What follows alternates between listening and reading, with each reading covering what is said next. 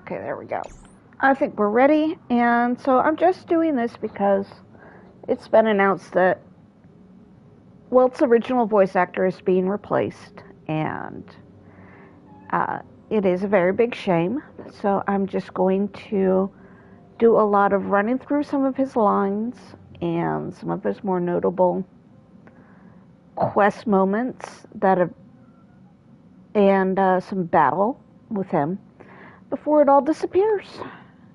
So we can remember what he was originally like further down the line. Hello, Kira.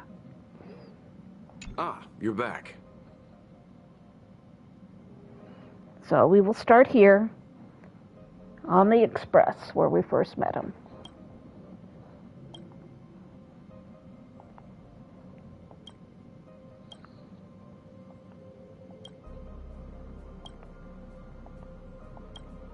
Okay, no voice acting here. Okay.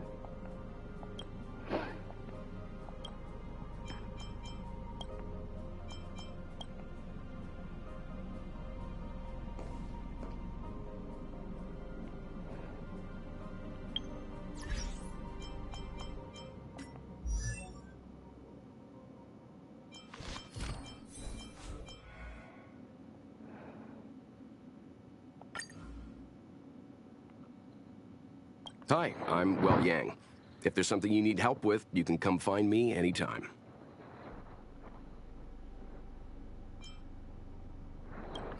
Still half asleep? Don't force yourself. You should get some more rest. Can't sleep? I understand. Inspiration always comes knocking in the small hours. It's hard to ignore, right? I was an animator for 8 years. My life was pretty routine. I guess it was a little dull compared with adventuring, but work is a very worthwhile thing. It brings dreams to life. It's a long story, and it involves a lot of people and incidents that everyone would like to forget about. Best not to talk about it. In essence, I got lost in the universe, but was fortunate enough to come across Himiko driving the Express. Oh, there's a lot to say there. They only aired that series on my home world. I don't know if there's anywhere else in the universe that'd have it. I can use my mimicry power to show you a few episodes, but I can't guarantee the resolution. Researching history and producing animations. I'd say they go hand in hand. You know, you remind me of the main character in a cartoon or something. You seem to attract companions out of thin air. I hope you don't mind me saying that. It's just... It seems like my own chances of going on an adventure have plummeted again. My home was corroded by a force known as Honkai. But that hasn't stopped it from being a warm and beautiful world. Do you know how the followers of Klapoth the Preservation became the Interastral Peace Corporation? The Eon wanted to build a wall, and humanity started searching for building materials so they could follow in Klapoth's footsteps. It's pretty funny when you think about it. March is curious about everything, and she's always getting me to do combat poses. She thinks I pull them off pretty well, apparently. You think so too? Since experiencing this trip, or perhaps much earlier, March has become a mature Nameless. We needn't treat her like a helpless child anymore. He's safe. I know he has his doubts, but he's one of the crew now. Himiko and I won't let anyone harm him. Himiko's the kind of person that gives off her own light. Even though we're traveling across the train's old route, you can see Himiko's dreams flashing before her eyes when you look at her. It's almost as if she's been on the train from the very beginning, always moving starward. Pom-Pom's always there to lend a helping hand, but I'd refrain from teasing them if I were you. The last person that did that.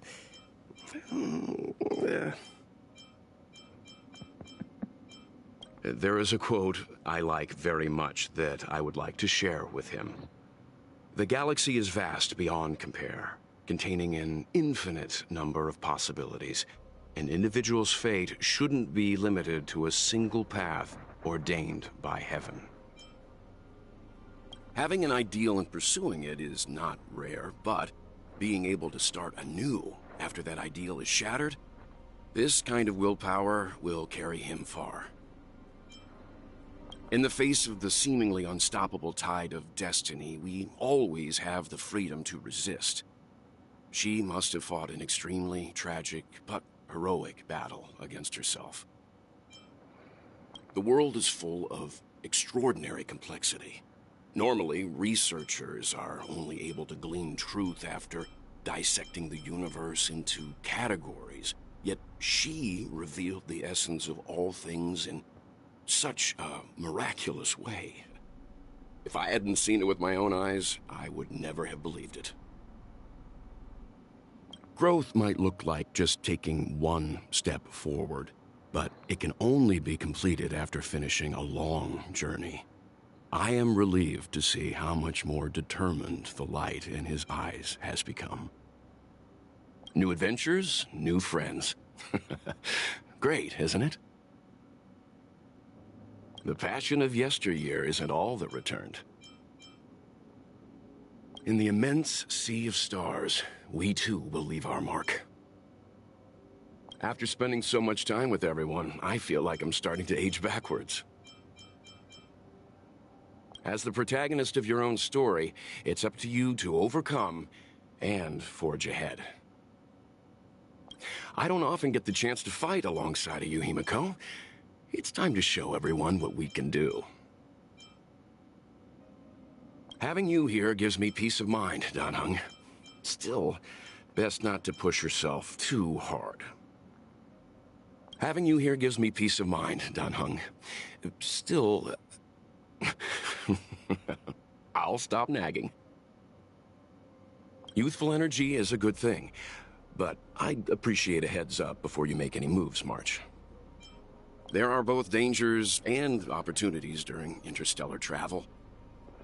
This is what companions are for. Seems like you have quite a few ideas about this fight. No need to hesitate. I believe this is far from the limit of your power. Seems you need to experience some hardship.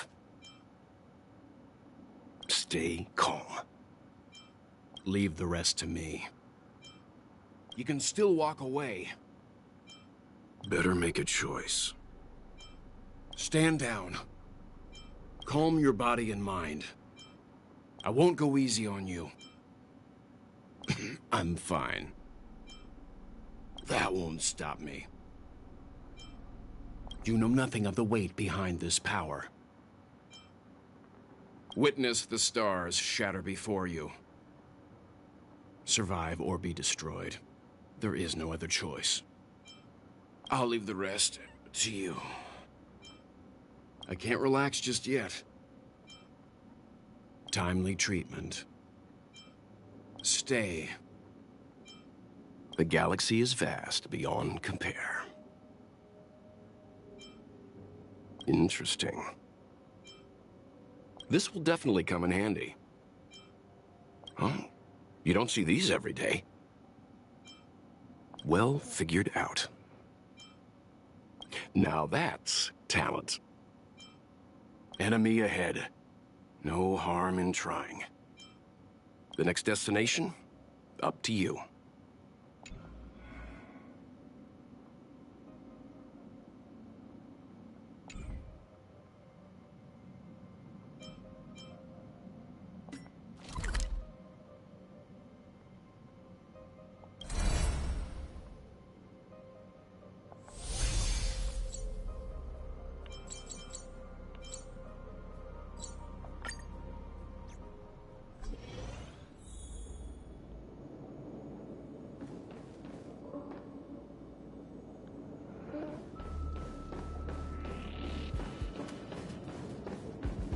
A will of metal and stone. A day of peaceful repose.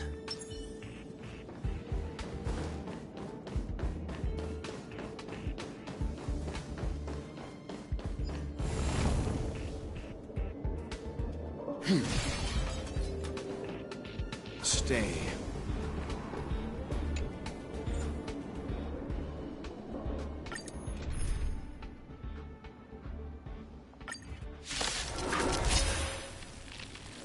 Earth shatters, heaven trembles!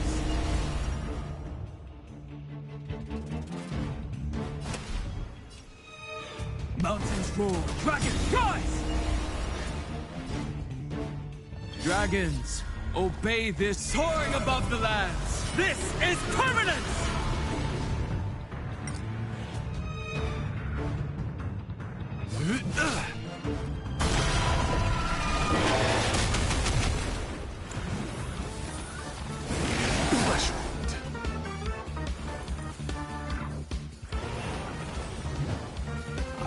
Trial is fitting.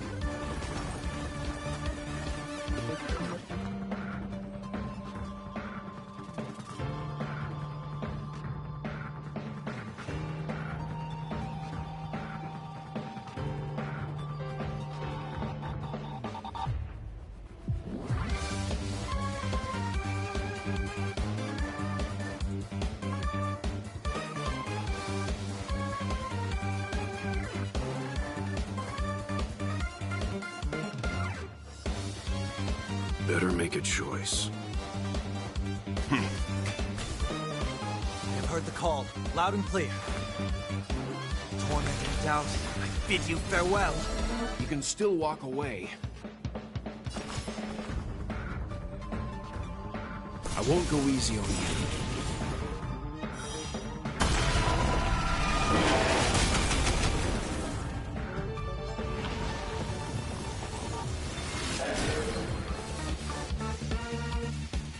My purpose has always been to protect.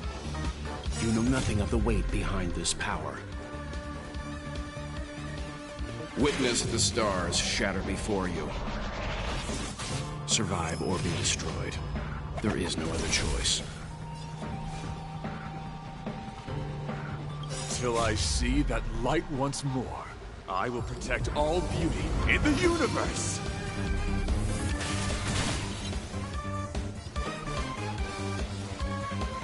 Incoming!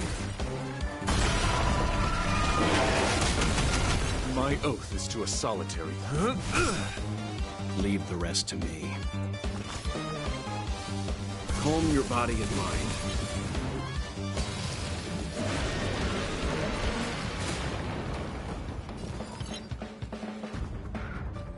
Till I see that light once more, I will protect all beauty in the universe!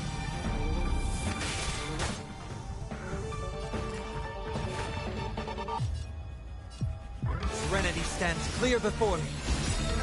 You can still walk away. In this mortal form. I will walk with you, watch over you, and guide you on your path.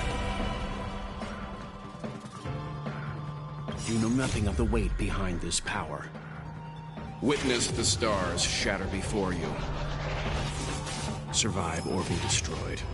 There is no other choice.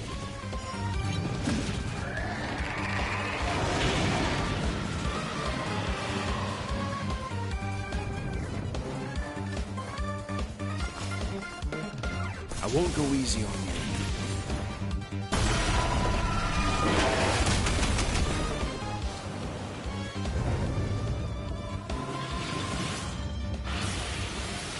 Flesh wound.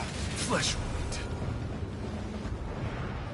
My strength is not what it was. It's more. Mountains roar, dragons rise! Dragons, obey this order. Calamity undone, soaring above the lands. This is permanence!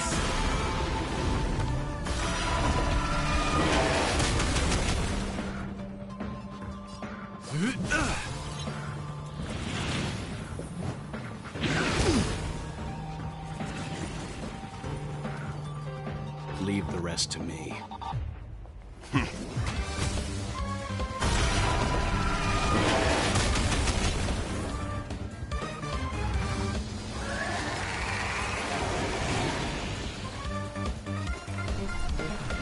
Torment and doubt, I bid you farewell. Calm your body and mind.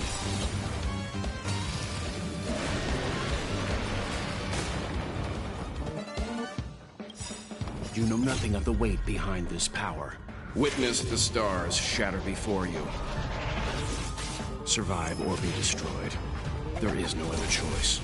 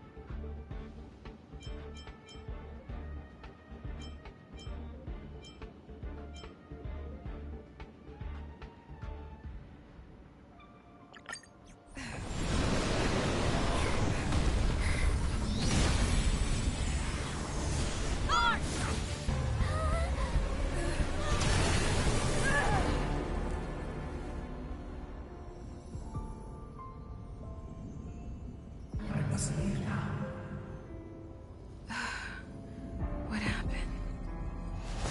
What's the end of your story? Who is that? Reach the end of the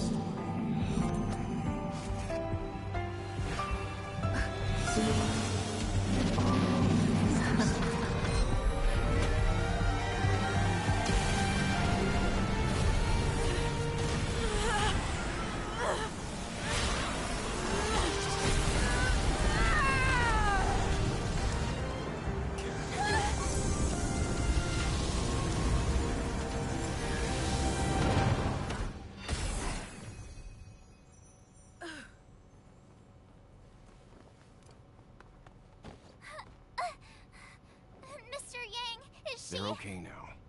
Let's talk somewhere else.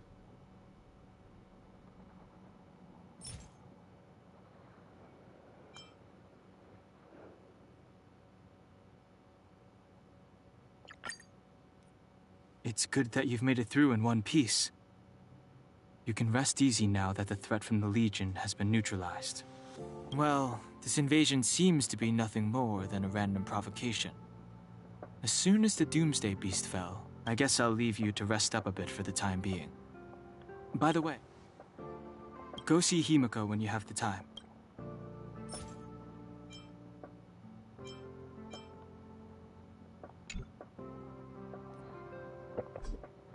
Okay.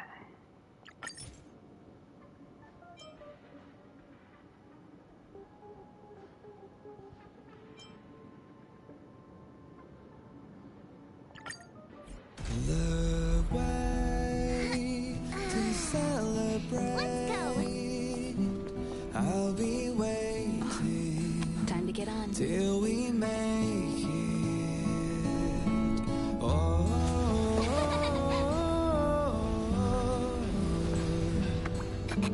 We will see. I'm over here.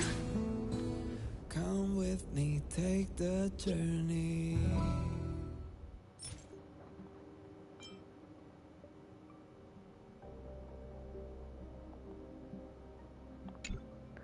That's it.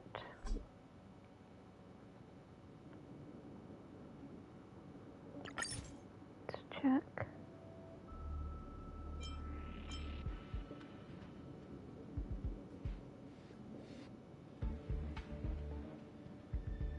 Let's just check this one. The universe. The Astral Express. Eons. Did I get dragged into a science fiction movie or something? This Stellaron thing in my Are you body? trying to touch the stars? I've done stuff like that before. But it wasn't stars for me, though. It was lights. Okay, that was just March. Okay. We'll head back.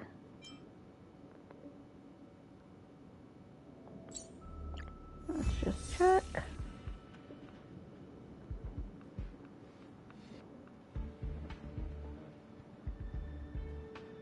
Let's have a look. Yeah, let's play these. Hello? Hello, hello? All passengers, please return to your seats. The train is about to make the jump. Hold on, everyone. I won't fall over. I won't fall over. I won't fall over. 5, 4, 3, 2, 1.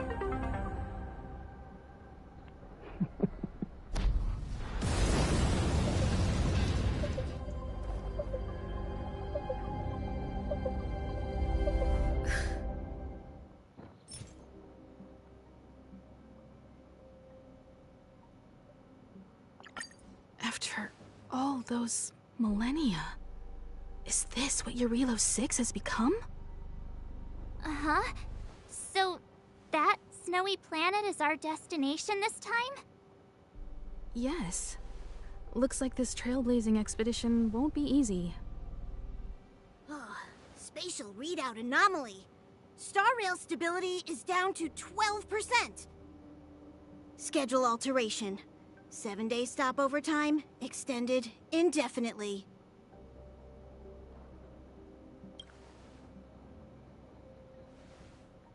The complex locality of this world has been affected somehow. The star rail has been blocked off by something. Take an ordinary train as an example. It's like the tracks up ahead have suddenly snapped, and the way forward leads straight into a collapsing abyss. The only sensible thing to do would be to brake hard, right? If we try to force our way ahead, there could be a hefty price to pay. This again? Don't tell me. It's gotta be. The results of the preliminary analysis are here. The anomaly stems from a Stellaron, as always.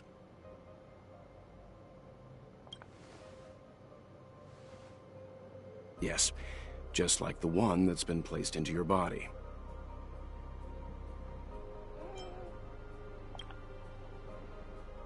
Stellarons are clouded in mystery.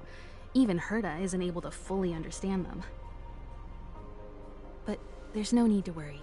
This isn't the first time our route has been obstructed by a Stellaron. Even if we don't know much about them, at least we know how to neutralize their influences.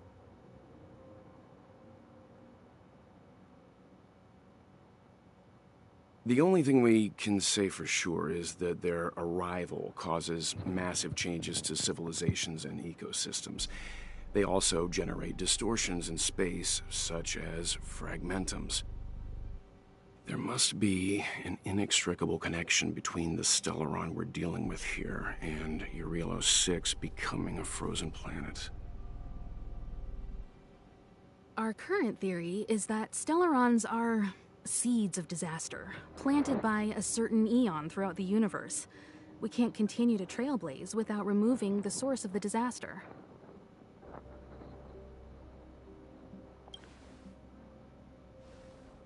That we've gotta get busy! I'd like to entrust this trailblazing expedition to March, Dan Hung, and you. The objective is clear. Find the Stellaron responsible for the disaster and the spatial distortions, and bring it back to the Express. We'll deal with the rest. Awesome! We get to work as a team again!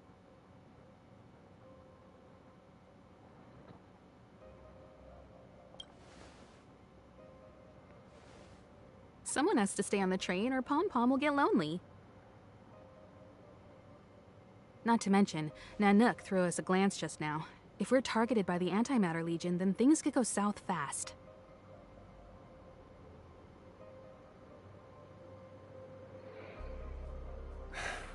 So it's still not our turn. I know you really want to go, but we should give the youngsters a chance to get out there on their own. It'll be a good opportunity for them to bond. March, if you two are ready, why not go and find Dan Hung? He's probably already started collating the ecological data and survey results for Eurilo 6. It's always good to know more about the destination before you start a journey.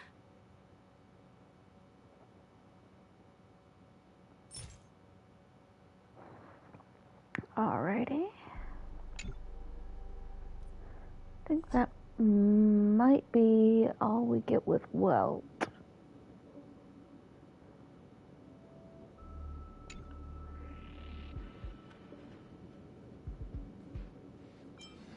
There. This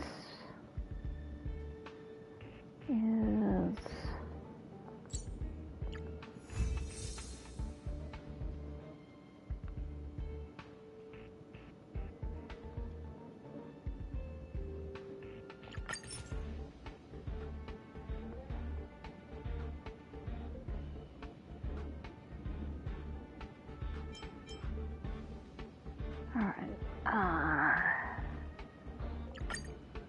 Hold on.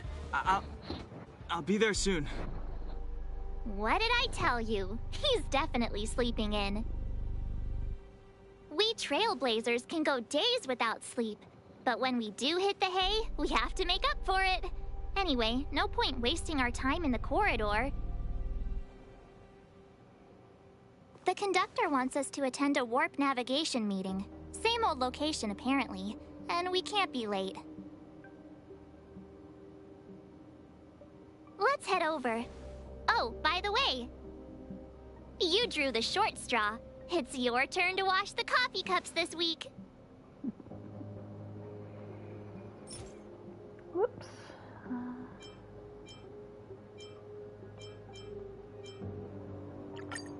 Morning. You're very punctual.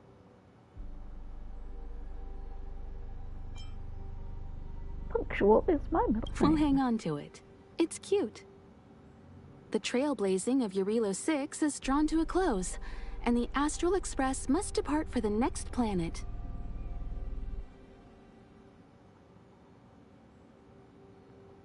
The universe is boundless, and trailblazing never ends. Even a lifetime isn't enough to explore every world. That's the beauty of the unknown. The meeting will start soon. Okay. Passengers, the warp navigation meeting has officially begun. Firstly, Pom Pom wants to congratulate you, the Nameless, for successfully resolving the problems at this stop. The Express is now able to continue along the Star Rail. The three of us actually pulled it off, huh? It's time for your conductor, that's me, to reveal the name of our next stop.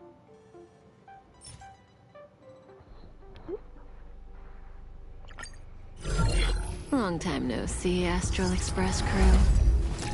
It's Kafka. I came at a good time. You're all here. Every single one. No need for the mysterious introduction, Stellaron Hunter. Himiko, correct? Apologies for interrupting your little get-together, but I'm sure once you've heard my request, you'll forgive me.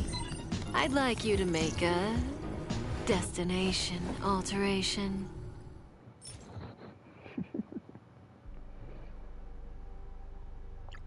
I've seen your face before, Stellaron Hunter. Even if it was only on a corporation wanted poster. They were offering quite the bounty.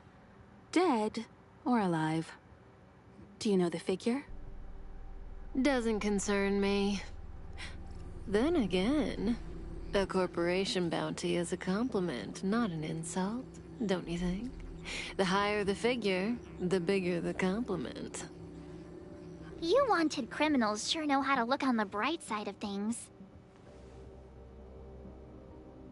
I will say, Herta certainly paid you all a compliment. A maniac that claims he can see destiny, leading a bunch of wild lunatics in pursuit of the most dangerous objects in the universe. And Herta doesn't give out compliments very often. In pursuit of the most dangerous objects in the universe, huh?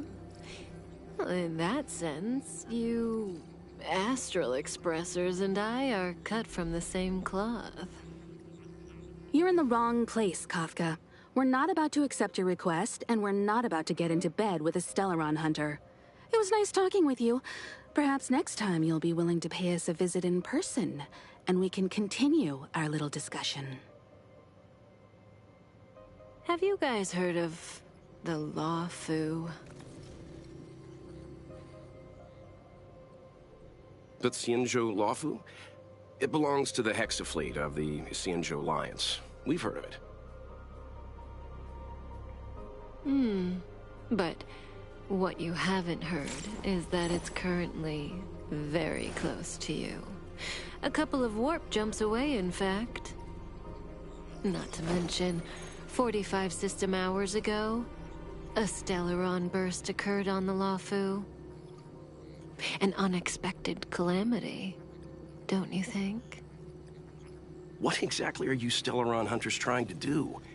The Xianzhou Alliance aren't us. They won't give you time to explain. Once you draw the attention of the hunt, you become their prey. The Alliance will hunt you to the end of the universe. Stop speaking in riddles, Kafka. Say what you have to say. It's simple. That Stellaron has nothing to do with us, but the Xianzhou is convinced that we're responsible. My companion, Blade, has been taken away by the Cloud Knights. I want to bring him back, resolve this Stellaron crisis, and clear our names. Nothing to do with you? Yeah, right. Sounds like a weird coincidence to me.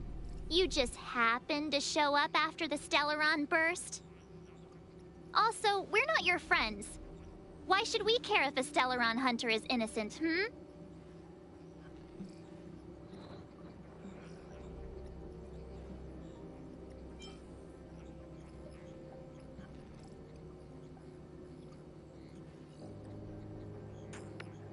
Yeah, we're in the nice phase of our life. No! Why are we listening to her? The Alliance is strong. Is a single Stellaron burst really too much for them to handle? We're the crew of the Astral Express, not some squad of Stellaron-stealing super specialists. You could, of course, not get involved. Knowing that the Stellaron hasn't yet affected this region of space, you could make the jump and arrive at the next world. But sooner or later, the star rail here will be more blocked off than it was before. I can tell you what the future holds. If you don't go to the Lawfu, the Stellaron will eventually contaminate the entire ship, and over half of the inhabitants will perish. Oh, you brave and fearless trailblazers, you benevolent nameless. Can you really remain indifferent to that? This companion of yours, Blade, he'd perish too, right? No comment. Here are the coordinates. It's up to you how to proceed. Our destinations may differ, but the orbits of the stars will eventually converge. See you later.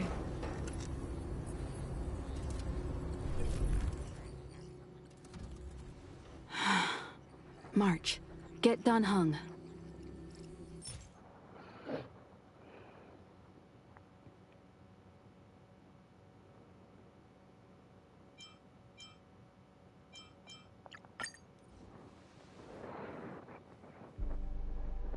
Whoa, what are you doing here?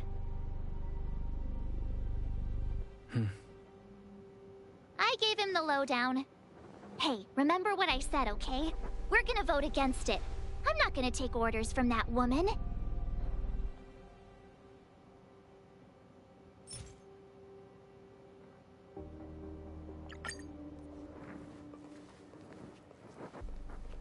Are you okay, Dan Heng?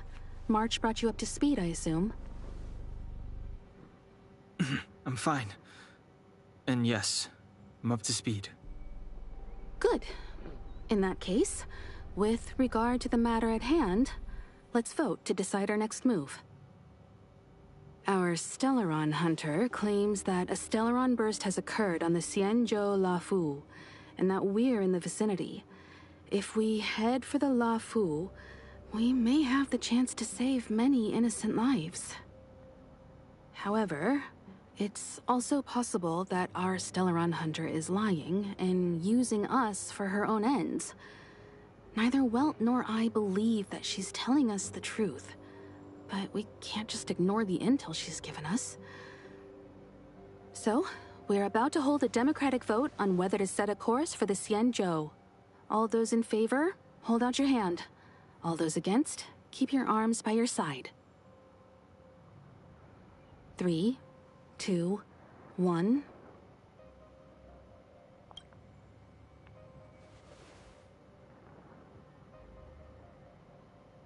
Four against 1. Well, it looks like the Astral Express crew has a majority vote to head for the Xianzhou.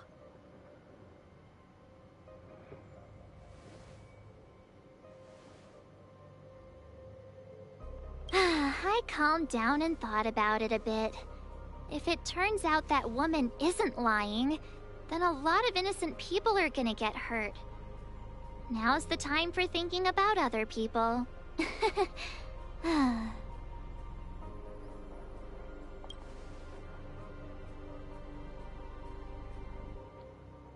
All right, all right. I think we're all used to March's modus operandi by now.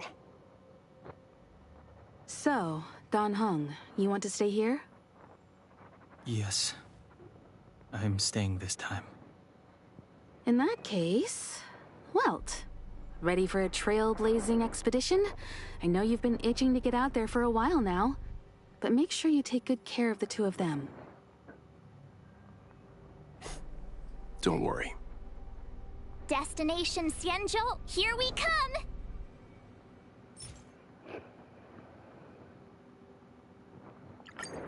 The train is about to make the jump. 5, 4, 3, 2, 1.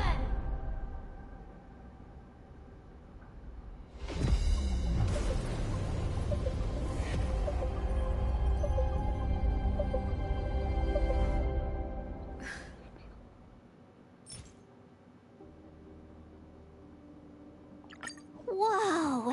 So that's a Xianzhou ship? It looks even bigger than Eurilo 6! For the Xianzhou, these ships are their planets. Terrestrial environments are cradles that allow civilizations to survive and then develop. Some of those civilizations progress further, constructing spacefaring vessels, which allow them to voyage into the unknown. The Xianzhou Alliance is one such civilization. I've only glimpsed it a few times, but it's as magnificent as I remember. You okay there? What's with all the lonely nostalgia vibes? This is the Astral Express. I repeat, this is the Astral Express. We have arrived in Xianzhou territory. Requesting landing permission from ground control. From the bridge, I mean. Welcome to Lafu Skyport, Starskin. Please await transfer. Please wait transfer. Please wait transfer.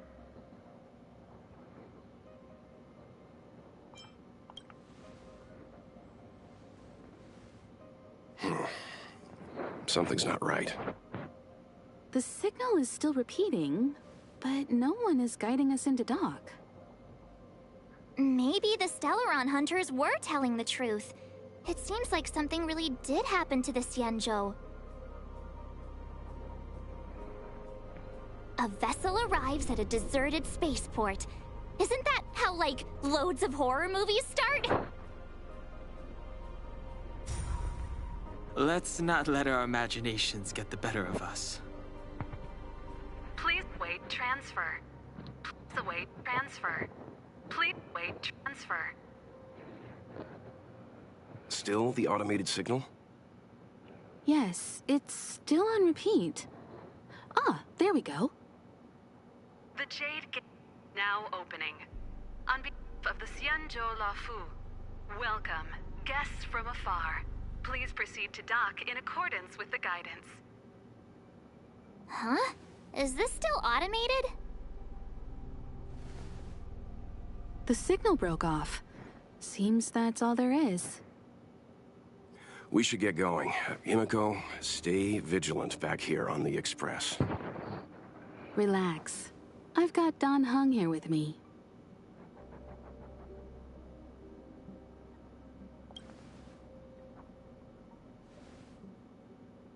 Yes, but I won't be putting my feet up. There's a lot to take care of here on the train. Make sure you're properly prepared before you set off.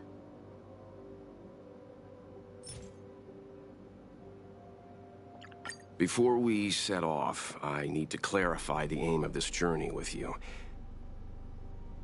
The Stellaron hunters have given us a lot to consider, and a lot to doubt.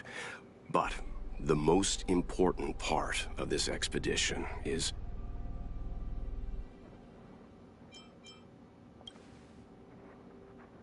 precisely. The Stellaron hunters clearly have ulterior motives. However, knowing what they're all about, and given the focus of Kafka's words, I have no doubt that the Xianzhou is dealing with a Stellaron. The Alliance and the Express haven't had any previous dealings, so our arrival might not receive the warmest welcome. But as trailblazers, we're not in this for fame or gain. We just need to do everything in our power to assist the Xianzhou and eliminate the source of disaster. Always keep that in mind, and don't forget the way of the Trailblaze. Explore, understand, establish, and connect.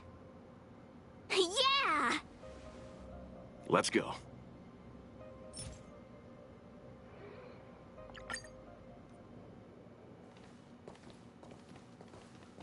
Oh, look. It's just containers as far as the eye can see. This area isn't for receiving guests, it's for unloading cargo. Who decided to send us this way? Such a huge port and not a soul in sight. It gives me the creeps.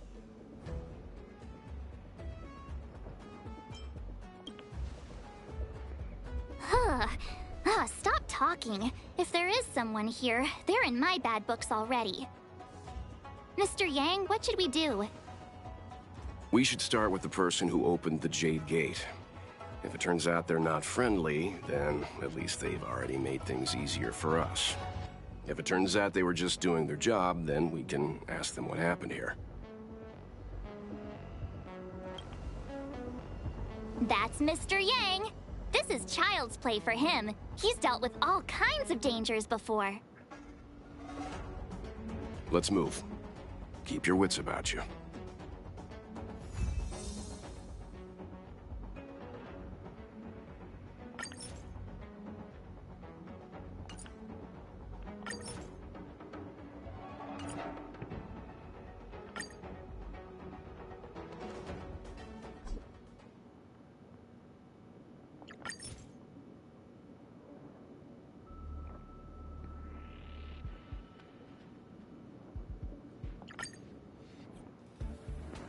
There are wounded everywhere.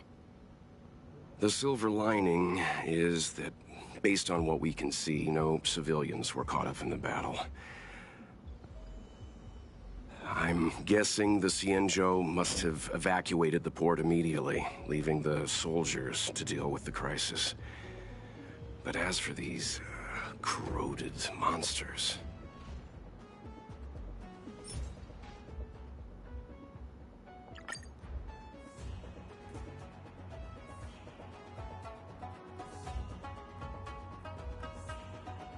Hey, you there!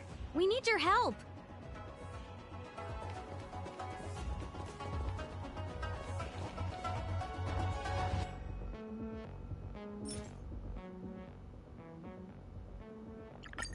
Miss Tingyun, the Mara struck have been repelled, but there could be other dangers nearby. The situation is serious. Allow us to escort you back to the Skyfaring Commission. Immediately. Calm down, I heard you. It'd be rude of me to depart without thanking our benefactors. My name is Tingyun.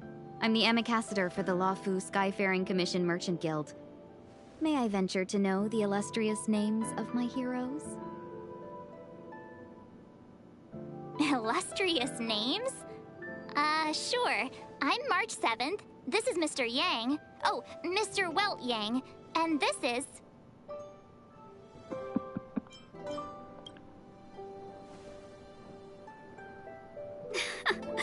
What a heroic-sounding name. Don't mind her. She likes to get a little creative with her introductions.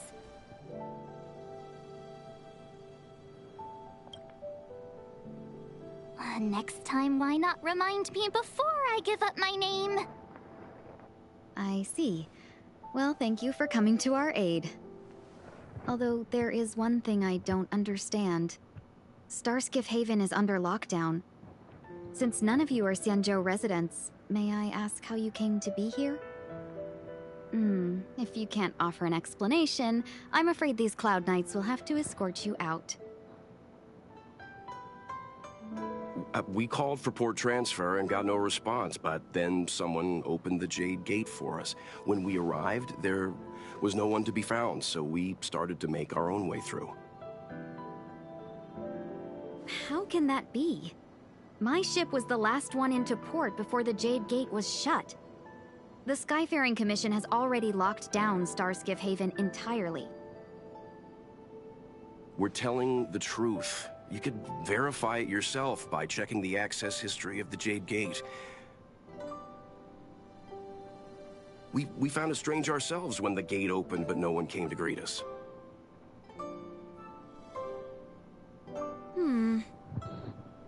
You're with the Astral Express? You've heard of us? Indeed, I have. You've arrived at a bad time. The Xianzhou has suffered an incident. Whether you're here for leisure, treatment, or trade, I'm afraid you won't be able to go through with it. For your safety, you should hurry to Central Starskiff Haven and take refuge. I'll take you to Madame Yukong of the Skyfaring Commission and let her decide how to proceed. We caught wind of the incident you mentioned. That's why we're here, Miss Tingyun. To help the Xianzhou seal the Stellaron.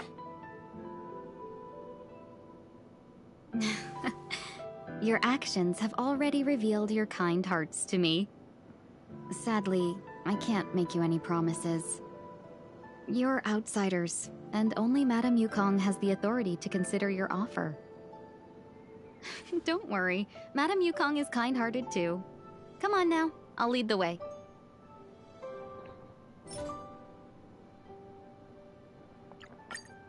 Why have we stopped? Don't worry, miss. I have a favor to ask, that's all. Favor? Count me out. What if we do it wrong and you get your cloud cronies to throw us in jail? I shouldn't have doubted you. Please accept my apologies. Our road ahead is barricaded, do you see? The soldiers stationed here must have moved these into a roadblock.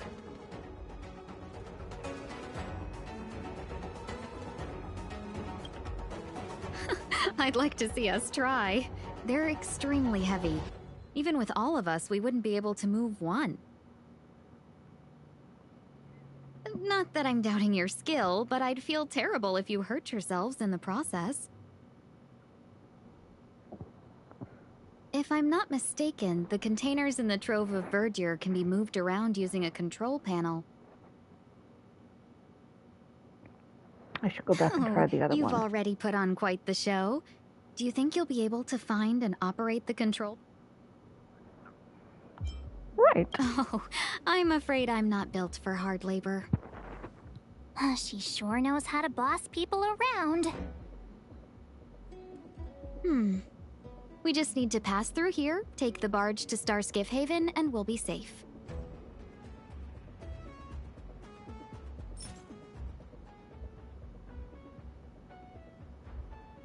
Let's just see what picking Welt does. Why have we stopped? Don't worry, miss. I have... Favor? I shouldn't... The soldiers stationed here must have moved. What? Does he look like... I'd like to see us try. Okay, They're nope. extremely heavy. Not that I'm doubting yours. If I'm not mistaken, the... Oh, you've already put... Oh, I'm afraid... She sure knows how to boss... Okay. We just need to pass...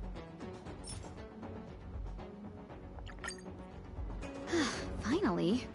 Look how many tail hairs I lost on the way. Oh, my beautiful tail. Well, we had a difficult start, but things got easier. Look, that's the barge I was talking about. Don't fret. All amicacetors know their way around a star skiff. I was perfectly calm until she volunteered to help. Please take your seats, everyone. We'll be off right away. Okay. Next.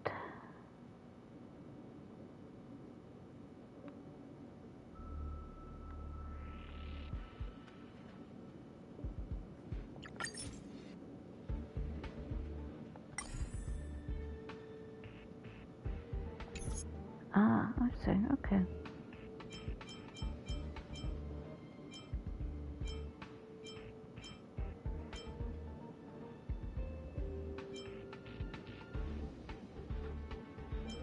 Okay. All right. Let's see if we got any more.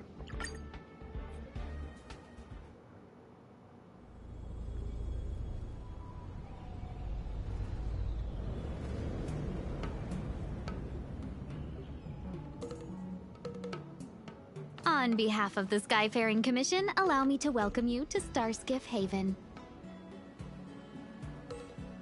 On the Xianzhou Lafu, anything relating to aviation, navigation, and trade falls within the scope of the Skyfaring Commission, which is one of the 6 commissions of the Lafu. As the biggest port on the ship, Starskiff Haven is governed by the Skyfaring Commission too. You definitely sound like a... what was it again? Oh, Amy Cassiter. By which I mean, nice speech. That's too kind of you. My job involves ferrying business delegates to and from Starskiff Haven, so I do this kind of introduction all the time. Anyway, we're safe now. Normally I'd be a good host and take you around, but these are difficult times. Let's head to the Palace of Astrum first and report your arrival to Madame Yukong. Palace of Astrum? Right there, the tallest building in the city. It's also the headquarters of the Skyfaring Commission. Let's hurry, we haven't got much time.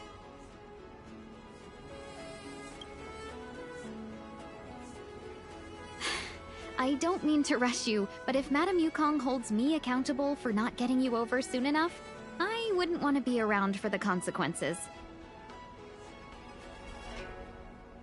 Sounds scary. I thought you said she was kind-hearted. We need to make a few preparations before paying a visit to any of the 6 commissions. Rest assured, Miss Tingyun, we won't go anywhere. If you could inform Madame Yukong of our arrival first, we'll meet you at the palace entrance later. Very well.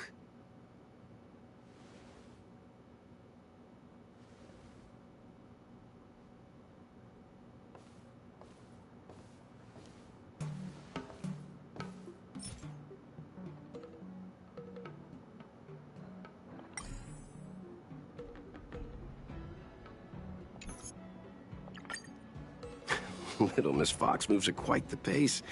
I can't keep up with her. I've spent too long on the bench. Let's catch our breath for a while, huh? We can expect a packed schedule ahead.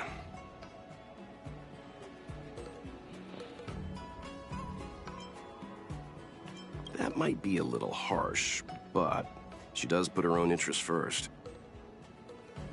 She did the right thing by not trusting us initially. We were an unknown quantity to her.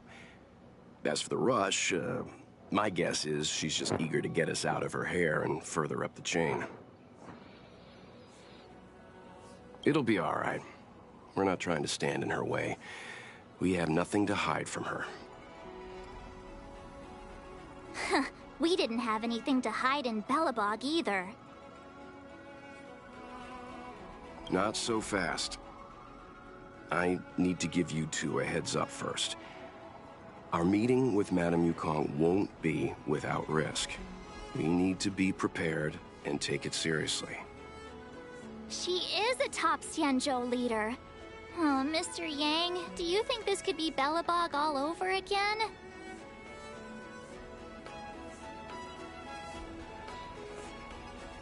No, the Xianzhou Alliance is better than that.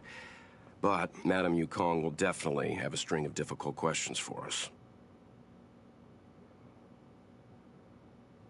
Why did we choose to come to the Xianzhou now? How did we know that the incident is related to a Stellaron? Who leaked their information to us? Careless answers mean distrust and potential hostility, which would make things much harder for us. Huh, crud. One of us is gonna blurt something out, or get something wrong, I just know it.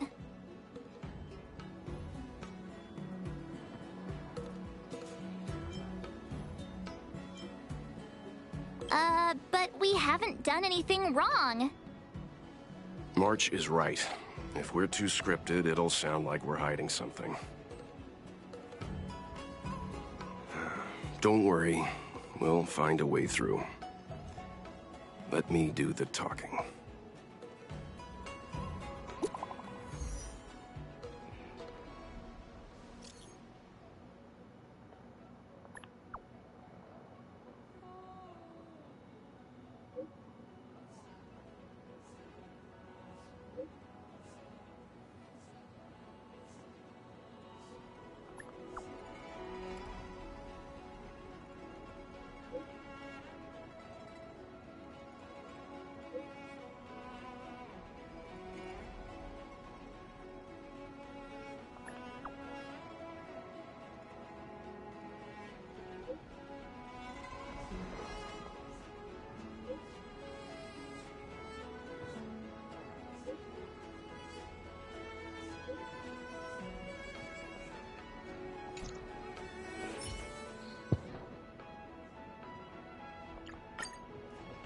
Yes, madam. Report the losses to General Jing Yuan and find someone from the Divination Commission. I can't just stand there watching while we deal with this mess.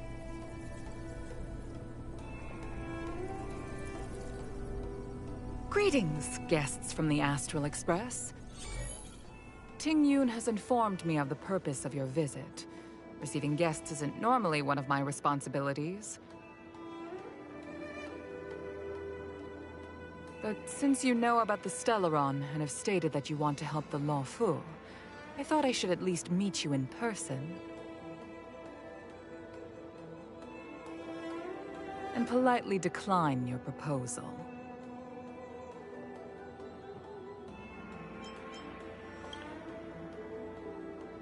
The Xianzhou Alliance knows what a Stellaron is, and is more than capable of handling it ourselves.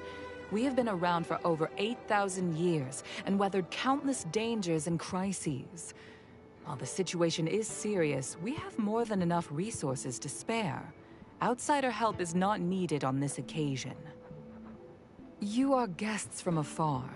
There is no reason for this matter to concern you. Am I making myself clear? From what we've gathered, the influence of the Stellaron can still be contained.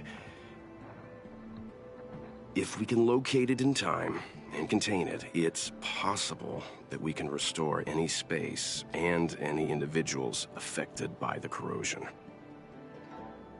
We have experience in preventing Stellaron disasters, and we've only come here to lend you that experience. I've said this and I'll say it again. This is an internal affair of the Xianzhou Alliance, and there is no need for the Astral Express to get involved. I decided to arrange a meeting with you as a gesture of respect, but my decision is final.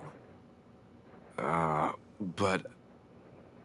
Never mind, Mr. Yang. If the Xianzhou Alliance say they can handle it, then we're wasting our breath. Let's go.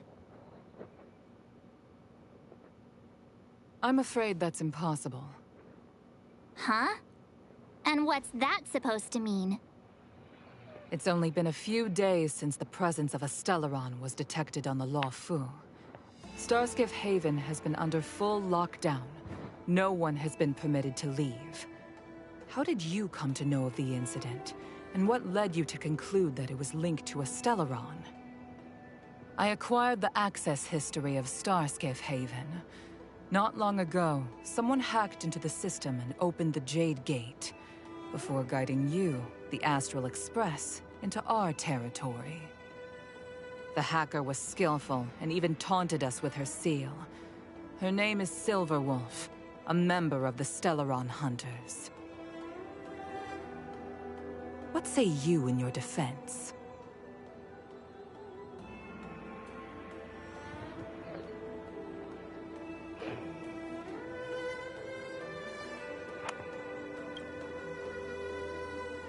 You are forbidden from leaving the Skyfaring Commission until the aforementioned questions have been investigated.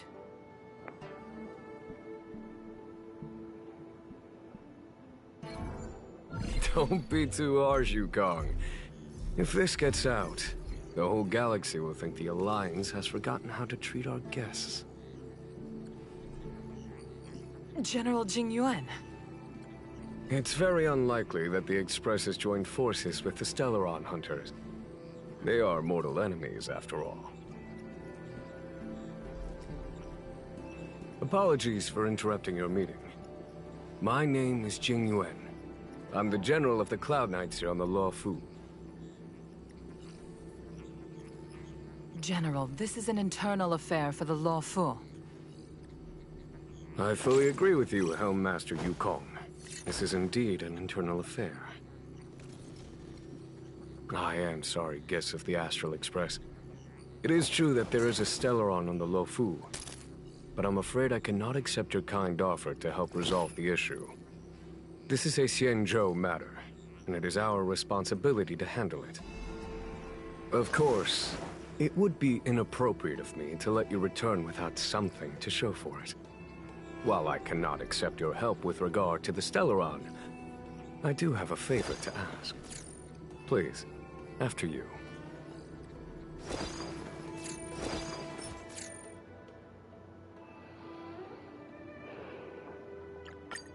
Ah, the Astral Express. I must confess that the train's reputation precedes it, such that it is often close to my thoughts.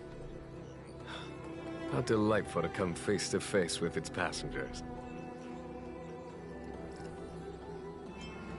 It's an honor to meet you, General. May I ask what the favor you spoke of is? A matter that requires capable people such as yourselves. We captured a member of the Stellaron Hunters a few days ago, who goes by the name of Blade. During our investigation, the Divination Commission, the department in charge of intelligence processing, intercepted a transmission sent out by his accomplice, Kafka, who has managed to hide aboard the ship. As for where that transmission was destined...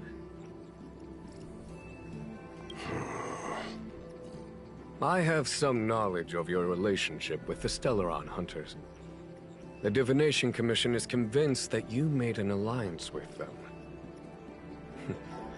I say that's impossible. The crew of the Astral Express are honorable people whose valiant deeds are lauded across the universe. There must have been a misunderstanding. As such, I came to the conclusion that the communication must have been an attempt by the Stellaron hunters to sow dissent between us.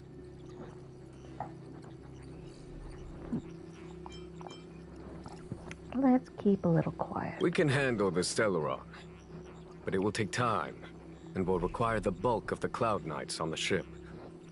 It is this Kafka that concerns me. The longer she stays on the ship, the bigger the threat she will pose. Since the Stellaron hunters lured you to our ship, we shall move with the current. You are hereby authorized to do as you deem fit on the Lofu, with the goal of bringing Kafka out of the shadows and under our control. Doing so would clear the misunderstanding between us, reveal the true intentions of the Stellaron hunters, and help us understand their connection to the Stellaron burst. What say you, my astral guest? What do you think?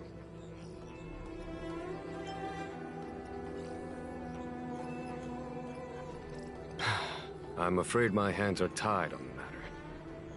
This is a diplomatic affair, and I have rules to follow. But if you can bring me the Stellaron hunter, and discover her motive for placing a Stellaron on the ship, it would be of great help in resolving the incident. The Lofu never fails to reward that which is given. Okay. Wonderful. It's a deal then. I shall notify Yukong that all intel is to be shared with you, and that our best personnel are to aid you in your search. If there's anything the Skyfaring Commission or the Cloud Knights can do for you during your stay, don't hesitate to make it known.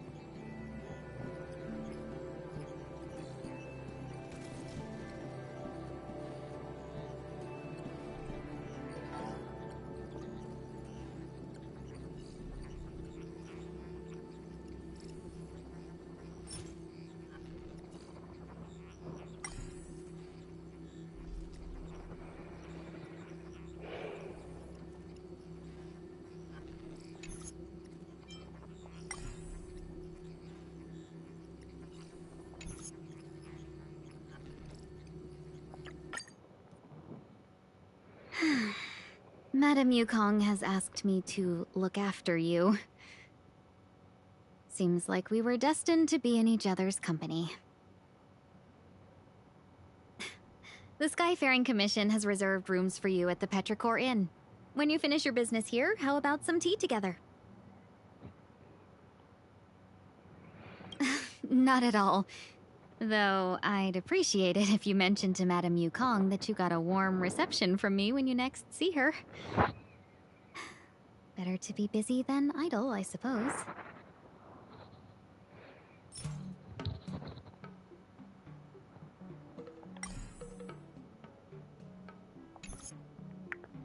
I think that's it for...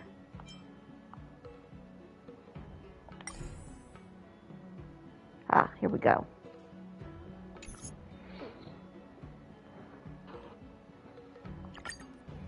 Message not sent? Why not? Long-range communication technology is still improving. Perhaps the presence of the Stellaron is affecting signal transmission. Doesn't seem like it. Everything else is working fine. See? In that case, it looks like someone wants to make things difficult for us. Since Kafka's here, I wouldn't be surprised if this turns out to be that Stellaron hunter hacker girl's handiwork.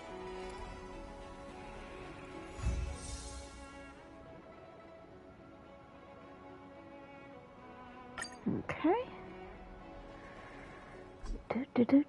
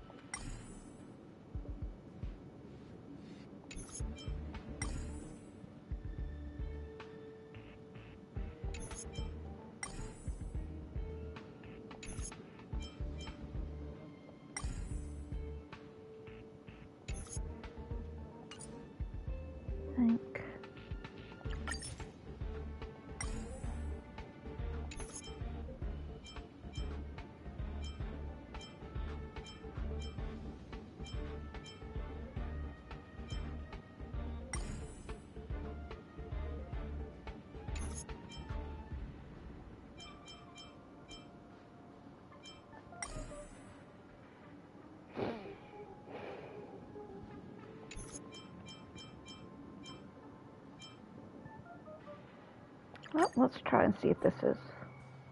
I think we've rounded up all our suspicious clues. But did Kafka leave them behind on accident? Or on purpose? She sure did put a lot of work into this gag, and I think we're the punchline. Making us run around like jerks? I bet she's loving this. I can almost hear her whispering, "Come and get me."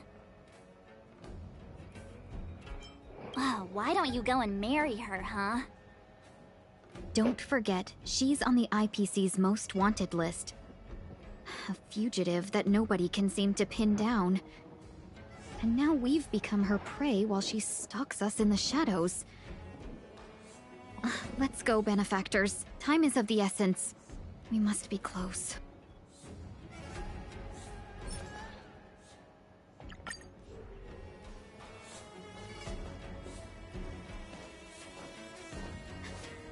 The scent. Where did it go? When the trace of the hunted disappears, the hunter better think twice. It might mean the tables have turned. Kafka!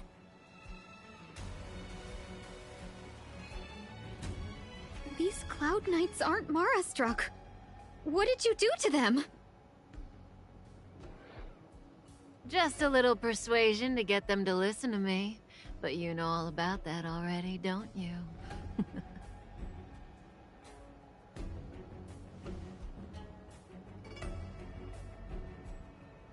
Oh, what a hassle. This place is too far for the diviner. See you up ahead.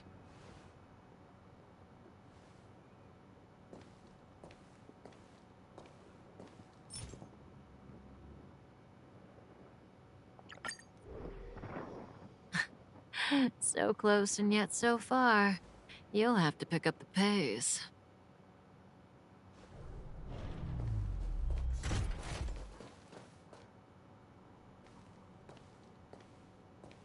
There's no way through here.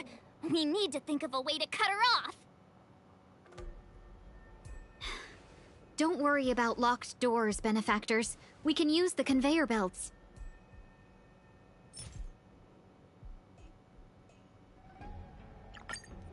Welcome, Astral Expressors. Looks like you caught me.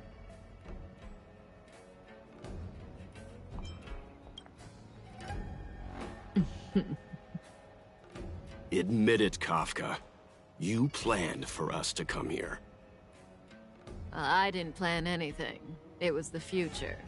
We interfere on countless future possibilities and make the best future a reality. You speak too highly of us, Welt. The Stellaron hunters are merely Destiny's slaves. Best future? Best for who? As if you'd consider anyone but yourself. If I said best for the universe, would you believe me? Best for me, naturally.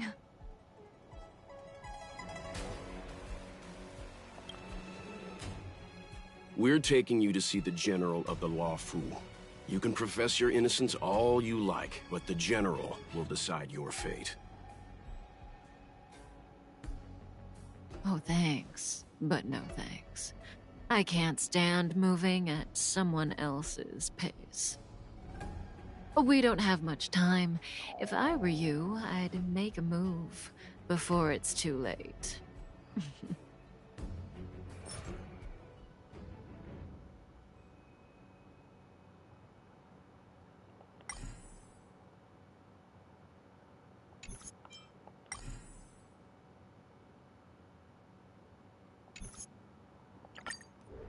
Greetings, crew of the Astral Express. This is our first encounter. Though given that I have encountered you in foresight, perhaps I should say the second. I am Fu Xuan, Master Diviner at the Divination Commission and one of the 6 charioteers. Far-flung friends ought to be received with fine wine. But alas, the heavens, earth, and body are not aligned for such an occasion. You'll allow for a postponement of the usual formalities, I trust? We should begin with the matter at hand. What the actual heck is she saying?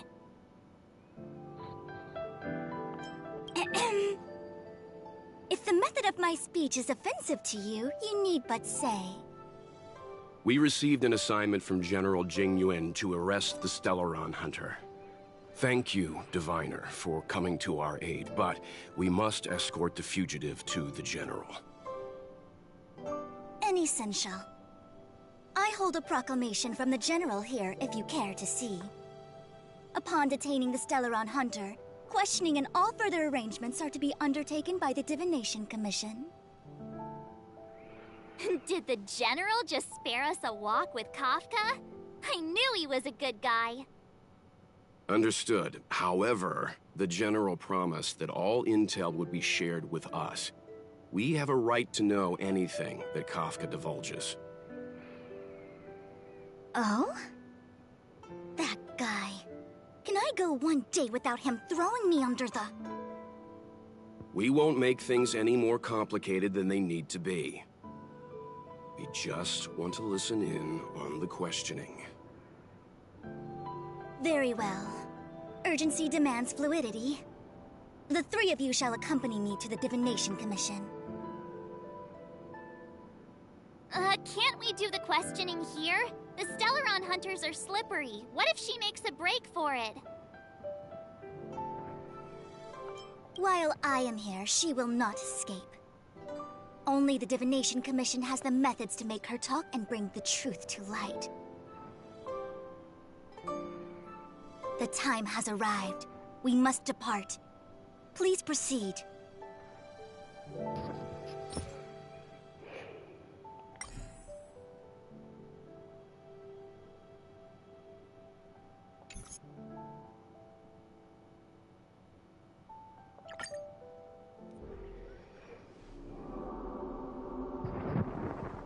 Let's disembark here, benefactors.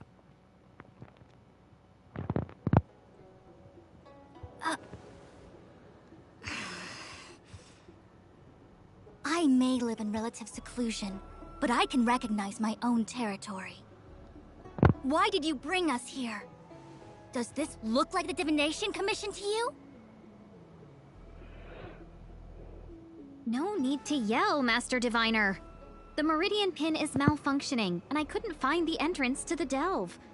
I wanted to get us straight to our destination, but this is the only place I could dock the star skiff. Look, Exalting Sanctum, this is a safe place. Let's just walk the rest of the way from here.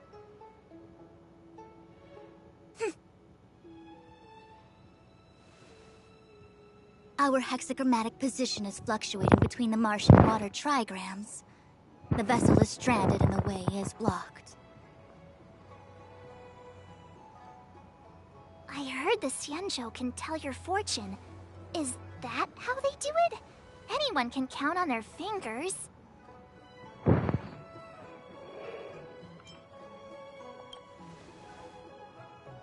That's been out of fashion for hundreds of Amber eras. I just performed some quick divination, and the hexagram is consistent with our current predicament. The star skiff cannot take us to the Divination Commission today. Alas, without me in charge to handle the Stellaron crisis, I dare not even imagine the kind of mess the Commission must be in. It's true. The Divination Commission really can't go a single day without Lady Fu. That's why you have to develop your talent pool. Otherwise, everything falls apart when you go on vacation. Since you are clearly ignorant of the Commission's internal affairs, I shall absolve you of your ridiculous remarks. I'm going ahead to make some inquiries. Goodbye. Yeah, March just spit out some facts there. Never be irreplaceable that you can't be, everything falls apart without you.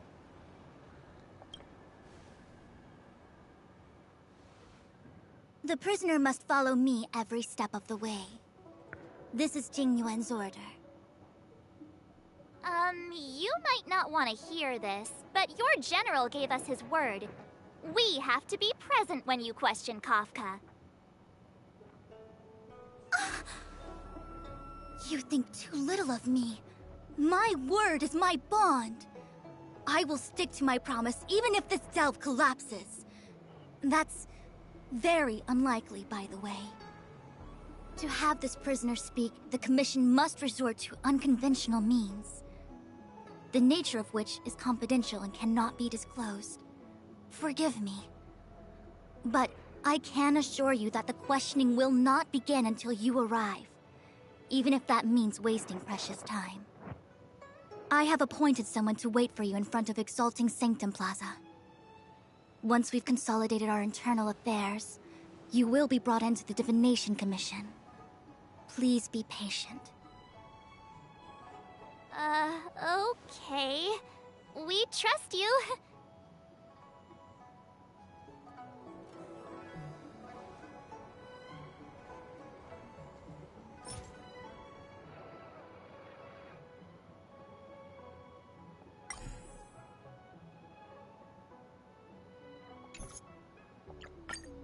I think I offended someone again.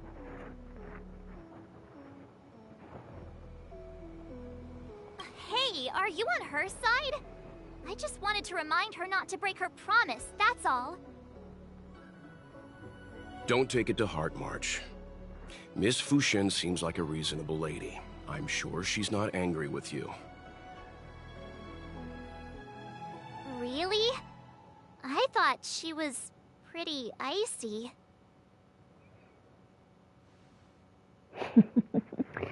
You two will get along much better eventually. Don Hung's not icy. He's nerdy. Okay, enough chit-chat. I reckon the Divination Commission could be a while. Let's take a look around. Yeah! That star skiff was pretty cool. There must be loads of interesting things in Exalting Sanctum.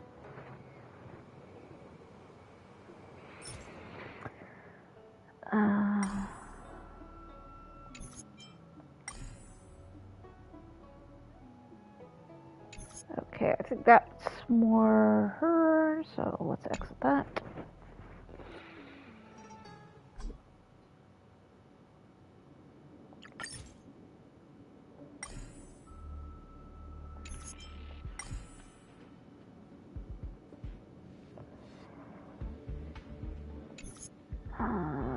Let's see if that's got anything with Welt. Look!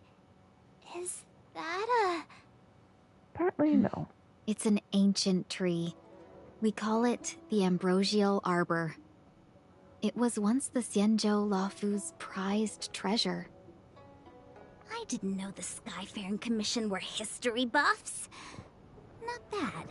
Younger generations usually don't know much about it. It's said that the Ambrosial Arbor is an ancient remnant from when the Xianzhou roamed the ether. From a distance, it looks like half a tree stump. But according to records of the early nation, in its prime, it wound into the heavens and from it celestial bodies hung. Meaning? It means the tree was as tall as the sky and stars hung from its branches. So, how big was it? Bigger than the Express? Bigger than Herta Space Station? No, that can't be right. Stars hung from its branches. Then, how did it fit in the Xianzhou?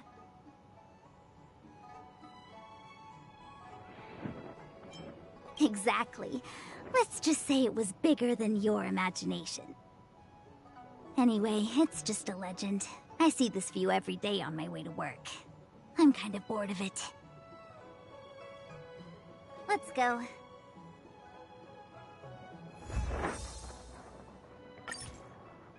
Okay.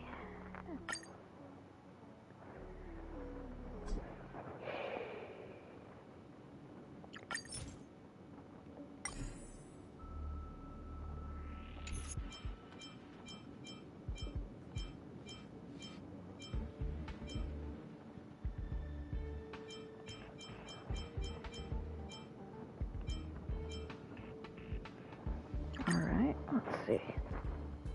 So strange. Oh, let me guess, the gate isn't working? I don't understand. It's never been locked before. And no one told me to take a key. Hey, I know the food here sucks, but that's no reason to shut the gate on our guests. Are you really from the Divination Commission? No way. She's already demoted me to managing the repository. What else does she want from me? Not seeing well. There's no need to panic, okay? This isn't the only entrance into the Divination Commission. I know an emergency access. Okay, QQ.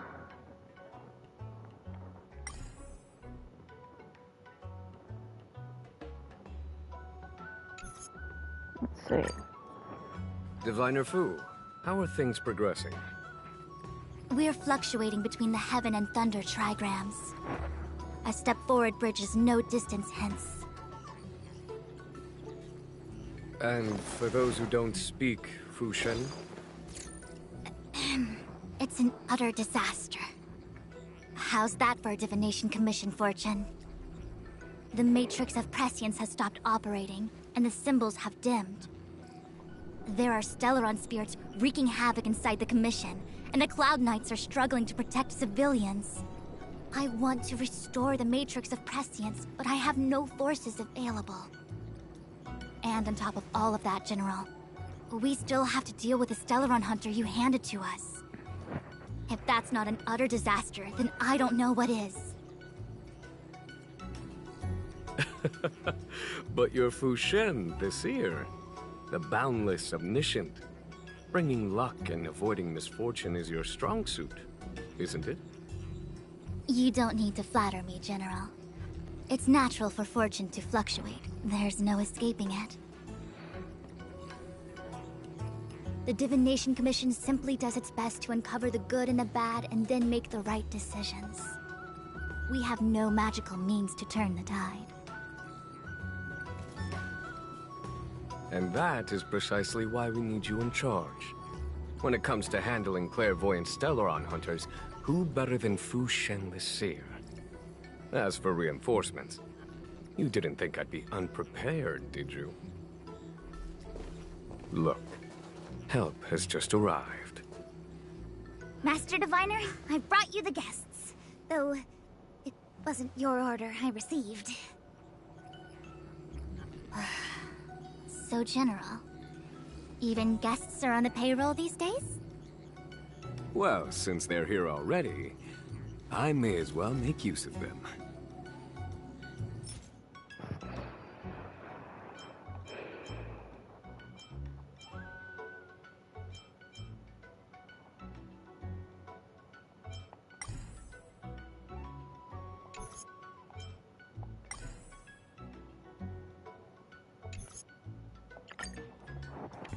Yep, this has Welt. Is this really necessary? I said I'd cooperate with you. I have no interest in the words of wanted criminals, especially those skilled in the art of manipulation. So, say what you will. I'm here to witness the divination of the Matrix of Prescience. The Divination Commission has ways of extracting the truth, and they're far more effective than a conversation.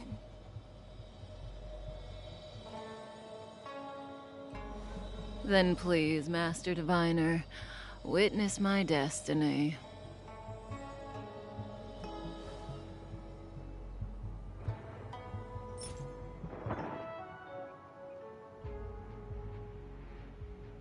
I think that's more Kafka stuff.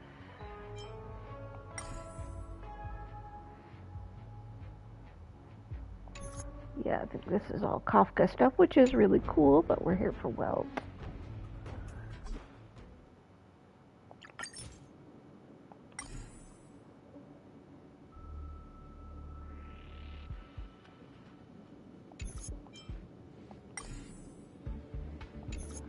Don Hong.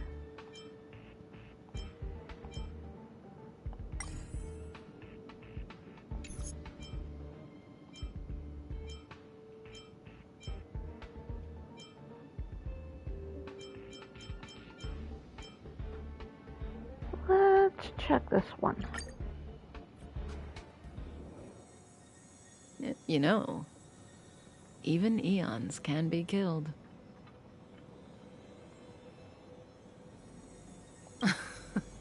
Are you kidding? That's not what we want. I just want to tell stories from the past. Stories about eons that have fallen. Lon the Permanence, Drilla the Beauty, Anna the Order, Tazeronth the Propagation, Akivili the Trailblaze. These names were once known all over the universe. Now they've all but disappeared, leaving behind only masterless paths. And currently, there are 3 ways an eon can perish known to humanity.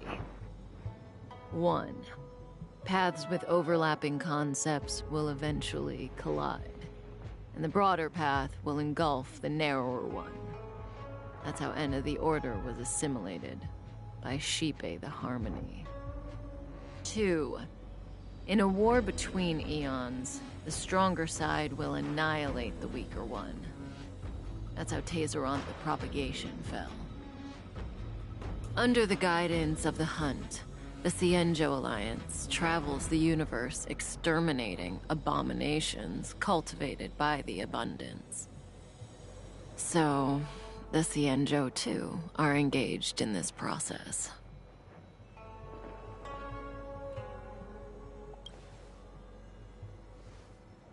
As far as I know, the predecessors of the Alliance were the Elixir Seekers. They searched for Yaoshi and longed for the blessing of immortality. When they eventually found the Eon, they received a blessing that did indeed prevent death, the Ambrosial Arbor. But immortality turned out to be a curse for the Cienjo. That's when the Hunt appeared, firing an arrow and felling the Ambrosial Arbor. Ever since, the Alliance has followed the Hunt in pursuit of Yaoshi, erasing the curse of immortality from the universe along the way. What do you think? Fascinating stories, no? They're the kind of stories that folks on the straight and narrow would never tell you.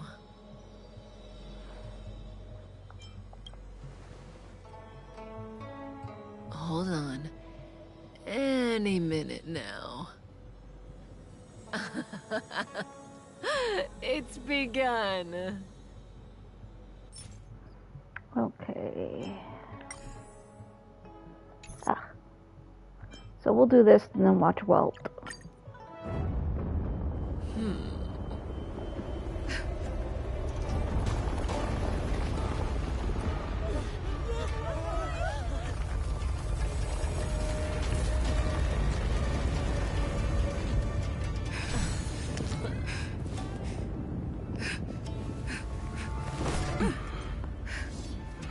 Let's go, Blady. 2 more places to visit.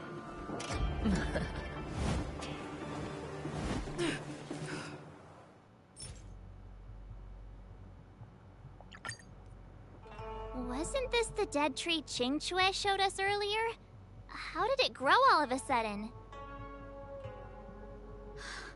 Amazing! Absolutely amazing! Even the long-lived might not witness something like this in their lifetime. I'm so lucky!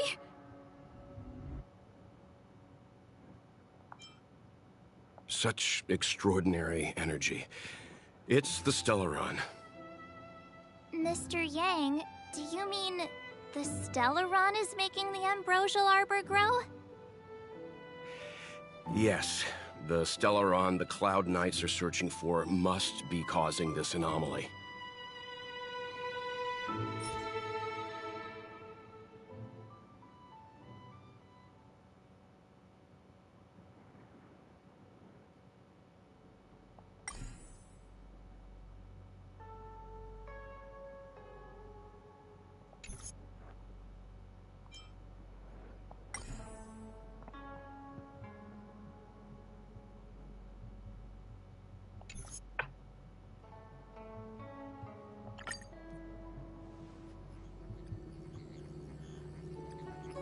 That massive tree has suddenly sprung to life. It's my fault. I had higher expectations of the General. Please, we can't keep getting them to do everything for us. Since when did we run out of people on the Luofu? Why are you staring at me?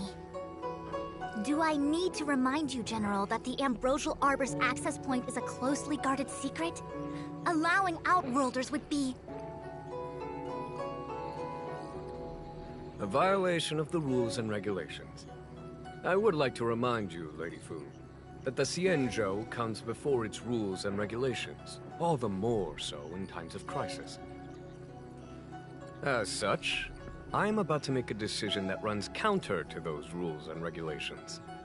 Oh, decisions plural. What a rare pleasure.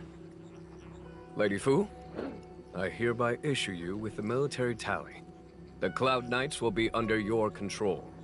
You will act in concert with the other forces in the approach to the Ambrosial Arbor through the Alchemy Commission Delve. Under... my control? You've been eager to discover for yourself what it is to be a general, have you not? You've never given me the opportunity, and now suddenly... Understood. As you wish. As for our astral friends, I hereby formally welcome you all to join our operation to seal the Stellaron. Lady Fu will deploy the Cloud Knights, but I would like you to set off in advance.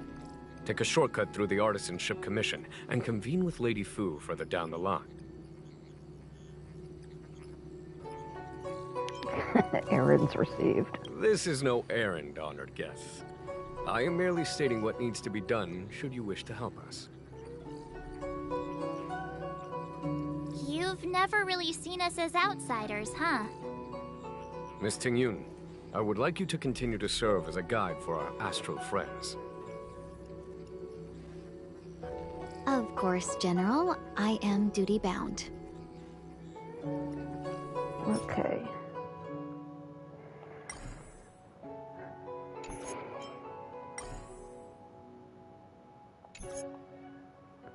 Alright, let's...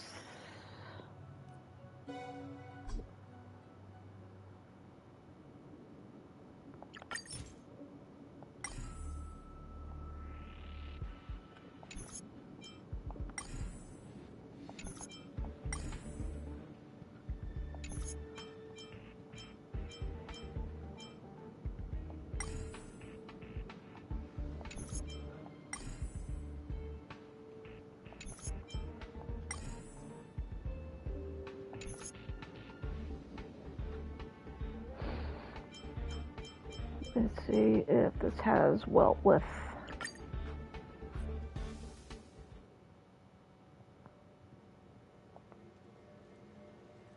Another locked gate. Time for the old dilemma. Break in or... A warm reminder, benefactors, that the Artisanship Commission is as important to the Xianzhou as the Divination Commission. Our law states that trespassing into the Artisanship Commission can result in a prison sentence of between 300 to 500 years. Serious violations may result in exile on a barren planet, thousands of light years away. Yes, we do. Still, the Artisanship Commission is filled with security mechanisms. Even the General won't be able to save us in time if we get trapped. I'm not trying to scare you. I'm simply suggesting you ask the craftsmen to see if they can provide an insider like Qing Cue to guide you. It seems more than a little reckless to charge in when we don't know what's ahead of us. Alright,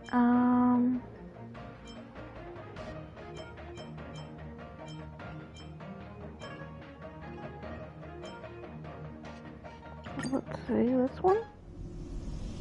Careful, it's changing.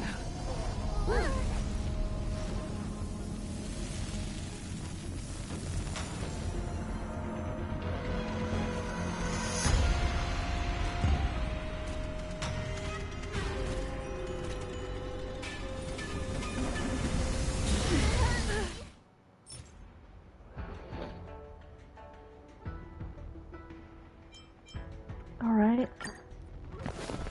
Well, here we go. Look, the ambrosial arbor's roots. They've encoiled the Artisanship Commission's most precious invention, the creation furnace! Help me, dear young friends! Let's hack them away together! We can't let the roots punch through the furnace!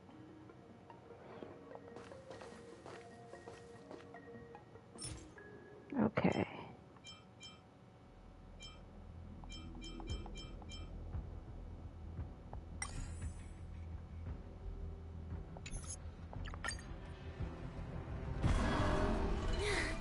No matter how much damage we do, it just heals itself. Not fair. We'll have to retreat for now. Follow me.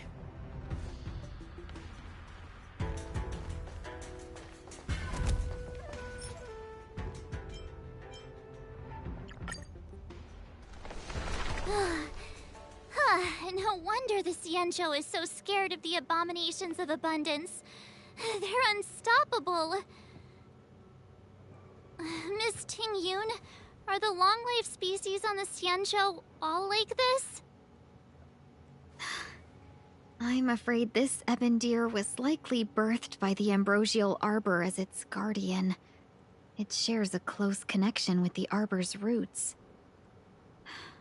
Most living creatures on the Xianzhou don't have abilities like this.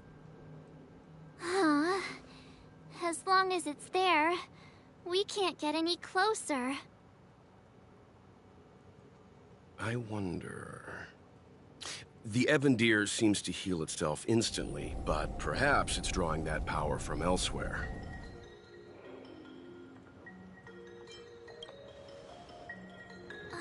Yeah! It can't heal if we take out the source, right? The monster only seems to be active in the vicinity of the arbor. Let's look around and see if we can find anything.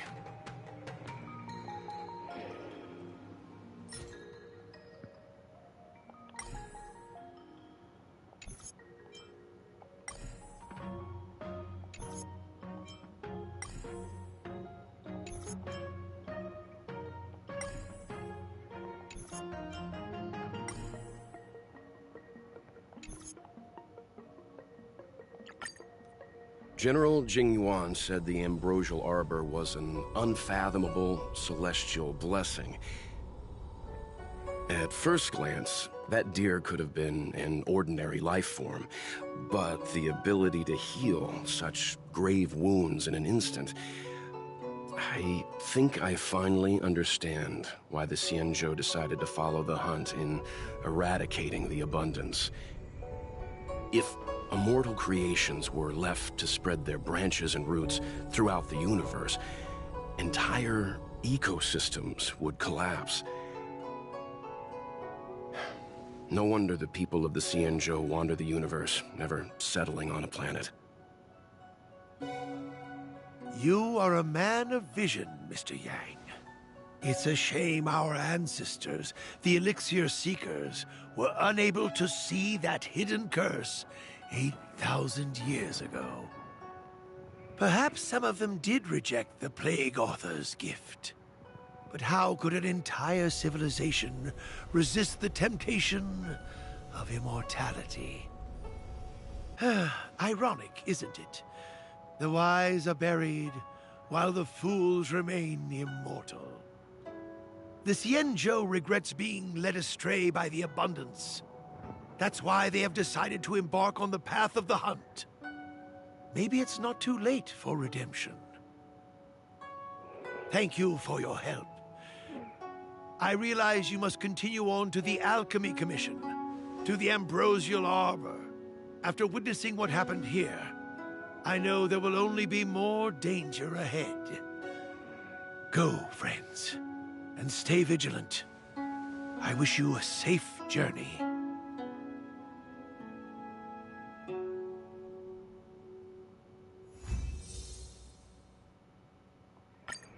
Okay.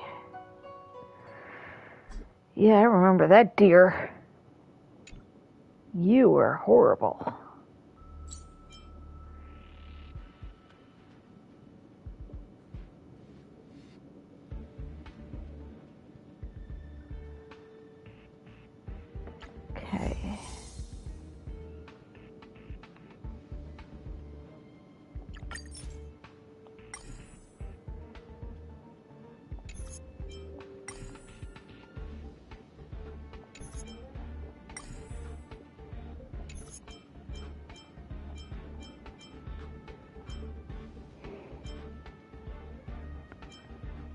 Alright.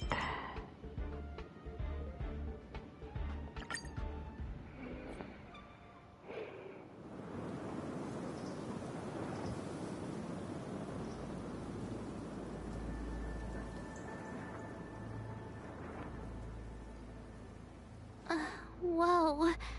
Looks like the battle here was intense. The Master Diviner must have launched the campaign while we were delayed in the Artisanship Commission.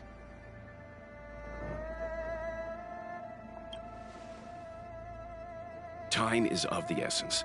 The most important task for the Xianzhou Luofu is suppressing the Stellaron. General Jing Yuan tasked the Master Diviner with commanding the Cloud Knights. He would have known she'd act on the results of her divination. Thank goodness the General didn't make us go with the Knights. Fighting is totally different from adventuring. All these people... It's tough to bear. I'm afraid this is nothing, Benefactor. Centuries ago, an emanator of abundance besieged the Luofu with the aim of taking the Ambrosial Arbor. They destroyed half our delves and killed most of the Cloud Knights.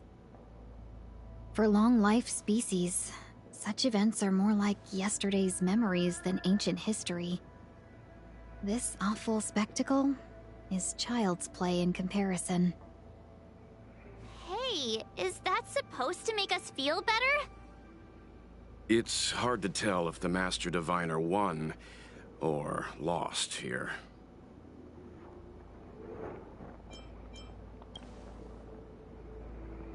A draw? This isn't a tournament, you know. I can't see many Cloud Knights. The Xianzhou must have fought well.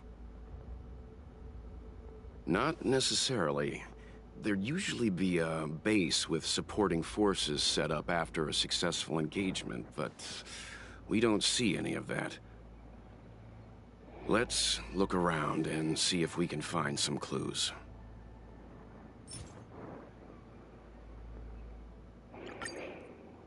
Here! There are still survivors here!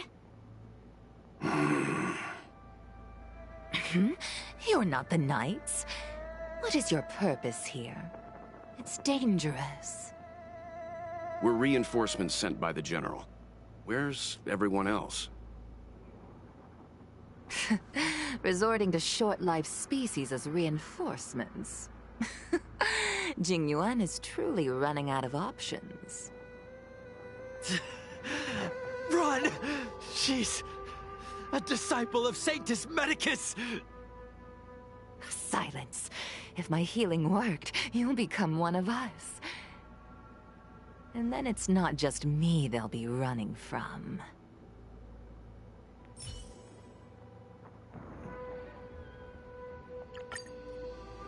Hold on. We'll find someone to help. Don't waste your time. They've converted me. I don't have much longer. Go! The Master Diviner's troops are ahead.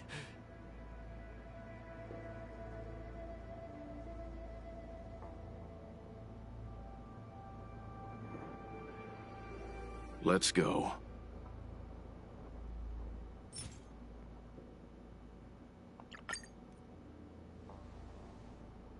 Who goes there? Show yourselves! Wait, it's you. Quickly, in here. It's dangerous outside.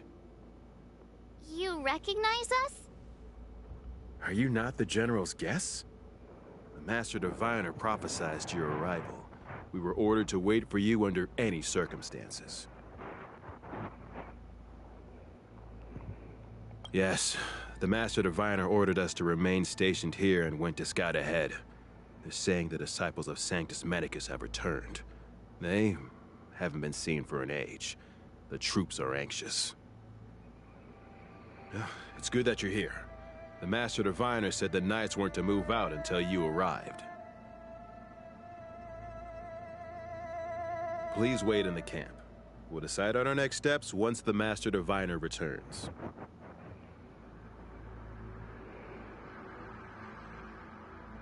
That the Cloud Knights received orders not to advance is a bad sign. The Disciples of Sanctus Medicus. I've heard the name before. If memory serves, they're an underground sect of the Abundance that's said to have lain dormant within the Xianzhou, plotting to overthrow the Alliance.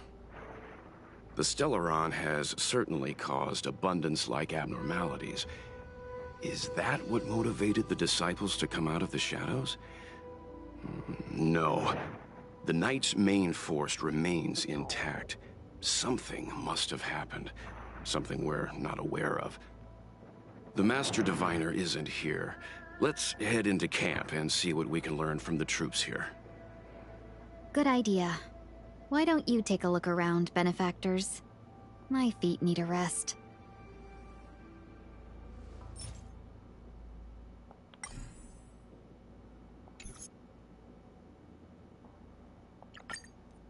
Master Diviner, you're back.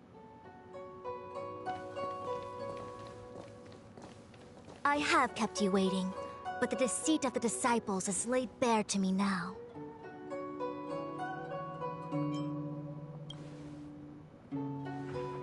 Apologies. To avoid dissemination of intelligence, the General and I kept the involvement of the Disciples to ourselves. It is a clandestine organization that seeks to overthrow the Alliance. Before the Stellaron disaster, the Disciples had remained veiled in shadow for years. Their emergence reflects their intricate connection to this calamity. The conflict is difficult, Master Diviner, but you have led your forces from the front lines and beyond in pursuit of the enemy. Admirable work. Hardly. A diviner must acquire first-hand knowledge in order to calculate the future. Collecting intelligence in this way assists me in achieving the right answer. Wait, what's all this about a difficult conflict? The Disciples of Sanctus Medicus have been scheming for a long time, but our army is in no way inferior. How can things be so difficult?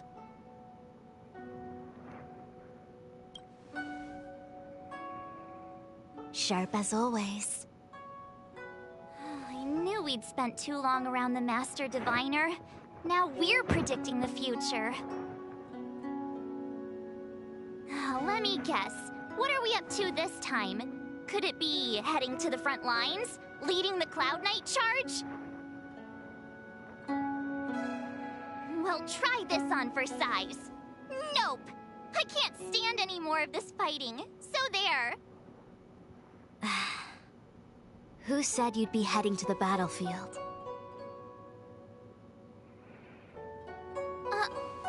We're not? Jingyuan's orders. He said that the value of unexpected guests lies in the unexpected. The Cloud Knight's assault was to demonstrate our power to the enemy head-on. Now it is time for the unexpected. Please, come with me.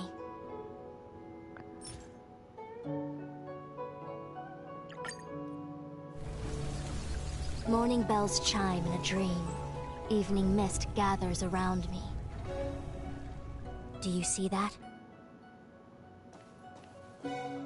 What huge elixir crucibles! There's still smoke coming out of them. This is where the alchemists practiced the way of immortality in ancient times. They erected elixir crucibles here to absorb the power of the arbor, turning fantasy into reality. Since the smoke from the crucibles never ceases, this place was named Eve Mist Mansion. An elegant name, but as far as the art of war is concerned, it's a death trap. As long as the crucibles are lit and the smoke continues to linger, we cannot get any closer. This is why the Cloud Knights lost control and became Mara-struck? Indeed. The disciples of Sanctus Medicus infuse the smoke that permeates this delve with medicinal pellets that elicit Mara. Unless the Cloud Knights were able to march with their breath held, they would be doomed to fall into disarray. Moreover, No one could know whether their comrade was about to be stricken with Mara. Is there anything better than fear for destroying the morale of an army? The Cloud Knight's first assault was just a cover. You're using the main army to attract the enemy's attention, while we douse the elixir crucibles and stop the smoke.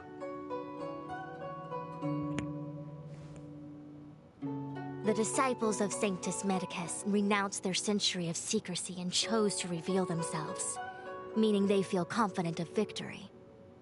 But no matter how well prepared they may be, their focus has always been the Cloud Knights. They are completely unaware of your existence and capacity, and in short, cannot be prepared against you.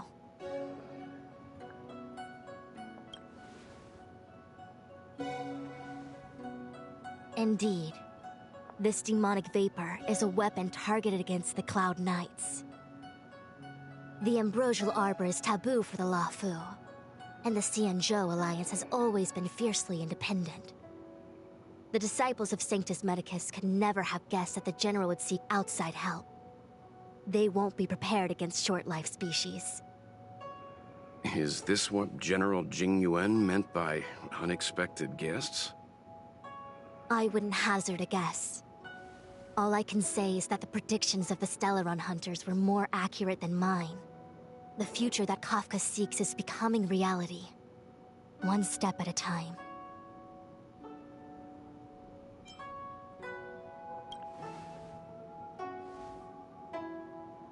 Rather, only this way leads to the known best result.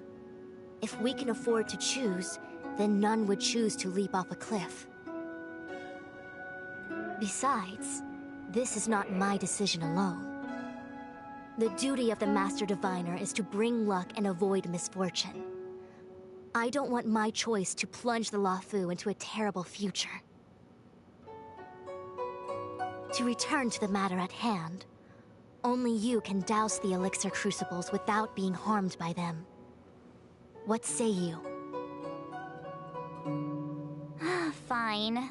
I didn't hear a please, but seeing as we do kinda have superpowers around here, Mr. Yang, what do you think? I will come at once when the smoke dissipates. You won't be left to fend for yourselves.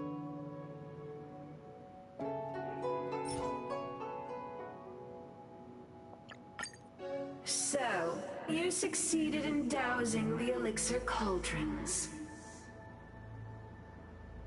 Unimportant. The inevitable is already upon us. Danshu. It's you. I have met you before in my capacity as Chief Alchemist, Master Diviner. You don't seem surprised. Indeed. The General and I knew that the disciples of Sanctus Medicus must be hiding in the Alchemy Commission. However, without evidence, we couldn't bring charges before the commissions. We had to wait for you to show yourselves. And now, your charges are many. Drawing Stellaron spirits into the Xianzhou, resurrecting the Ambrosial Arbor, striking down our people with Mara. The Ten Lords Commission will address these transgressions during your reckoning. Crimes? If I am guilty, then all of our Xianzhou ancestors are also guilty. They were the ones who accepted the blessings of the abundance and turned their descendants into long-life species. The disciples of Sanctus Medicus are only walking on the road our ancestors once took. How is it a crime to seek ascendance? In days of old, the roots of the Ambrosial Arbor enveloped the Xianzhou Luofu like a living creature. We controlled the stellar seas, and none could stand in our way. Everyone could become celestial and shift form at will. Divine miracles descended onto all 9 Xianzhou ships. What a glorious time that was. How far the Xianzhou has fallen. We consent to be commanded by the devilish archer. Suffer continuously at the hands of the denizens of abundance. And the Ten Lords Commission even forces us to give up our immortality. How pitiful. I do not blame you for your ignorance. We were not born in the era when the Ambrosial Arbor first descended, nor did we witness its miracles. But now, we now have an opportunity to restore the ancient laws. Forgive me for thinking you might have harbored some profound enlightenment. Yours is the same old talk of those who seek power and give up on their humanity. Our Xianzhou ancestors fought side by side with the Arbiter, laid waste to the Arbor, and established the Ten Lords Commission to lay down the lines between life and death. In doing so, we enshrined our future as human beings. Celestials? There are no Celestials on the Xianzhou. The divine miracles of the abundance, the manipulation of life and death. Your deeds are nothing but evil. I have nothing to say to you, Master Diviner. You have already made your decision. You have discarded power. A most foolish choice.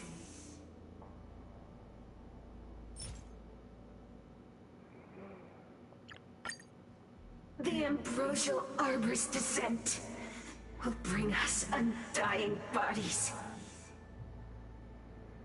The one who gave us the Stellaron said that...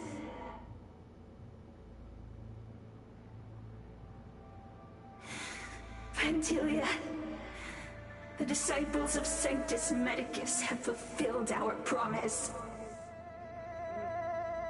You, Lord Ravager, must do the same. Now, quickly. Little pawn. Must you force me to intervene directly? I'm loath to flout my philosophy of destruction. Never mind. It would seem the time has come for other means of dismantling the Xianzhou from within.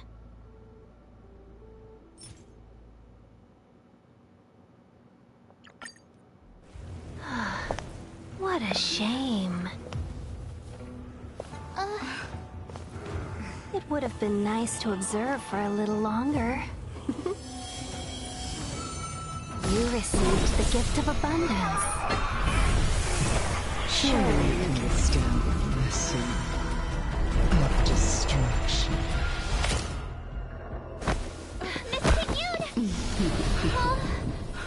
Benefactors, allow me to reintroduce myself.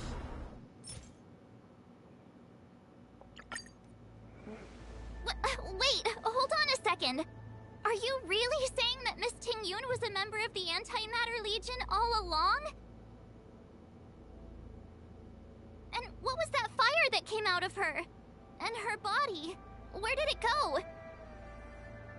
Mr. Yang, you're smart. What happened just now?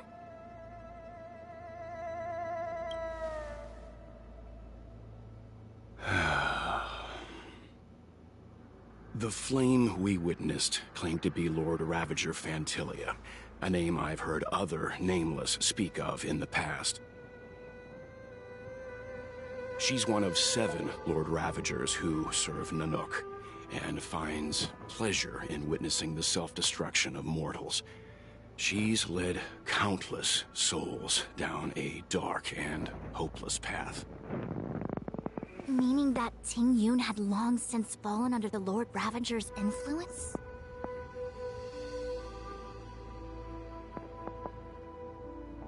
I don't believe so. Phantilia revels in watching a corrupted mind eating away its host from inside out, until the obliteration of both is achieved. But there was no indication that Tingyun had been misguided or manipulated.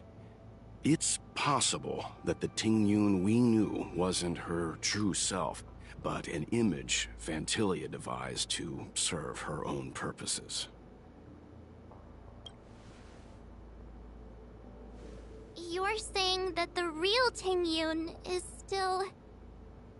I'm sorry, March. I can't say with any certainty where the real Tingyun may be, or at what point she was replaced by the imposter. Without knowing where the body vanished to, it'll be tough to get an answer. At this point, it's all just conjecture and hope. But if that body belonged to the real Tingyun, it does raise the question of why Phantilia would go to such lengths to destroy any evidence of her. Wouldn't it be more in line with her destructive nature to leave Tingyun's remains behind as a display of power? I believe this to be Phantilia's goal: to sow seeds of doubt among us and ensnare us in a malevolent trap. It's clear that the sudden resurgence of the disciples of Sanctus Medicus is all connected to the Lord Ravager. Pretending to be a Xianzhou citizen? Planting a Stellaron in the Luofu? All part of her plan to bring about our self-destruction. Phantilia is aiming for the Ambrosial Arbor. If she succeeds, the Luofu will be deprived of its roots, making its destruction all too easy. We must stop her.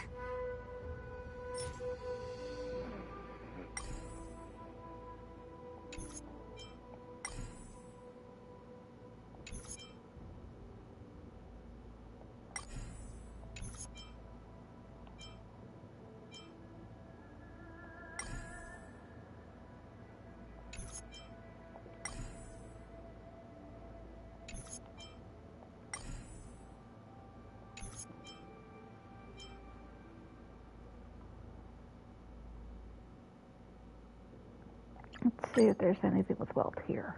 Look, your friends are taking the fight to the Legion as we speak. We need to help them. Let's go!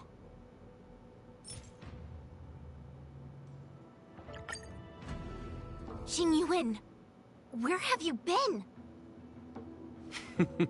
Forgive my late arrival, Lady Fu. We are indebted to you and your forces. The Seat of Divine Foresight relayed the battle reports to me. As for Phantilia's plan... The Ambrosial Arbor. That's her focus. Lord Ravager Phantilia's strategy was to create civil strife, then let it consume the Xianzhou from within. She wanted to use the Arbor to disseminate the power of the Plague's author, and turn the Luofu into a hell of undying abominations. That is clear to me now. Friends of the Astral Express, I have brought someone with me whom I think you'll be eager to see.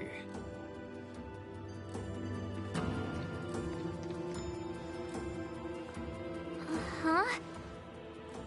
Is that... Dan Heng? You are Dan Heng, right? What's with the horns? It's a long story, March. It's me. So, you do have secret strength. Let us save such reminiscence for later, shall we? My astral guests.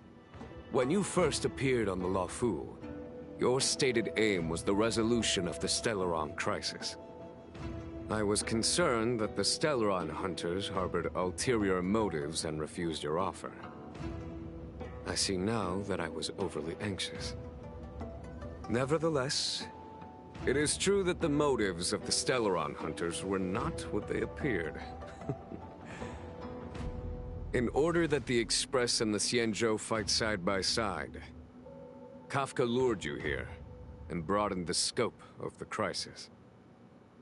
In doing so, she succeeded in making it clear that your sincerity is beyond doubt. The Luofu is in your debt, and I have no right to seek further assistance from you.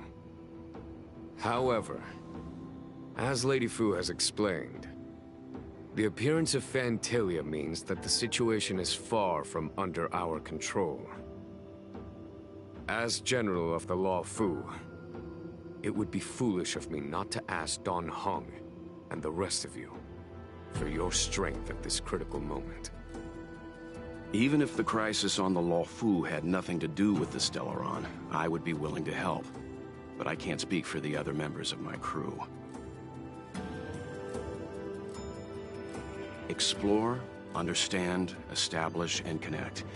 As the crew of the Express, that's the Trailblaze creed we follow. Still, when the journey gets tough, those words can feel far off. Fear, risk, enemies, and death are the obstacles we face in pursuit of the creed. That's why the nameless who are able to stay the course number few indeed. Whether our destination lies before us or behind us, the decision is ours to make.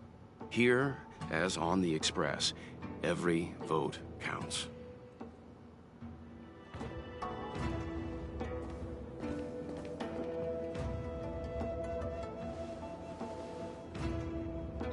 Don Hung?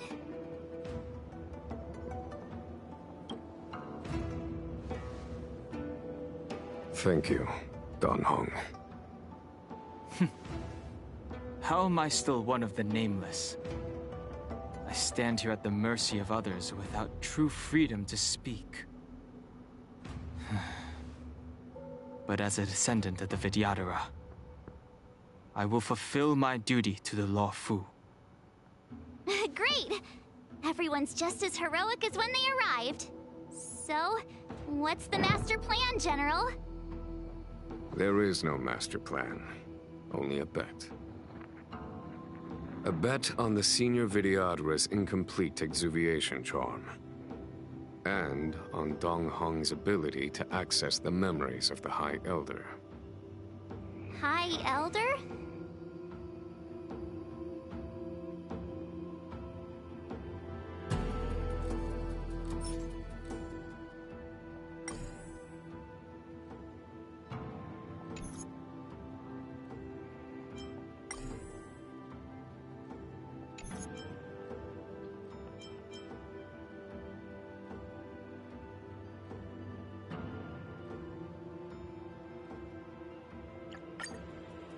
When the Rainbow Arbiter severed the Ambrosial Arbor, remnants of the curse of the plague's author lingered.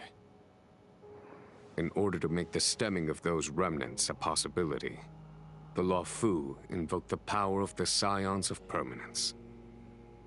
Under the direction of the High Elder, the Vidyadhara guided the waters of the ancient sea to flood the Scale Gorge waterscape delve and contain the Arbor. To commemorate this magnificent feat and sacrifice, the Alliance erected the Dragon Vista Rain Monument, a Vidyadhara statue. Oh, it looks so much like Don Hong.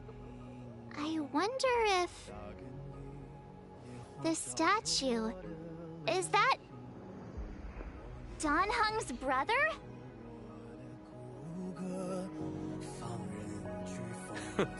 I see why you might think so. These events occurred a long time ago. Yet successive generations of High Elders have not differed greatly in their appearance. That is, until the current generation. The most recent successor did not inherit the same level of power, and their appearance is that of a child. Do you understand, Don Hong? Since Dong Feng perished, the Luofu Vidyadhara have no longer had an individual capable of performing such feats. But you, who once kept watch over the Arbor, should be able to open a way through to that great tree. What happens next is in your hands.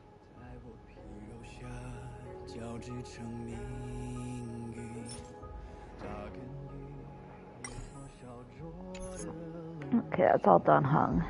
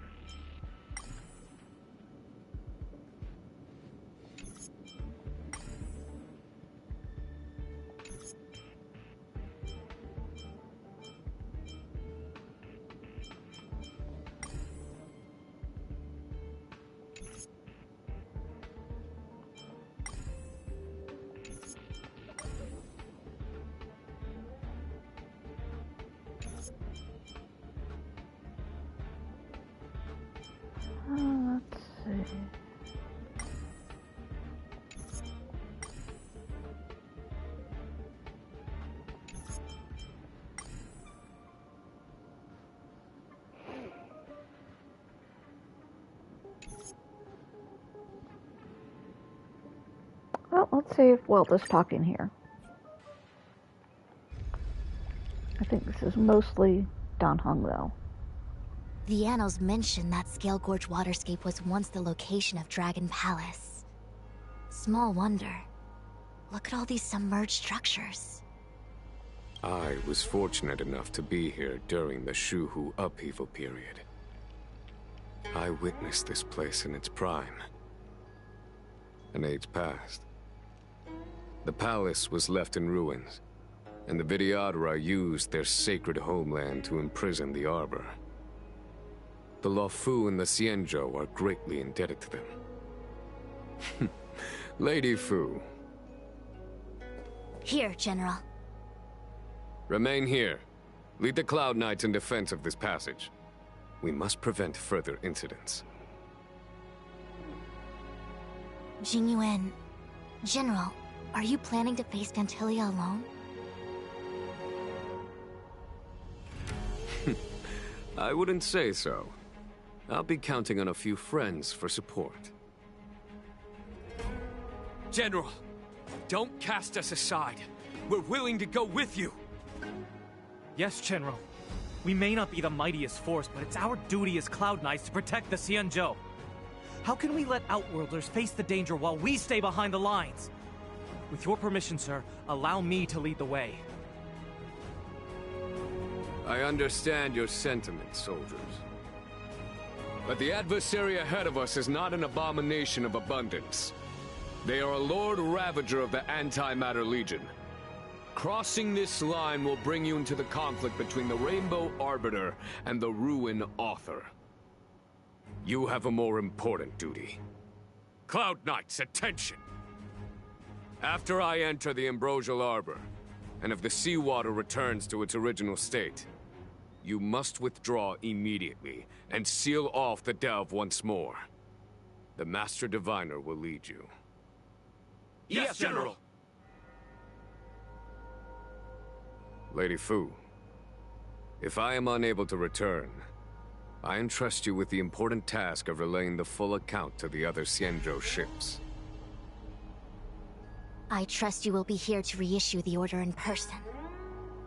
But whatever the outcome, I will do as you command and honor the mission. Spoken like a true general.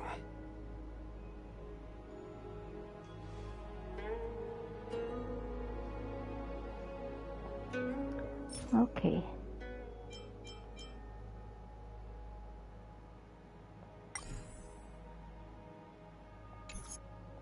Let's try this one.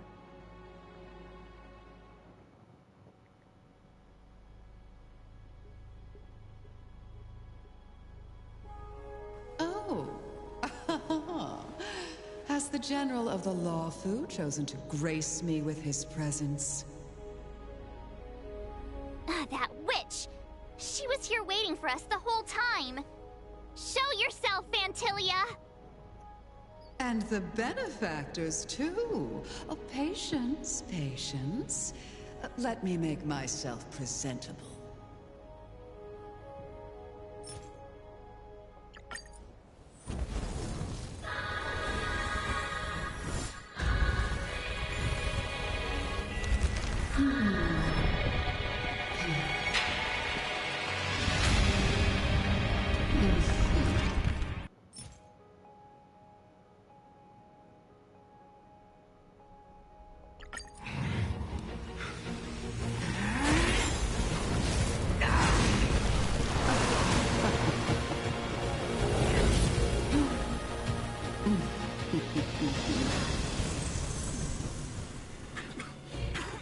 I wonder if the transformation of the Xianzhou General into a Void Ranger would cast the Luofu back into chaos. Destruction works in fascinating ways. What are you?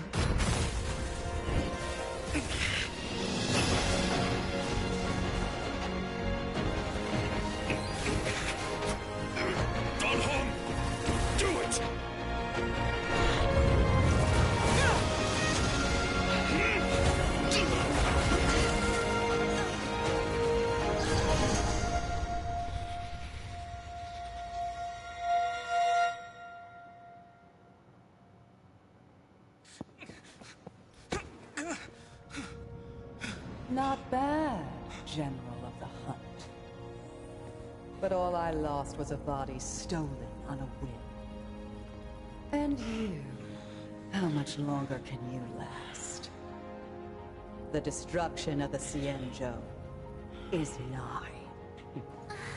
Be gone, pawn of destruction. Tell the Legion that the vengeance of the Hunt will fall upon them.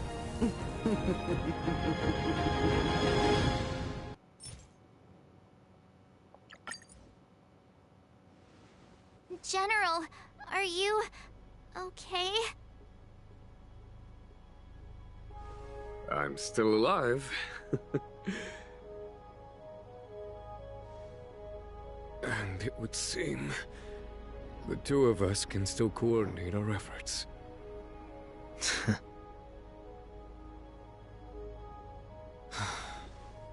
Phantilia, a truly fearsome enemy. If she hadn't attempted to turn me into a pawn of destruction, I'm afraid victory would have been far from certain. Phantilia had established a link between me and herself. Her well-timed strike gravely injured her. Thus, her connection to the Arbor was severed. So it was all part of the plan? When Dan Heng stabbed you, I was scared to death.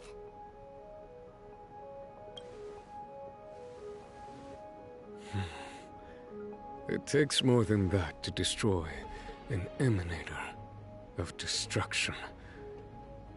Still... Phantilia won't be stirring up trouble anytime soon. Don't worry about her infecting the Arbor again. It's just that sealing the Stellaron is going to take some time. Leave that to the Master Diviner. I'm afraid I may be somewhat spent. General, keep those eyes open. Now's not the time to fall asleep. Hey, wake up!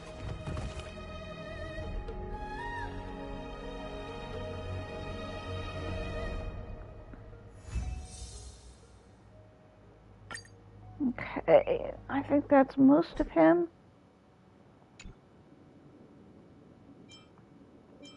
In there. So we want Penacony.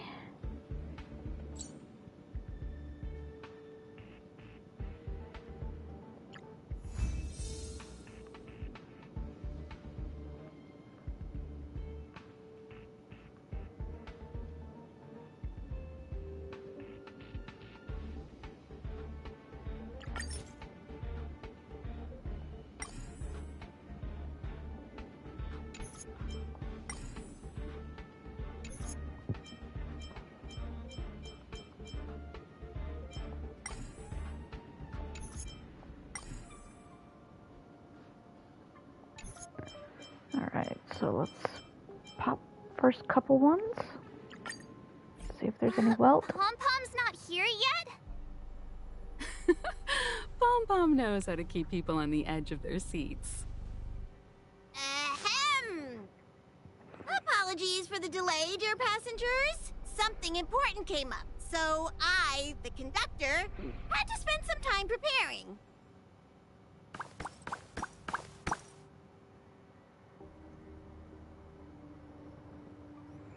Yeah, what was so important? I thought everyone knew. Our next destination is the planet of festivities, Penacony! I know everyone's eager to disembark and get to that famous Stellar Hotel, but before we set off, I should remind everyone of 3 things.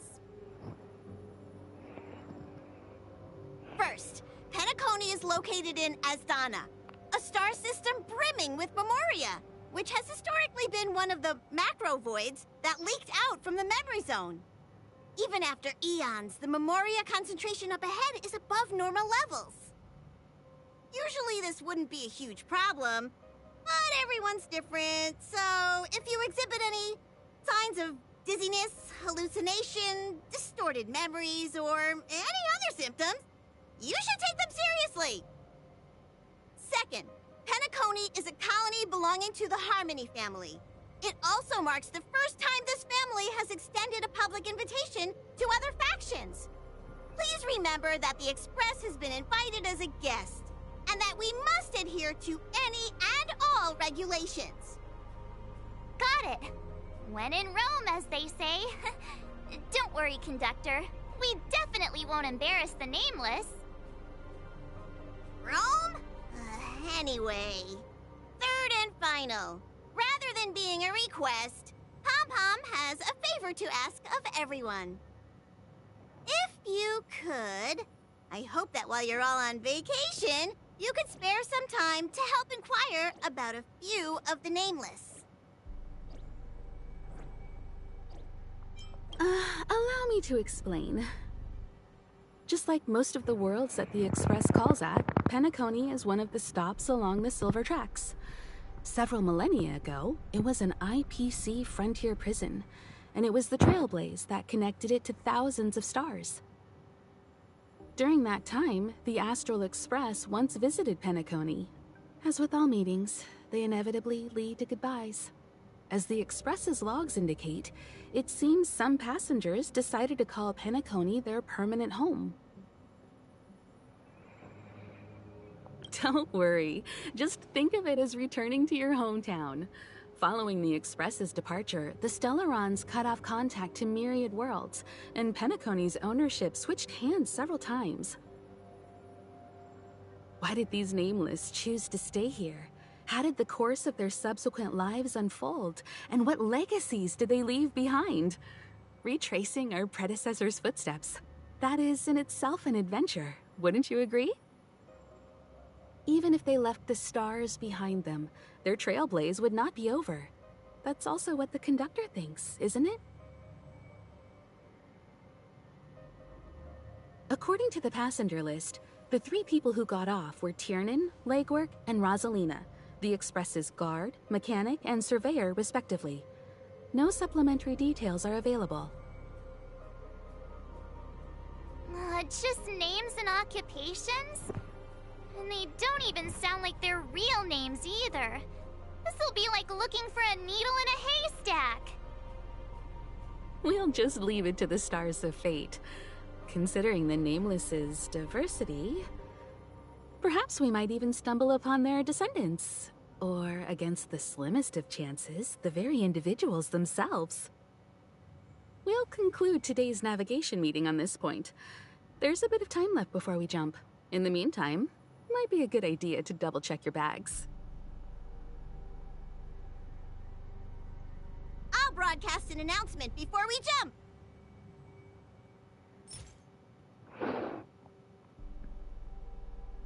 Alright, so nope, this does not look like anything with Welt, so we will switch.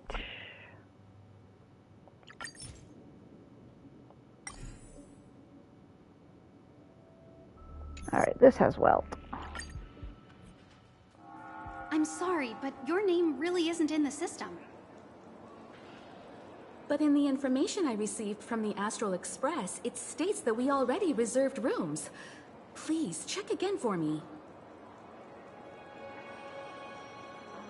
Yes, ma'am. Please give me a moment. The Astral Express, 4 platinum guest rooms, whose names include Mr. Welt Yang, Miss Himiko, Miss March 7th, and Mr. Don Hung. These are the only 4 names on the reservation list. Yes. Your name isn't on the hotel's reservation list. I understand. No wonder our friend's name here is missing. When we responded to the family's invitation, she hadn't even arrived on the Express. Something came up in Don Hung's schedule, and he couldn't make it. I have an idea. Could you reassign his room? It's still the same number of people. She's a new passenger aboard our Astral Express. We can vouch for her status. Even if that is so, I'm afraid... No, I'm not doubting your status. It's just,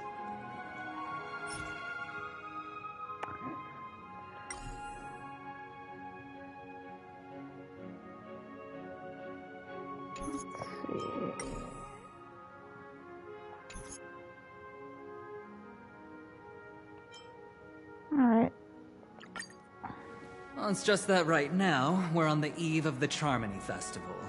Penacony's most important moment of every era. And with the family's invite, all guests from all over the cosmos have thronged this place. Hotel security is on high alert with zero room for error. And with such a last-minute change, it really isn't something that this young lady's words can resolve on a whim. My esteemed guests from the Astral Express, please do not make it harder for her. We're sorry for all the trouble our check-in seems to have caused. Might I ask for your name? I am the humble aventurine of the IPC's Strategic Investment Department, a non-performing asset liquidation specialist and subordinate to Supervisor Diamond. I was cordially invited by the watchmaker. I also happen to be a traveler that's had to stand behind you for quite a while. Leave it to me. I've heard that the IPC has also received Penacony's invitation, so forgive me if I'm mistaken, but you must be the representative. The IPC's elite certainly does have an extraordinary air about them. I suppose such an exceptional figure such as yourself wouldn't mind paving a convenience for us? I must be hearing things. Paving a convenience? Shouldn't I be saying this to you instead? I've been waiting here for more than 10 minutes. Do you know how many credits 10 minutes is worth to me? It must be an inordinate number, which is why now, Mr. Aventurine, I have an investment that you absolutely cannot miss out on. The IPC's influence runs deep and wide, and their word wields the utmost authority. We hope to borrow your status to vouch for her. As such, you won't just be sparing much of your invaluable time, but also forging new friendships. Well, this is interesting. And how will my new friends benefit me? Now this is a topic very much worth getting into. Just as we are guests of the Watchmaker, why don't we make ourselves comfortable in Penacony before getting to know each other more elaborately? Sounds good. But, Miss Navigator, I must point out that if I do something about it now, the time saved is from my own effort, not a favor from you all. But what you said in the second half, I loved it. Friends, yes, nothing is more precious than friends. Especially a righteous trailblazer like a Nameless. Going forward on this Penacony trip, I'll be counting on all my trailblazer friends here. Looking forward to a delightful time with you all. I'm glad you've put it this way. So about the vouching... There you go, miss. Please allow her to check in on my account. I have an appointment with the family's Mr. Sunday. I will ask him to handle this matter later. Don't worry, I won't cause you any trouble. But... Alright.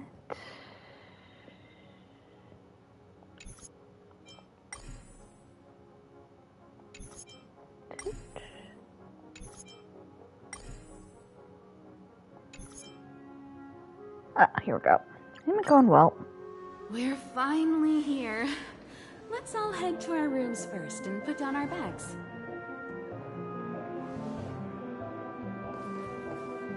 Welt, how about a drink first? Penacony's Soul Glad is very famous. Go on. We may be thinking of the same thing. Do you remember the invite that the Express received? The family's esteemed guests are cordially invited to Penacony to participate in our grand celebration. That's why we're here in the first place. You recall correctly, but there was more to this invite. Witness the impossible in the realm of dreams. Find the legacy of the Watchmaker, father of Penacony, and thus the answer to the question, why does life slumber? I don't remember that part of the invite. You mean there was a hidden message? This is the part that intrigues me. The invite sent by the family was nothing more than a music box that, when wound, would play an accompanying tune. But the box that was sent to us was slightly unusual. The music it played had off-key notes in the background. I recorded these dissonant notes, and they were a perfect match with the gravity wave frequency when the Express made its warp jump. Also, the Express engine's spatial curvature was its encryption key. A distress call method regularly used by the Nameless. I can't be certain. It may be a masked fool's trap. From the execution itself, the Riddlers or Inquisition spirits could have done this themselves. When did you discover this? When we were handling that Law Fu Stellaron matter, I told Pom Pom about it first thing. It's no wonder that IPC Ambassador also mentioned this Watchmaker. The invite he received must also have contained a hidden message, and it seems like he decoded it. There's something else on my mind. When the invite was brought up, that family leader mentioned being one of the actual administrators of Penacony, and that it was their duty to relieve us of any problems. In hindsight, there was more to that statement. He also had Miss Robin with him. I'm no singer, but her voice sounded a little strange. Would a singer really take to the stage if their voice wasn't in top shape? Are you saying you suspect that the family did not send the invite and is hiding something from us? It's possible. The fact that the family sent out invites to the other factions is already unusual, and your discovery confirms that there could be a third party involved. I take back what I said. This event is becoming more interesting with each passing second. Why didn't you tell the others? We shouldn't interfere if this is just an internal affair of Penacony or the family. But you said so yourself. This could concern the Trailblaze. Well, I did. Which is why, before we set off, I told March 7th and Don Hung about this. So I was the only one kept in the dark then.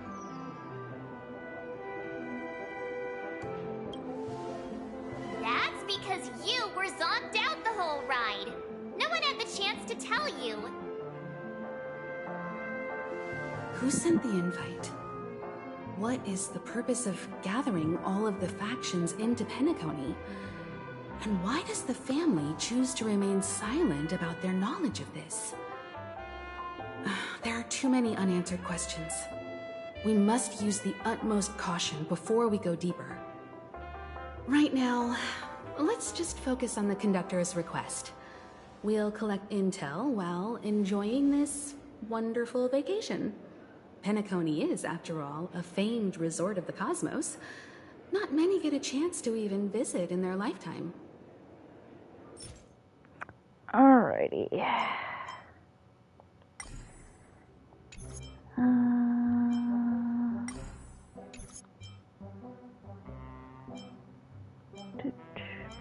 Misha.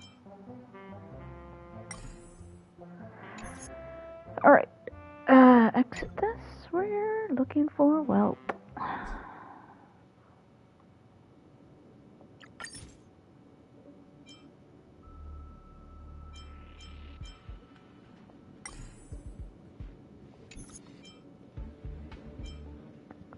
Hello, Gallagher. Alright.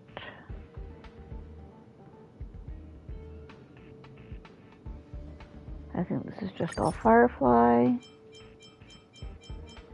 Yes.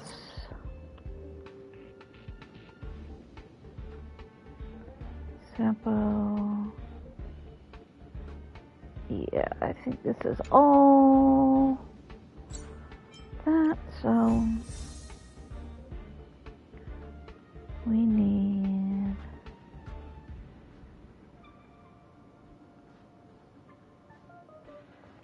checking.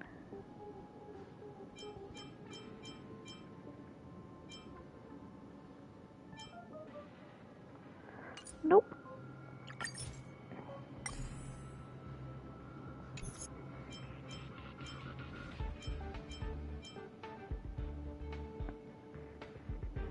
Alright, this looks like a good Welt piece.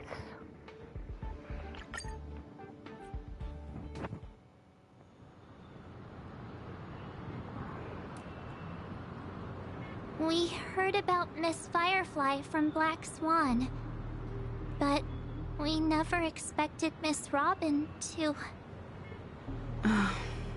I'm sorry that I couldn't be with you then. Reality cruises on in serenity, while undercurrents bubble up from the dreamscape. Just like that memo keeper said. Stay strong, everyone. We can still do what we can for them. Starting with finding the murderer. Let's recap everything then. The Trailblazer just reminded me of something. March, do you remember what that family rep who negotiated with us said? Indeed, we trust that the Nameless has nothing to do with this. And we also beg each of you to help assist the family in verifying the identity of the deceased. That's how it was put, in reference to Miss Firefly. Looking back, he seemed a little evasive at the time. And he also failed to mention anything about the earlier murder, too. The family's planning on covering up all news about Miss Robin's death. If news gets out, Penacony's going to turn into a bloodbath. But the murder that followed closely after was obviously beyond their anticipation.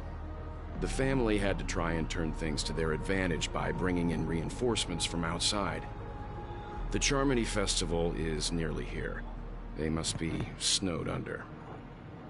It may also be that Miss Firefly's murder had so many witnesses that it couldn't be covered up. So they went with the flow and let more people on the scene to control the situation. After all, the nature of the two murders is fundamentally different. The family's first protective measure should be against malicious actors among the guests, such as that IPC envoy.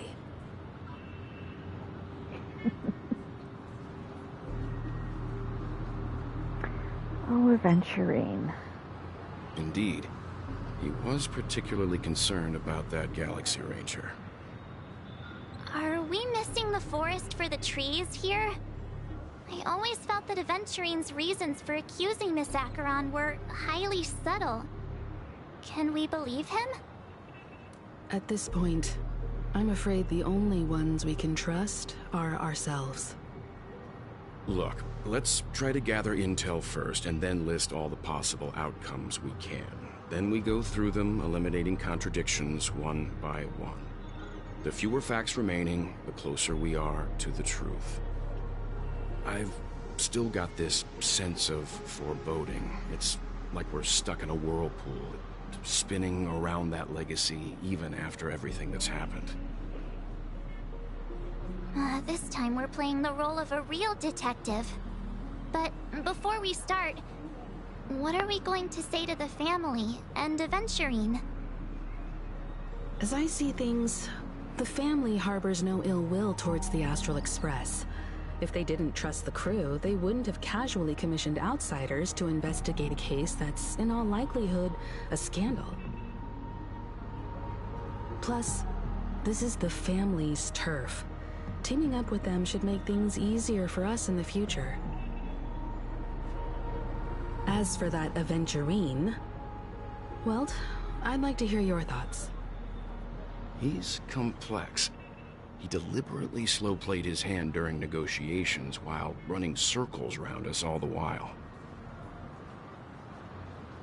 He appealed convincingly to both reason and emotion. It wasn't forced, but the intent was obvious. Still, it's good to have contacts among all this uncertainty. Aventurine showed his skills, and as far as our interests are aligned, he can become a reliable ally. We also need to keep a certain distance from the family. Never let them get too close. Teaming up with the IPC helps balance that out. If either side makes a move, we have the option to pull out. So, you suggest accepting Aventurine's proposal to team up? Yes. It's risky, but we can only wait until both sides have played their cards before making any further judgments. I get why, but there's a whole lot of bad guys and girls around here, and I'm worried about getting stabbed in the back. She's been bullied a few times now, and I can't stand it anymore.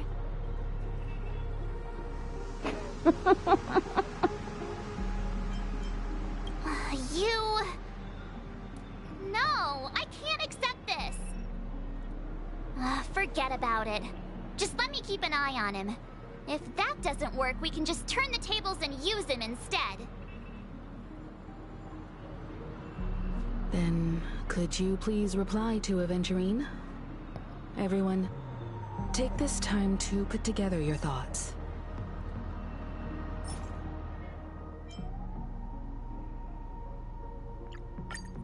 Aventurine said something that concerns me. He accused that Galaxy Ranger of killing Robin without any evidence whatsoever, but said nothing about her connection to that memory zone meme or why he was stalking you. It was a groundless accusation, which only serves to make him seem more suspicious. Maybe Aventurine's goal was never to gain our trust. Maybe he wanted to foster a feeling of enmity towards Acheron and make the situation more volatile. Two birds, one stone. However, I asked Don Hung back on the Express to confirm that story about the Annihilation Gang and the lost messages. It wasn't something that Aventurine made up out of thin air. You've met her many times now. What's your impression of Miss Acheron?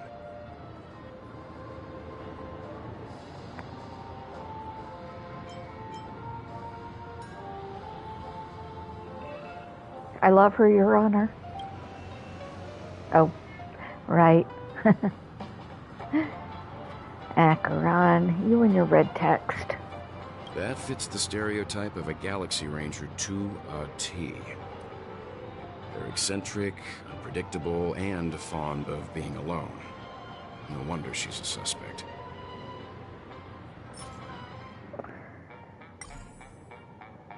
All right. Okay. This one. Looks like Aventurine doesn't need anything else. Let's turn our attention to the family's assignment for now. Himiko, what do you think?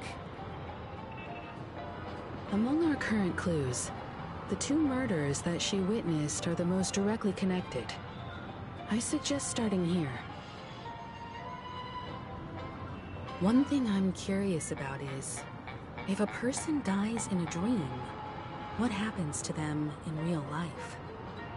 Seeing as we're at the family's behest, why not pop back out to reality and verify Miss Firefly's situation back at the hotel?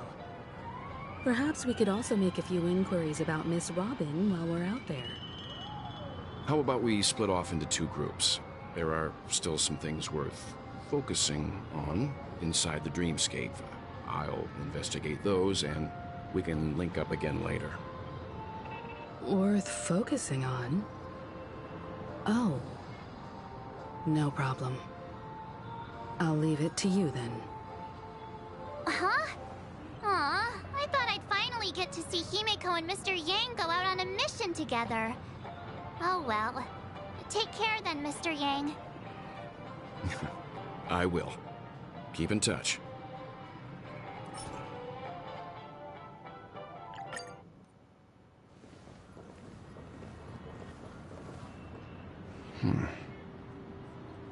Honored guest, could you come out for a second?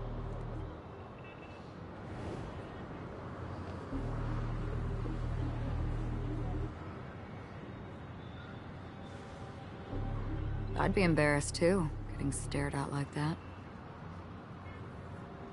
Forgive me. My name is Welt Yang. I'm one of the crew members on the Astral Express. I believe you've met my colleagues. Welt. Is there something about my name? First, don't you want to know my name? I already do, Miss Acheron. You're a prominent figure in Penacony. What are they saying about me? Some claim that you're the real culprit behind these murders, that the Annihilation Gang's tragic fate at the banquet was a result of your blade, and that you're now attempting to unleash another bloodbath on Penacony. The Annihilation Gang? Ifrit of Everflame Mansion. Tragic fate. That Duke turned his dying body to flames and sacrificed his life as a martyr. He was a determined and heroic pathstrider. Not even a villain should be disparaged like this. And what's more, there were plenty of suspects invited. Do they really think that a blade is more dangerous than that black hole you're wielding? Keen intuition. Not even the family managed to point out the truth behind this cane. So you must surely know, Miss Acheron, that peering into a black hole is not a wise move. As a potential threat, your knowledge of us has reached uncomfortable depths. Reveal your true identity and intentions. Otherwise, brace yourself for gravitational disintegration. That shouldn't be necessary. But if it makes the Nameless feel less defensive, I'll be happy to abide. Believe it or not, Galaxy Ranger, Acheron. Those are the names I go by to this very day. My trip to Penacony is solely to fulfill an old, final request. I'm here for the Watchmaker's legacy. And that's it. I think I've been honest enough. Still unwilling to reveal your true identity? It's not that I don't want to. It's just that I can't.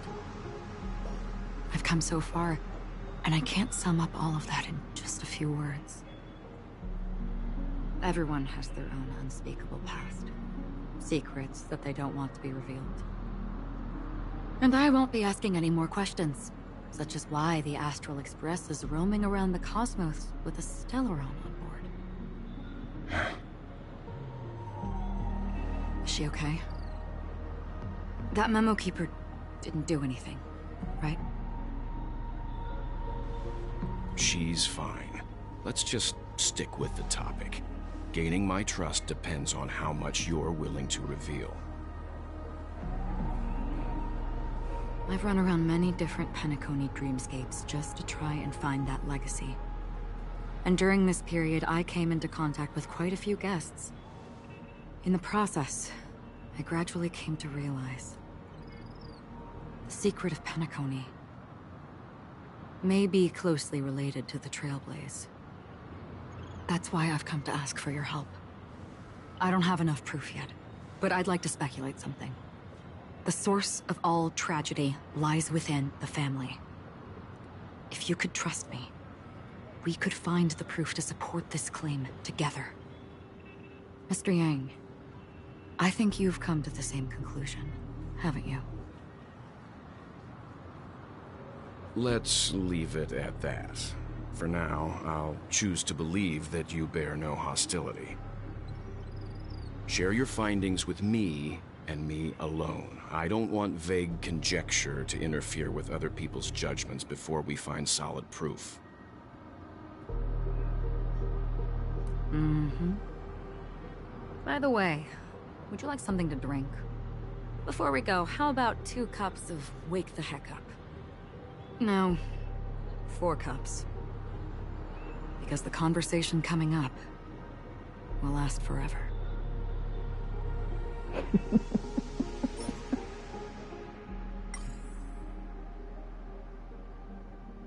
Okay. Exit.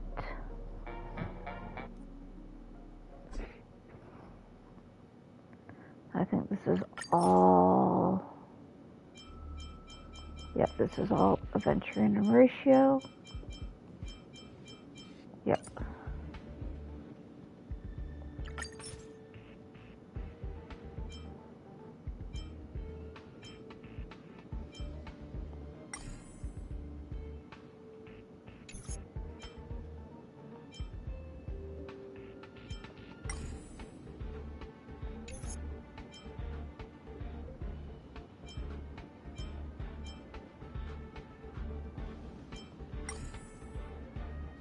Alright, back to Welt and Acheron. Okay.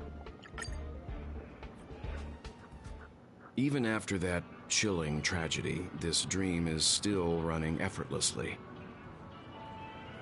Other than the family of the Harmony, it's hard to imagine any other power in the universe that could sustain a building of such magnitude. The family itself is a huge, perfect building. Like a living idol. Each member of the family sees themselves as a piece of the divine puzzle, revolving around a singular core and a shared ideal. Under their command, they loyally fulfill their roles, offering themselves while also receiving sustenance in return. An interesting analogy.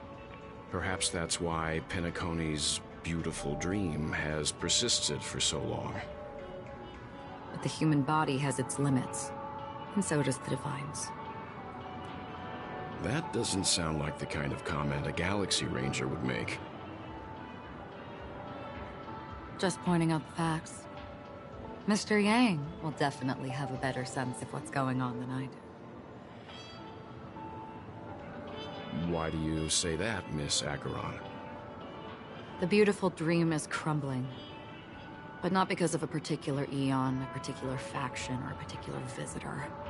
Its collapse stems from a certain inevitability of human nature. The family refuses to acknowledge this, and it has ultimately backfired and become a catalyst. As people immerse their souls in the dreamscape, where consequences and pain cease to exist, and only ease and pleasure prevail, they draw closer and closer to necrosis. Regardless of the perceived bliss, death looms as the inevitable conclusion. Also, this necrosis will diffuse and spread. One piece of the puzzle's mutation will eventually cause the entire building to shake, break, and crumble. In the end, the dreams that people built in the name of freedom became the cage that imprisoned them. I'm sure you've gained a lot from this trip, Miss Acheron. Are you willing to share your findings with me? Of course. That's if I remember.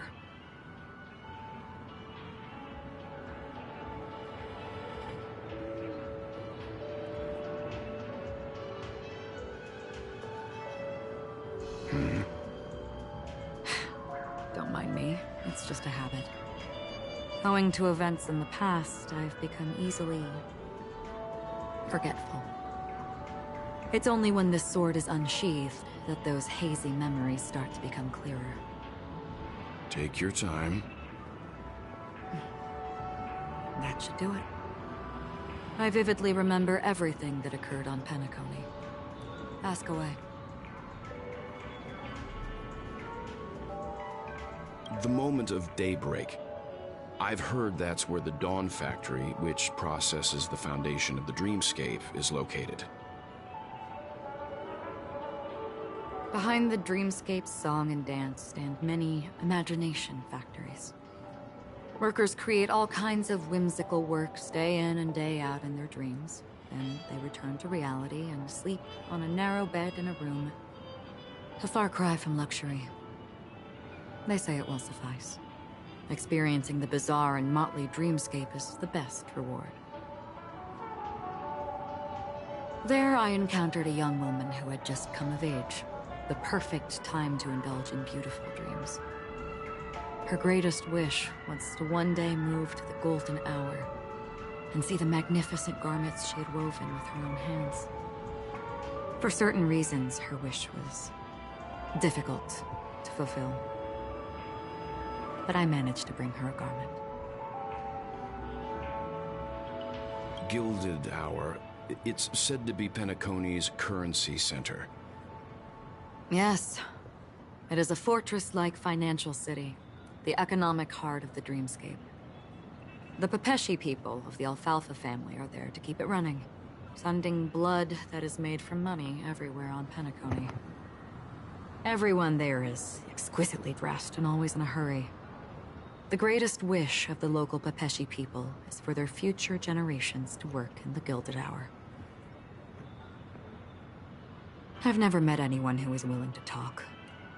I could only stand at the crossroads, watching crowds of people hurrying like the wind through the jungle of steel, only to deposit the alfalfa credits that they'd earned into the bank's vault. I don't know if they would open the vault door, but before I left, I witnessed a well-dressed Pepeshi person plummet from the sky, while those around him continued on their way, unfazed. I hear the Blue Hour is very romantic. Do you have any tales to share? Perhaps Mr. Yang has heard. There is a large boat called the Eventide, anchored along the Sea of Dreams, where soft music and dancing persist endlessly every night. I ran into a wizened lady there. She was at the dock, waiting for her long-departed lover to return, waiting for countless hours within time that stood still. In the humid sea breeze, she spoke of her own youth. Like many who desired wealth and love, they came to Penacony to pursue their dreams. Alas, her lover's consciousness was lost in the dark depths of the Sea of Dreams. Finally, she suggested we continue our conversation on a boat in the shallows. I agreed and boarded the boat with her. But she never said anything. Her eyes absent-mindedly gazing at the horizon for what seemed like forever. Finally, we retreated to the beach. The dreamscape of chic, luxury, and consumerism, the moment of dusk. My companions have been there too. Then you all must have seen those who are attempting to realize their dreams. Or have realized them. Scattering money as if it were dust and betting it on all or nothing. Everything has a price, and everything can be bought or sold. Even dreams themselves. I saw an Intellitron there, who was preparing to auction himself. When someone wins a bid, under stipulated periods and rules, he would do the buyer's every bidding, becoming that person's very possession. That Intellitron had been auctioned off 12 times, and I participated in his 13th. That was the grandest banquet I had ever attended. But never again did anyone cast another glance at him. This time around, there were no successful bids for him. This is what I've seen and heard along the way.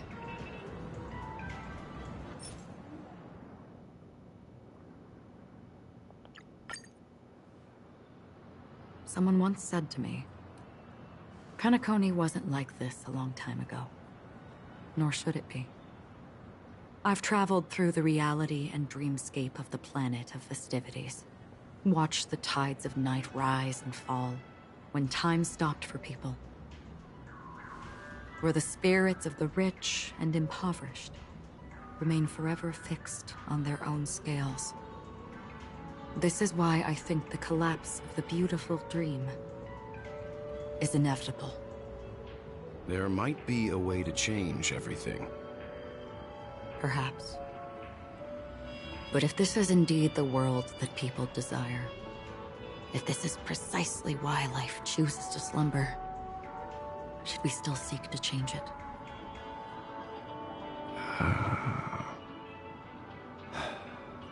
Miss Acheron, now it's my turn to share a story with you. There was a man from my homeland who, at a time when the world was grappling with deep, unhealable pain, made a choice. He wove together the dreams of everyone in the world, linking people's dreamscapes, and shouldered this burden himself. From this, he created a giant, a spiritual atom.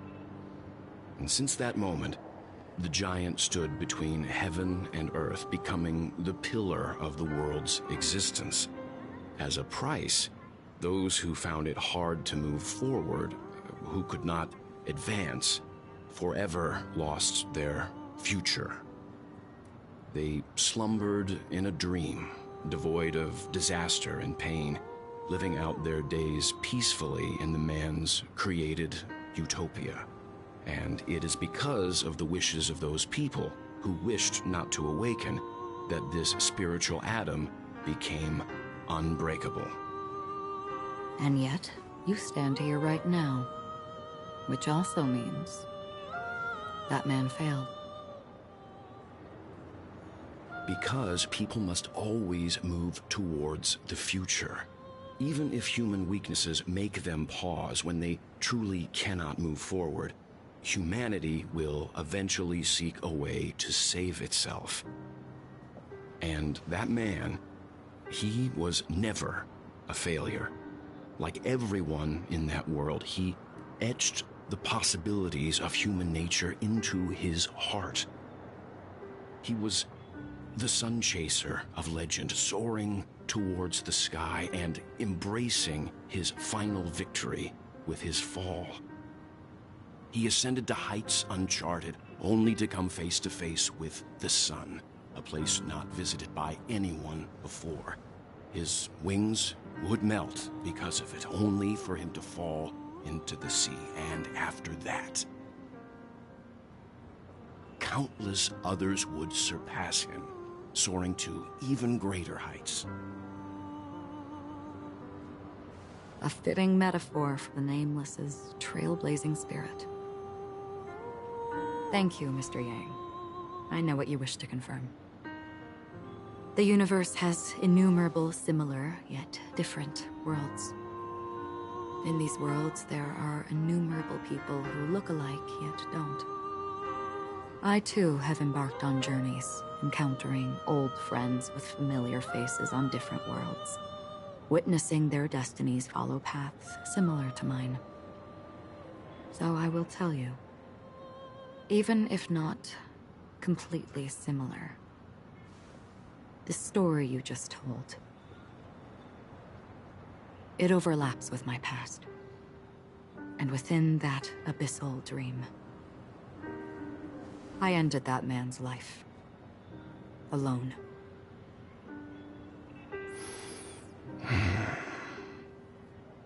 I am not who you think I am, nor will my home be as fortunate as your world. I am sorry. It's fine. I don't mind, so long as I can alleviate your suspicions. There's something I still wish to know, Miss Acheron. Under that representation of the hunt, exactly what sort of power is it that has motivated your solitary journey thus far?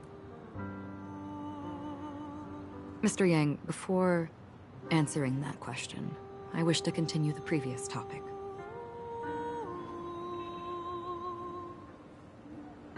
I like your analogy very much. Indeed, birds are born to fly. But in a distant past, their ancestors could only gaze at the sky in envy. They saw that faraway ray of light from above the heavens, piercing through the clouds and blanketing the earth. And so, time and time again, generation after generation, the birds spread their wings and took to the sky, attempting to touch its ceiling. All because the sun was there. Then, what if the last bird finally soars into the sky, only to realize that the end of the light is not the sun, but darkness? Then why, exactly, do we even walk towards the light? Very deep.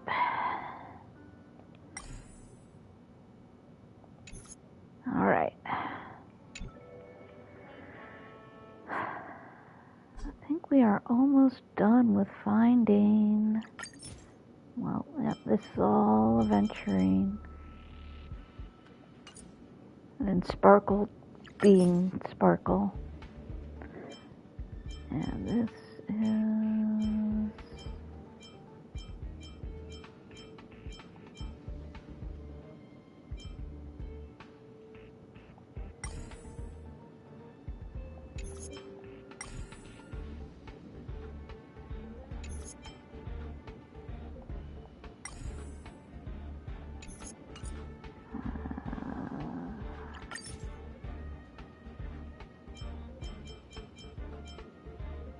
Alright, so this is all. So we will just go ahead and do an autoplay for this. Are your companions worried about you? They're just checking up on me. Let's get in and get out. Seems they've made some progress. Looks like we're about to enter the depths of Dewlight Pavilion. It's been a smooth ride. Almost too smooth for a heavily guarded mansion. Let's see if there's anyone waiting to greet us. Something feels off. A grand mansion like this and not a butler or servant in sight. Could it be due to the disruption caused by the emergency? Well, this door is open. Looks like we'll have to investigate ourselves. Let's proceed with caution. Just one moment.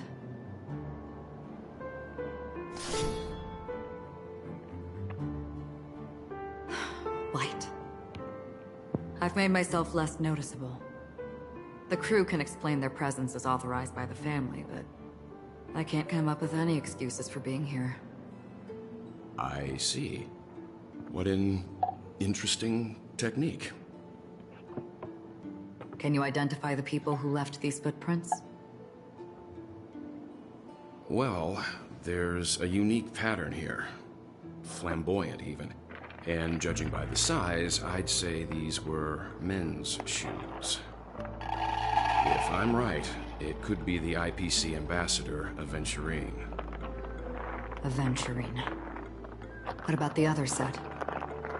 It looks like they were walking side by side as opposed to one behind the other, so the second individual is likely equal in status to Aventurine.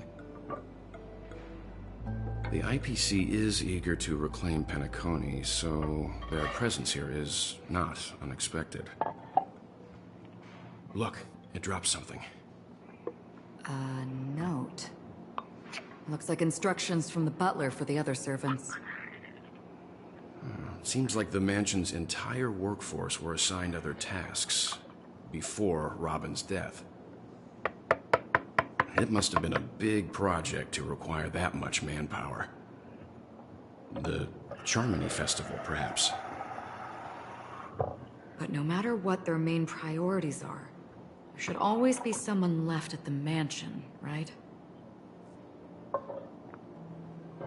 So you're saying someone deliberately cleared the place out? Yeah, but I don't know why. No one here either. Since no one's around to entertain us, let's make ourselves at home. Stay close to me so that my white can cover you too. That's all for now. Nothing more noteworthy. Before coming here, I had all sorts of scenarios in my head about dealing with the family. I did not expect an empty mansion. Watch out. Someone's approaching. I don't think trespassing on forbidden areas is the way to be a guest, Mr. Yang. And... Acheron? The Galaxy Ranger? Our apologies, Mr. Sunday. Nobody came to greet us, so we entered without permission. I hope you can forgive us. But even if there's no one to greet you, you should wait for the host. Don't you agree? Even without the famous Galaxy Ranger. As far as I know, the crew has officially accepted the family's commission, so coming here will be unnecessary for you.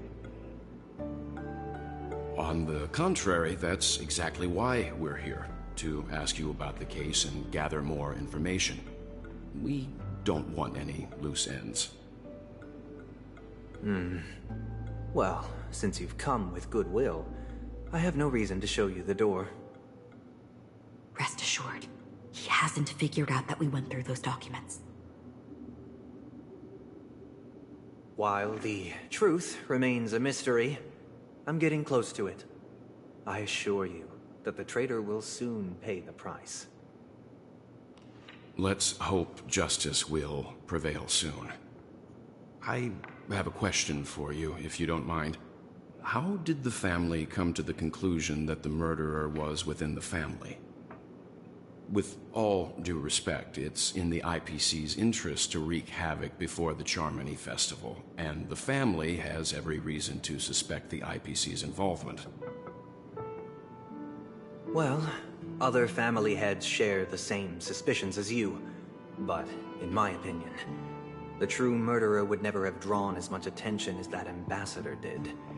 Not to mention, I personally shackled him a while ago. However, I'll give you a suggestion regarding your suspicions, Mr. Yang. You should be more cautious of Aventurine. While the wicked can't break through high walls, they can plunge their evil dagger into the heart of the righteous. He's a businessman, not some philanthropist. But right now, he's out there handing out his wealth on the streets. And he went to the Clock Studios theme park all by himself. Who knows what kind of scheme he's cooking up? While the family is dedicated to keeping our guests safe, it might be wise for you to stay alert. You never know what unexpected troubles could arise.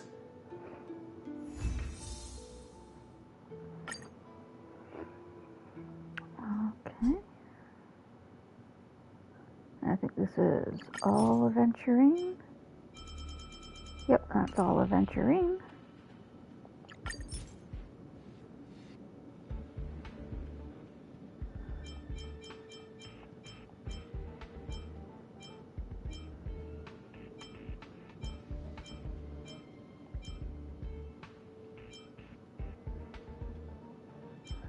Okay.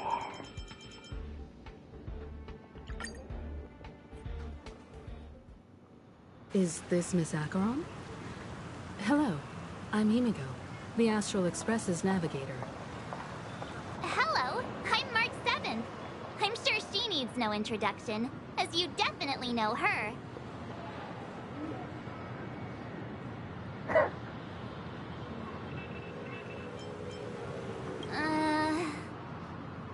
Hello?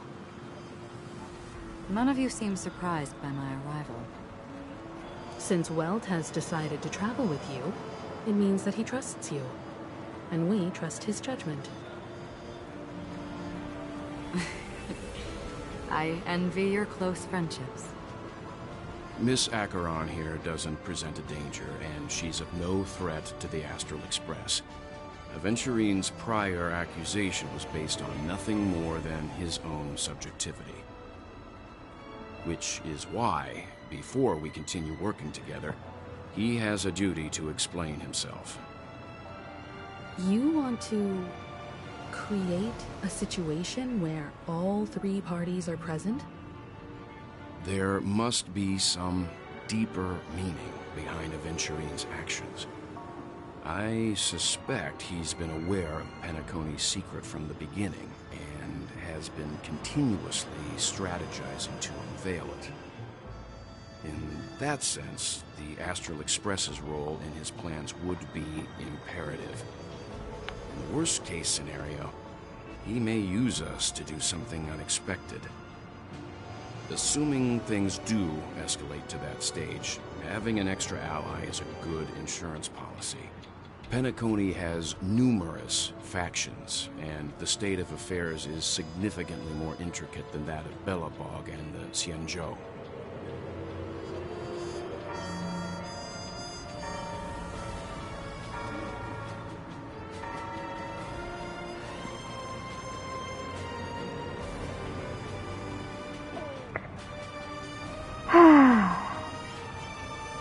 She's right. No matter what, we cannot ignore the safety of Penacony. To solve the mystery of the Watchmaker, it is crucial to get the IPC's intel. The path ahead is fraught with danger. But what's trailblazing without a little danger? Sounds like we've reached a consensus. Now, Miss Acheron? I will accompany you, of course. Let's move out then! But where do we start looking for him? No need to rush. If he truly has laid a trap, he will definitely use every means to lure us in.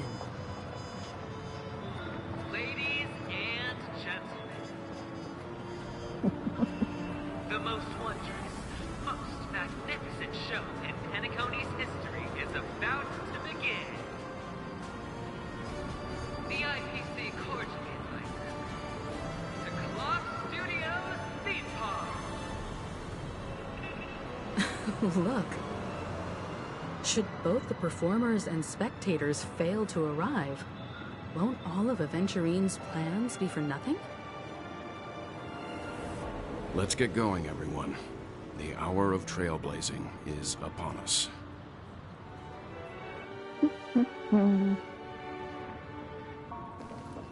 Mr. Yang. Why did you not tell your companions about my true identity? It's just like you said, an inability rather than an unwillingness. Plus, it's a long story, not something that can be summed up in a few words. But I chose to believe you, and my trust in you stems more from my own personal judgment. I also believe that if it were their choice to make, they would make the same one. Thank you. I'm grateful. To reciprocate, in the upcoming confrontation, if the odds aren't in the Astral Express's favor, I will stand with you, if my meager strength is required. We're back here again. Aventurine actually chose a really conspicuous location. That guy's really taking it to a whole new level. Does he really think he's a superstar or something? Not a soul in sight. The hounds drove out the visitors, and now their whereabouts are unknown too. Everyone, pay attention. The other party has obviously come prepared. Astral Express, you're late. And this, unsung guest. We've kept your appointment, Mr. Aventurine. It is customary to show yourself as well. I will, naturally. But before that, I've got to introduce our guest of honor. Everyone, give it up for Miss Delaron!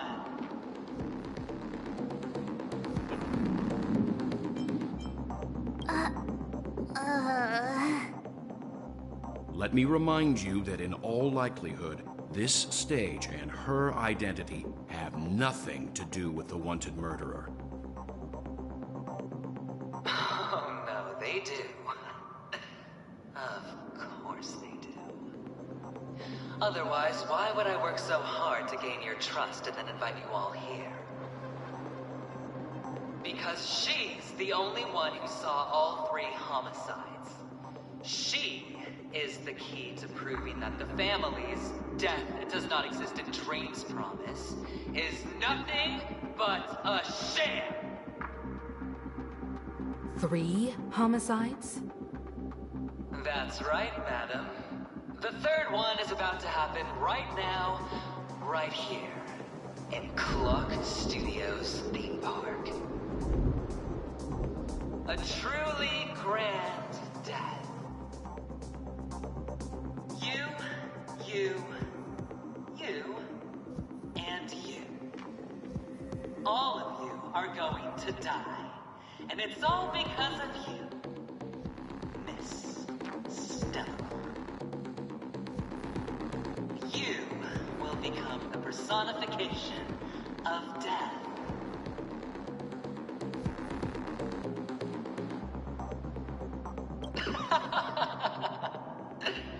I thought my intent was crystal clear. Let me be a little clearer. I will detonate the Stellaron in you and cause a teeny, tiny accident on Penacony. BAM! The entire theme park will be reduced to a shattered dream. Then before the family can even react, I'll become the IPC fleet's navigator. Your bluff isn't fooling anyone. If you could really do that, you would have done so earlier. You wanna bet? Sure. I'll bet with you. I'm betting that it'll be a sweeping victory for me. By detonating an unprecedented explosion to prove that the vow of harmony is a complete and utter joke. You won't do it. Of course I can. It's just another gamble. I came from the wastelands of Sigonia. For just 60 red copper coins, people paid to brand me. Put me in chains. Place me in the gallows and bury me in the golden sands. But the sun could not kill me, and the quicksand sent me back to the embrace of the Guild and the IPC. Bear in mind, my victory wasn't just a stroke of luck. I've never been defeated. Have you ever heard the saying, sleep is the rehearsal of death? Why does life slumber? All because we are not ready for the final rest. Every night is practice for the end. You and I are escaping into our dreams for fear of death at this very moment. And death will surface in our dreams. Friends, the game has commenced, and you cannot choose to decline. Nor do you have any reason or grounds to!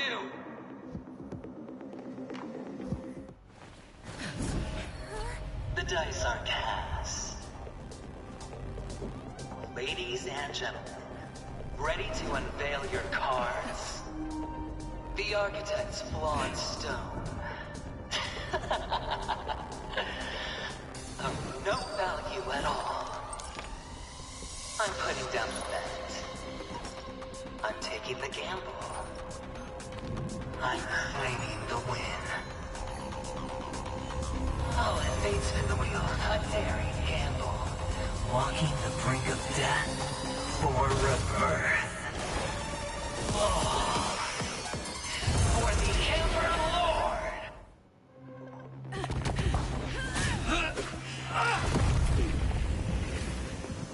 Always hide your ace with a straight face. I'm starting to get a little impatient with you all.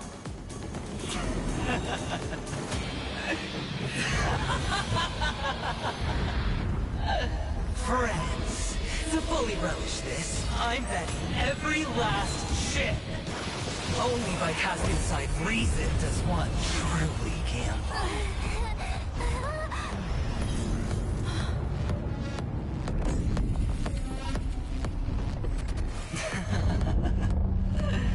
Emanator, I know you'll match my wager, right?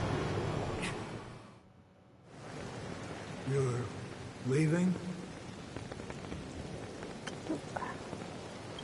Think, Perhaps. Whoops. I might pass through the place you mentioned. Pinnacle. What do you hope to find within a dream? I'm not looking for anything. They aren't in a dream.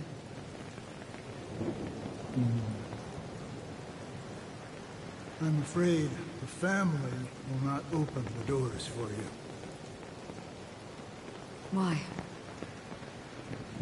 Because the path you walk is not accepted by the Harmony. Even if that's not what I want. Precisely because it's not what you want. Because they are not like other eons. They have never glanced at anyone, and they never need to. They leave woven strands of fate for humans to walk, and together, they weave a great shadow. And this shadow silently envelops them. There are always those who rise from the shadows.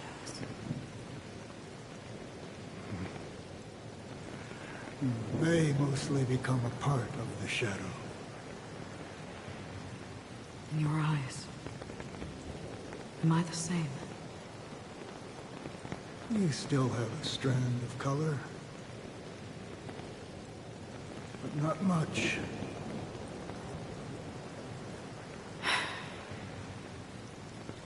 That is enough. Before they vanish completely, I will reach the nihility's end.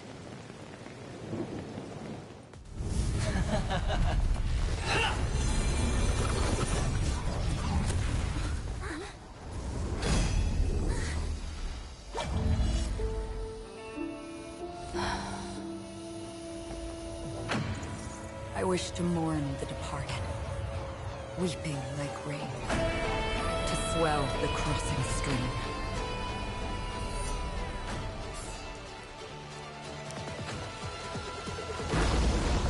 As the tide arrives, leading you back home.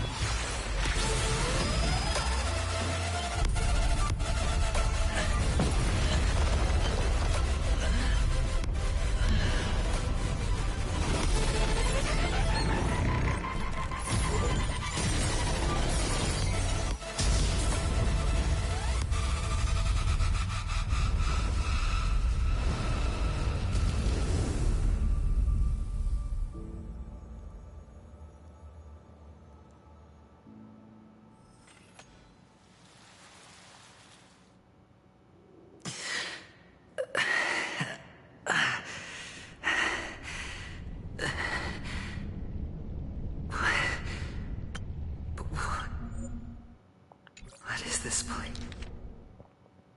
Please. Yeah, we need to turn off autoplay. Because as much as I love adventuring, We're not doing him, we're doing Welt. And I think we're... Oop. I don't think we have much.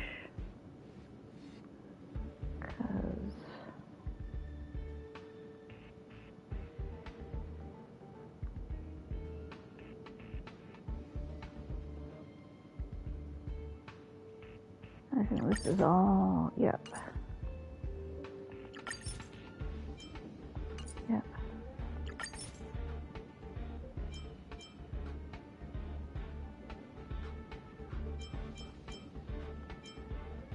Okay. I think this is just about it. Yeah. Glad to see you're safe and sound.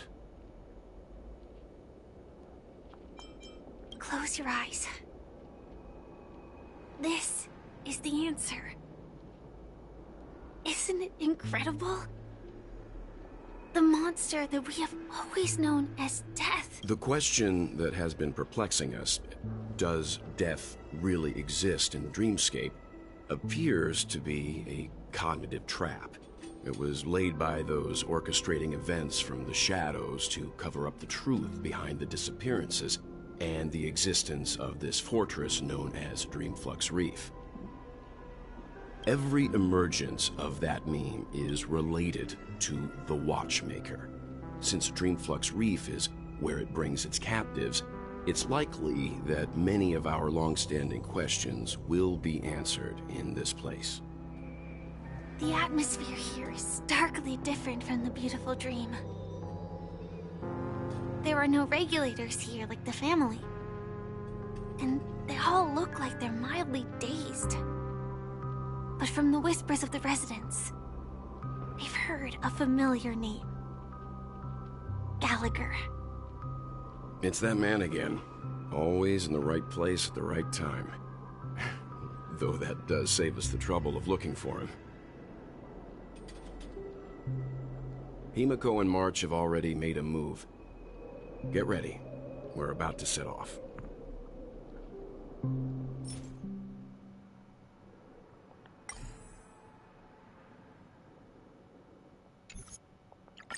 Something on your mind? Let's talk about it. No wonder Miss Acheron is so averse to drawing her blade. It's hard to imagine such terrifying power could reside in an ordinary sheath. If it weren't for the fact that Aventurine's power originated from the preservation, the entire dreamscape would have been affected. Don't feel burdened by this. Even without that Stellaron inside you, Aventurine would still have found other methods to accomplish his goal. Let's just believe in Miss Acheron. And given her prowess, I don't think we've got anything to worry about. During your investigation, he shared a vital piece of information. Mikhail, the former watchmaker who collaborated with the family to construct the Penacony we're familiar with today, had a falling out with the family for specific reasons. But this is precisely where the problem lies. You were clearly investigating a murder, so then why, as a security officer, is he changing the subject to talk about his past with the watchmaker? And now, with Firefly mentioning his name again, it's hard not to be suspicious. Before we found you, she'd already revealed her Stellaron Hunter identity and shared a lot of information. Who would have thought that the Molten Knight's true identity was actually a young girl? For her, this is a secret that she cannot allow others to know. That being the case, I think we can believe she's willing to cooperate. But she didn't reveal all her secrets. I just can't shake the feeling that her situation is different from that of the typical dreamer. And I hope that doesn't lead to any dangerous predicaments. I hope you've regained a little composure. We'll move out when you're ready.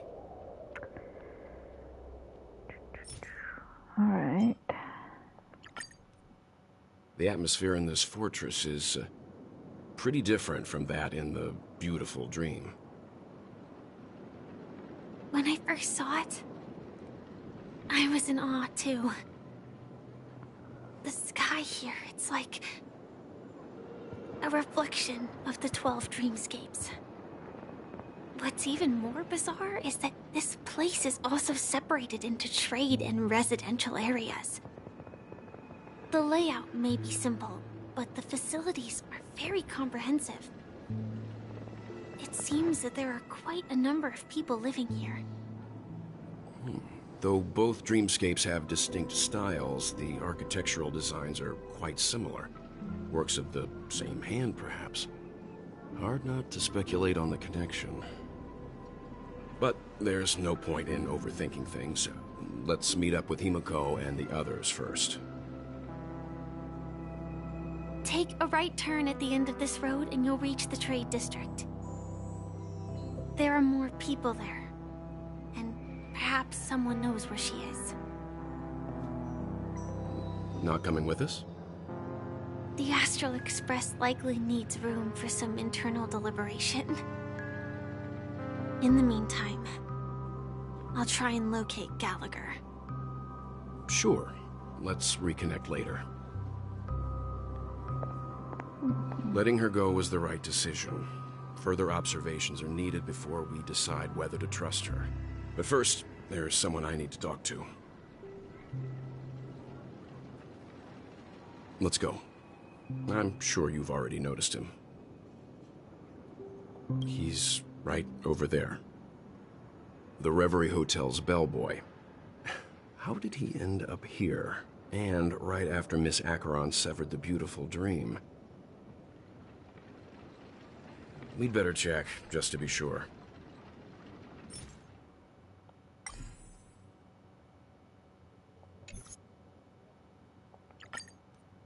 Huh? You're the guest from before. We meet again! And a new friend. Forgot to introduce myself. I'm the hotel's bellboy, Misha. Hello, Misha. I'm Welt. We met in a dream. Oh, and who might this be? Tick-tock! Old friend and new friend! Let's high-five!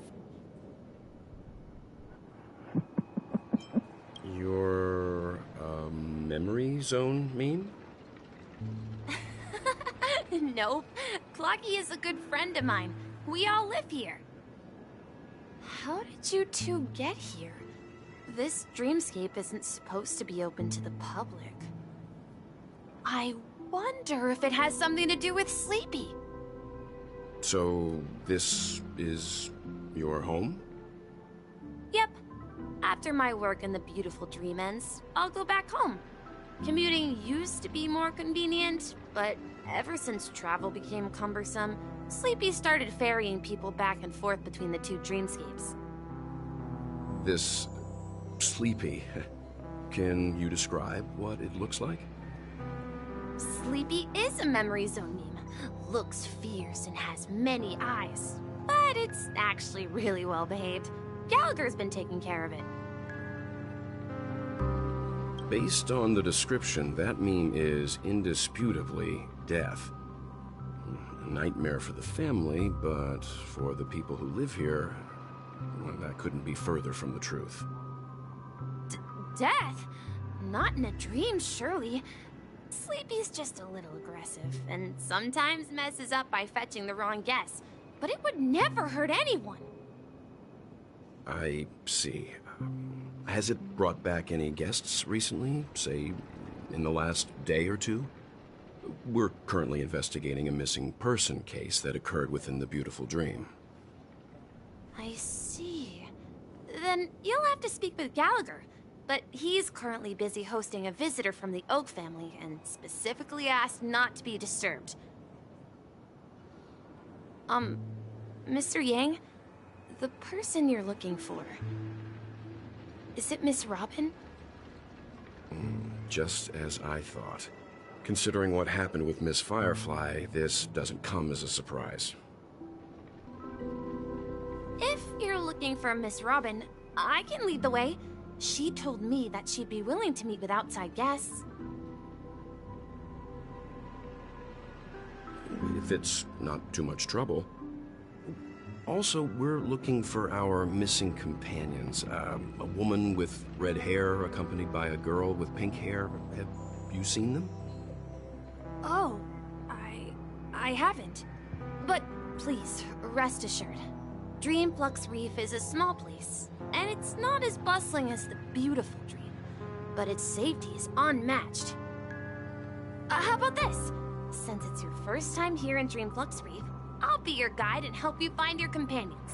And then we can all go visit Miss Robin together. She's gone to Mrs. Grace's to visit the children.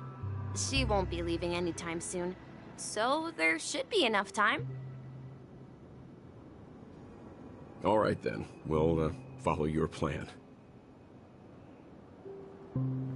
Well, we now know the answer to both murder cases that have caused such commotion in Penacony. As for the intentions of the mastermind behind it all, we're still none the wiser. No idea. But its connection to Gallagher is worth digging into. Regardless, we have to find him. Say, you mentioned before that you saw Clocky that only you could see, right? I can't shake off this strange feeling. Am I really still so young at heart? Forget it. It's not important. We'd better just follow Misha.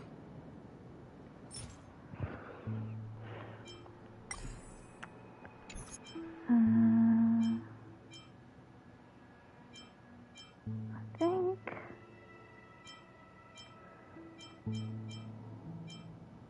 We'll see. Hang on, let me see.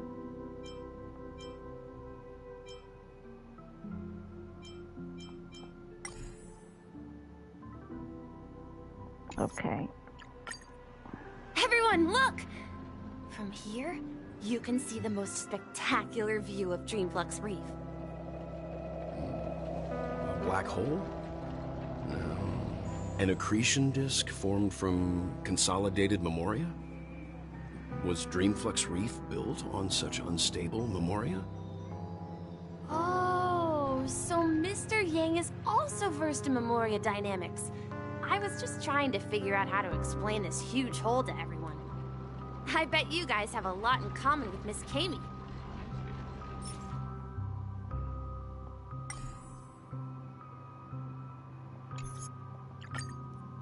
My calculations are finally done. In another 10 system hours, the above dream will swallow the dream below. My hypothesis was correct. This place will cease to exist as the dream devours everything.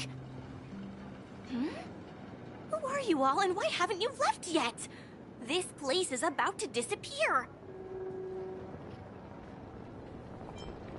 I'm Kami, a dreamscape surveyor specializing in memoria dynamics, and this is my life's work that I'm researching.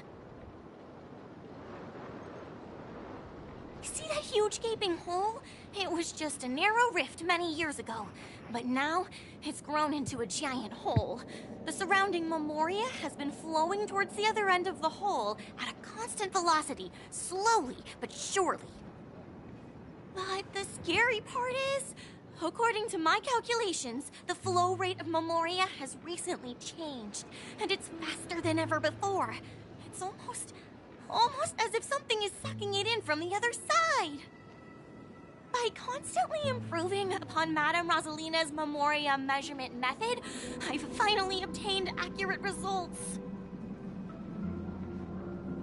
After 10 system hours, the Dreamflux Reef will cease to exist. It will disintegrate like a melting glacier, and then fuse with the sweet dream fragments on that side of the void. Please don't worry. This sort of thing has happened many times before. Miss Kami isn't a bad person. She's just a bit lost in her own world. She'll probably realize she's wrong soon enough. You don't say. There was something else that piqued my interest. Who is Madame Rosalina? Oh, do you know her too? Or are you also a fan of Memoria Dynamics? We're very interested in Madame Rosalina's achievements. Could you tell us a little more about them? Why, of course! She's an excellent scholar of Memoria Dynamics, and the first person to apply Memoria rate measurement methodology on interstellar travelers. Regrettably, due to the presence of the Garden of Recollection, ordinary people don't pay much attention to the nature of Memoria. She departed this world without much fame, leaving only a few thin journals behind. I came to Penacony to learn more about my idol, and went to great lengths to seek out Dreamflux Reef, all because this is her final resting place. Prodigies always meet their demise prematurely. If only Madame Rosalina had more time, she would have discovered a way to reverse the flow of Memoria. I felt it. The source is in the golden hour. There is a certain anomalous presence stirring the currents of the memory zone. I must uncover more concrete proof. I must convince everyone. Does the name Madame Rosalina sound familiar to you? That's right. It seems like she did a great deal of research and calculations in Dreamflux Reef before abruptly passing away. Miss Katie regularly mentions her. I hear Madame Rosalina passed away during the prison war. She could see the Penacony of today. Its people building homes in the memory zone. I bet she'd be really happy. Perhaps.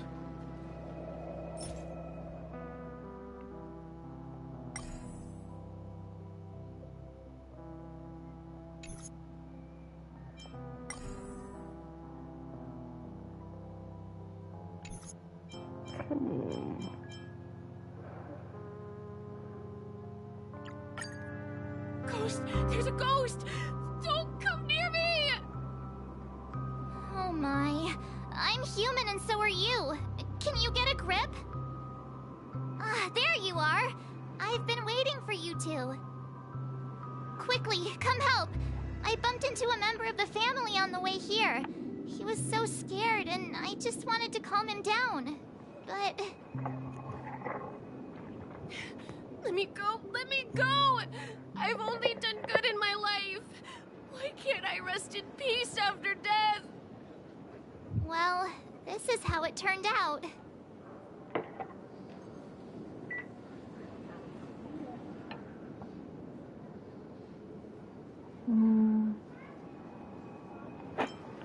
Me? A ghost? Don't make me hit you. He thinks he's dead. Although, when I first fell in, I also thought the same. Dear guest, this is not the afterlife. This is Dreamflux Reef.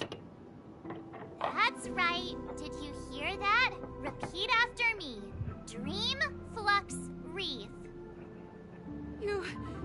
You're talking to someone invisible. If I'm not dead, what am I? I shouldn't have pushed my luck and tried sleeping in my dream. Curiosity kills the Papeshi. Stop asking! You'll alert the monsters. All the dead are right here. All of them. You're not talking about the memory zone meme, are you? Don't say that name! It's all your fault. They're coming! Okay, I think...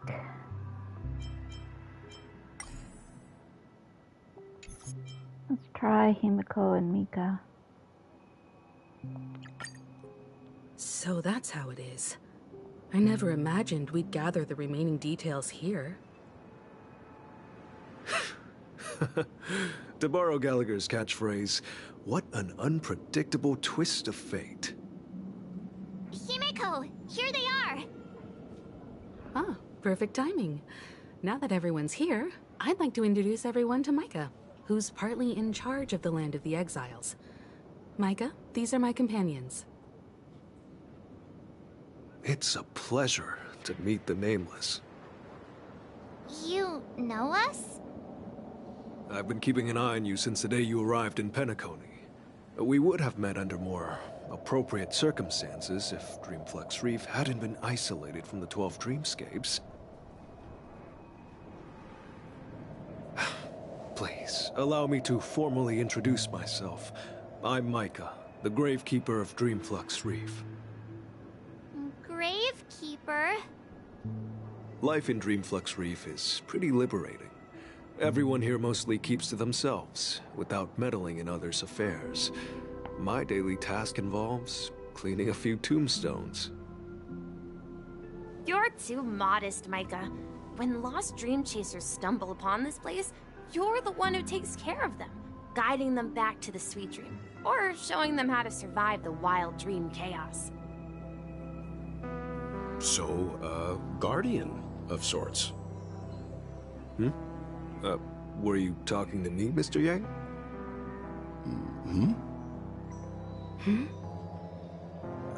On that note, Mr. Mika, which tombstones are you referring to? We didn't come across any graveyard when we arrived. They're actually just symbolic stones. But since you're curious, Mr. Yang, I'll take you there. I have a feeling you might find something of interest there. But before that, you have an important guest joining you.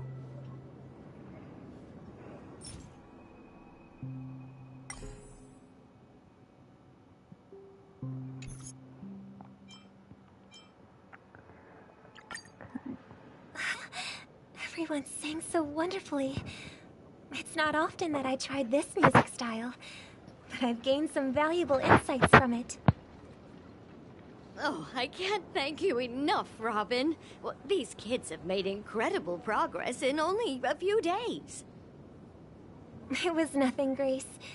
I merely taught them how to sing. It was you who brought hope into their lives. Life must be quite difficult for them in reality, I imagine. That's right. Whenever it's time to say goodbye to these kids, they're reluctant to leave. But I've explored every corner of Dreamflux Reef, talked to everyone I met, and they all told me the same thing. This shattered dream is not worth clinging to. It seems you truly are a child of the Harmony. Emma and Andy are orphans I took under my wing. Carol there, with her blind eyes, used to work at a nutrition center in the outer ring of Penacony. And as for Gary, he's been living with autism since he was a child. They're not old enough to enter the sweet dream managed by the family. If we compare people to birds, these and me, an old lady... I'm glad that you found a new life here in Penacony. Don't worry, Robin. Dreams have their significance, but you know what? Emma and Gary aren't plagued by their insecurities anymore. No, and Carol is learning how to cope with her blindness. And Andy is livelier than ever. You see, in dreams, we learn how to live. Once we return to reality, we learn how to survive. And should our feathers be damaged, then we share our wings with one another. There's no need to covet an illusory sky in dreams, because we have the right and the ability to fly towards a broader horizon. It's a relief to see you safe and sound, Miss Robin. It's nice to see you all again, Astral Express crew. I heard my disappearance caused quite the commotion out there. I'm really sorry about that. Since you're here, can we assume that you're fully aware of the situation in Penacony? Ever since I returned to Penacony, my voice started to change, until it gradually faded away.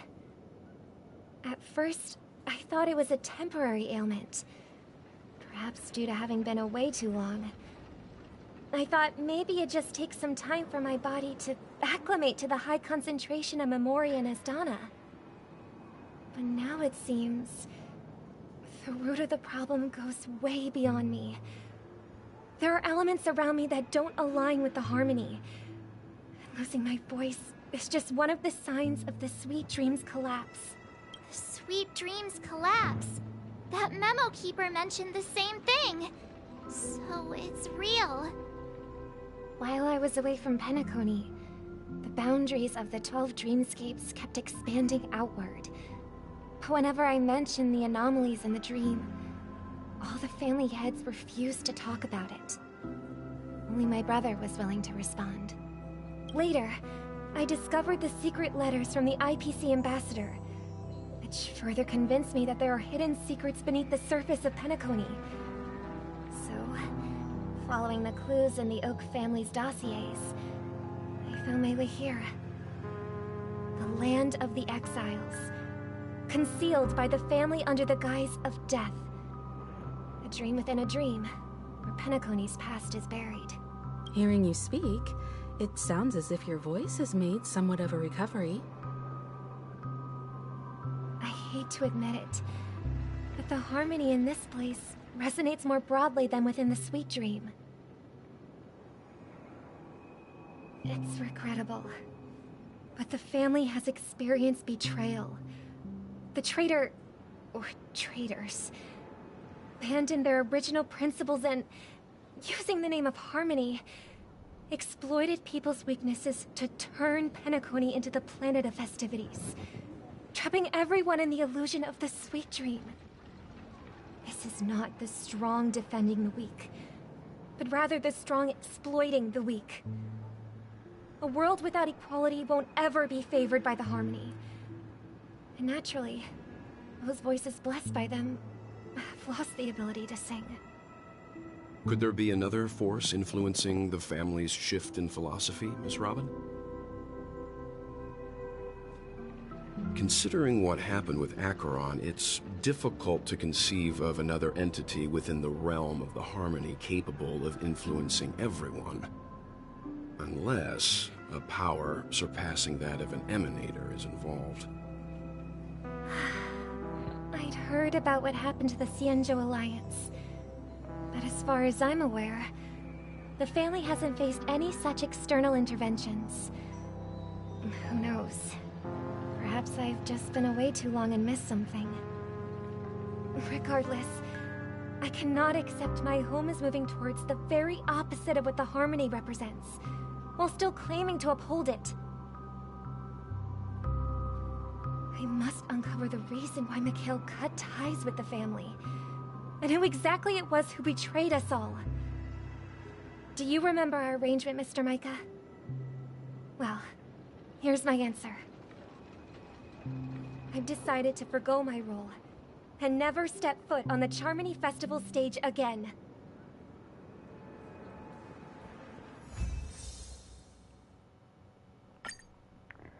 Okay.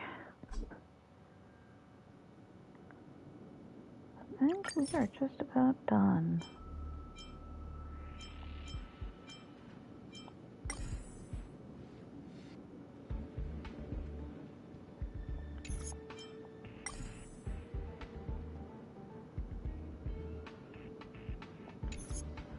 Okay, yeah. These two bits.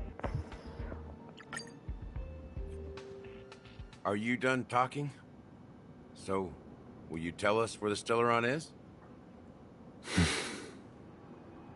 It is the Penacony Grand Theater itself. As I suspected, it's the embodiment of the family.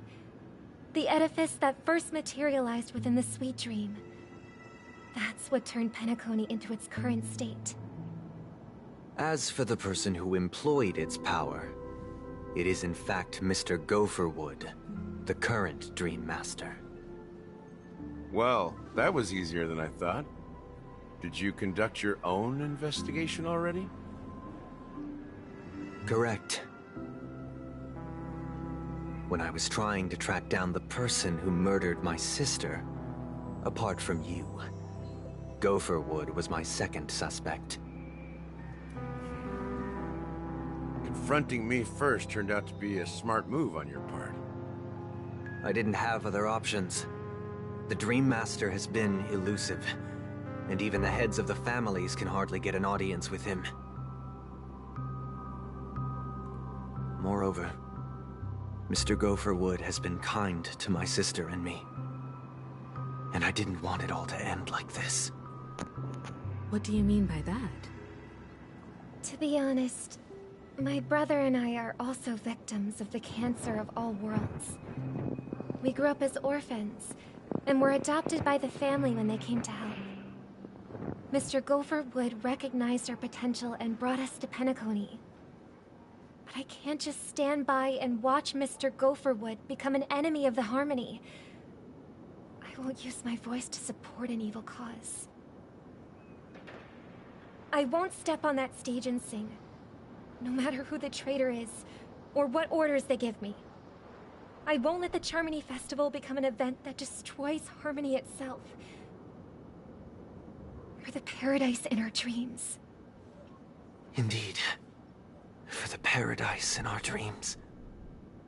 As the head of the Oak family, I'm responsible for ensuring Penacony's promising future. Robin and I will head into the sweet dream and confront the Dream Master.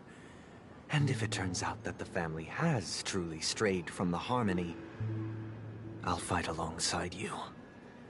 We'll put the Charmony Festival on hold and make sure Mr. Gopherwood pays for his blood debt. The enemies you are about to face aren't like this old dog here, who can barely even bark.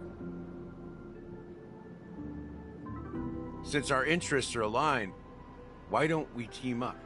Maybe, just maybe, we'll have a shot at success.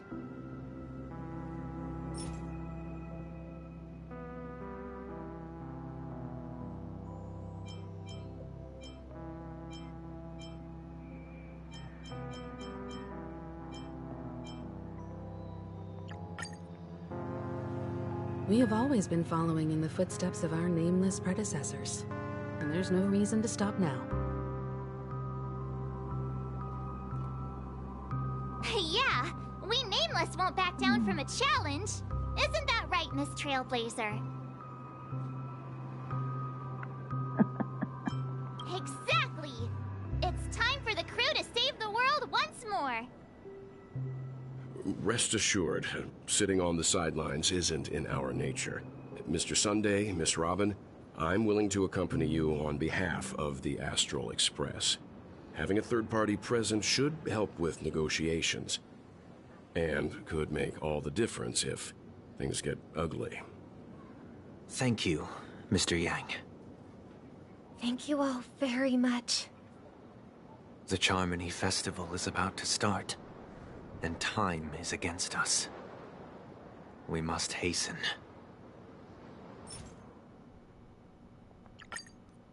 I may have been quick to step up to the plate, but confronting the Dream Master could be a very dangerous affair.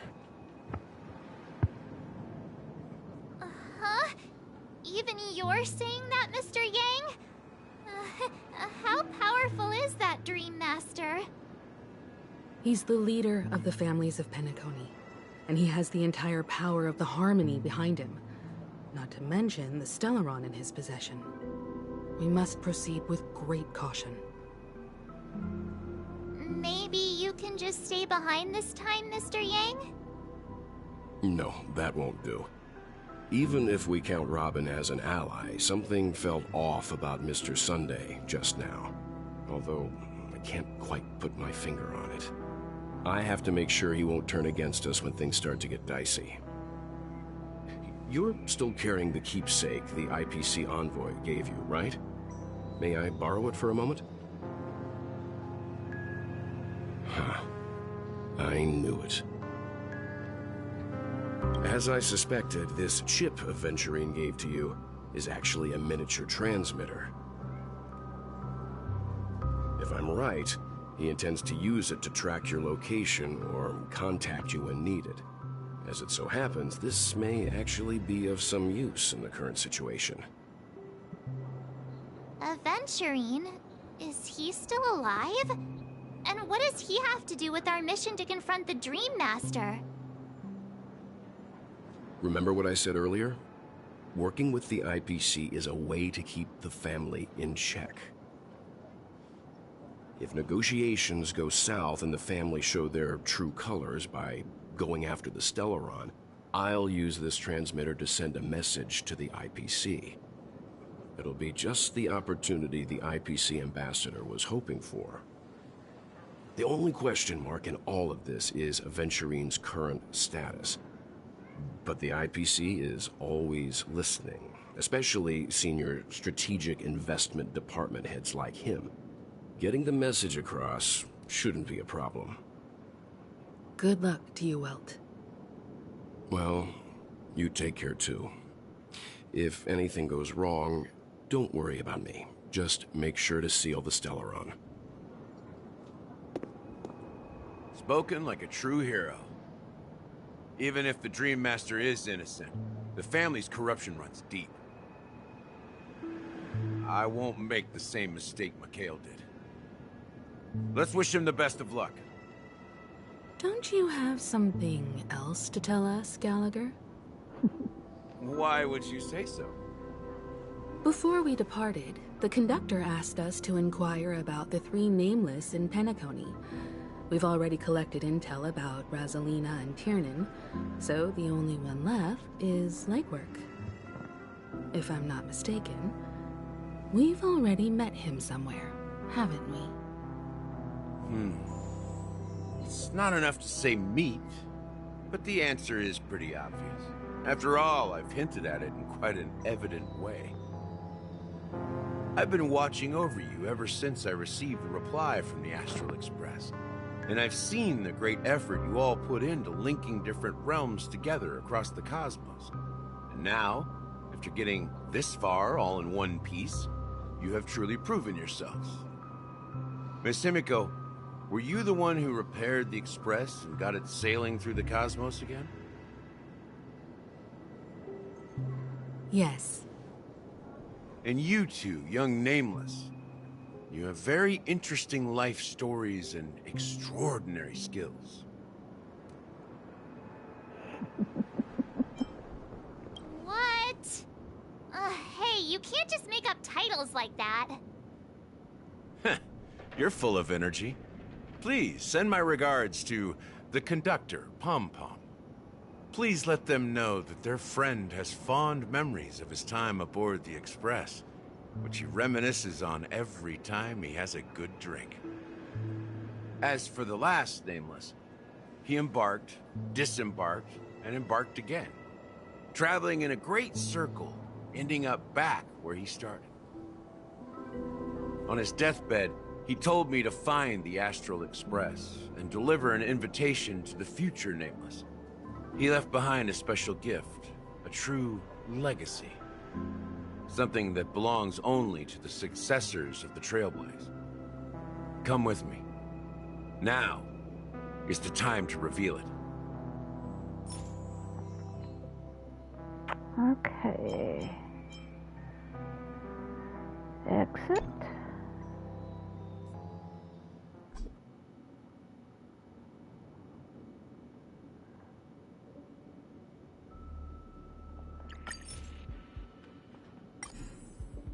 All right.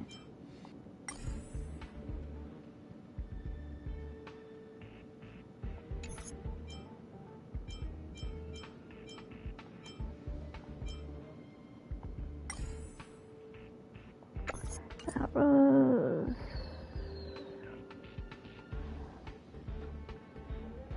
And I did already do that.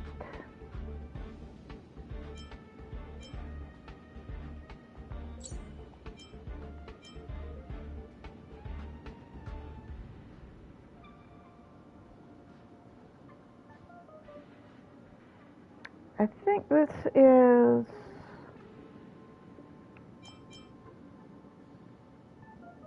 Yeah, that's Rappa's.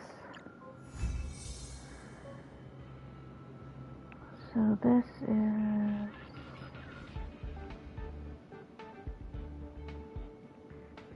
This should be the last thing I need for Welt, and everything else I either already streamed earlier or is all Amphoreous, and I've already streamed all that.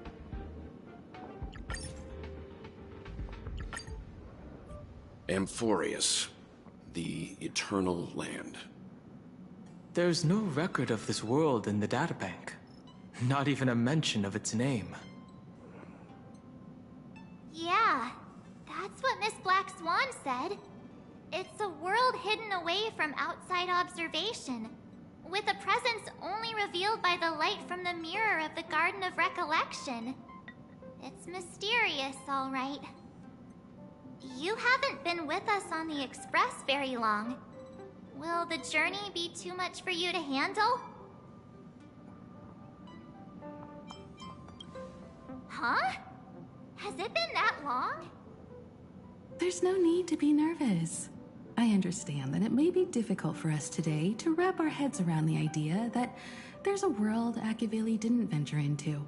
But a journey like that was only routine to the Express crew back then. After all, to trailblaze is to explore the universe's boundaries. We should consider Pom-Pom's opinion too. They don't know we're considering Amphoreous as a destination. Sure, I'll take care of it. That said, Pom-Pom usually stays out of discussions about destinations. The final decision will likely still be on us to make.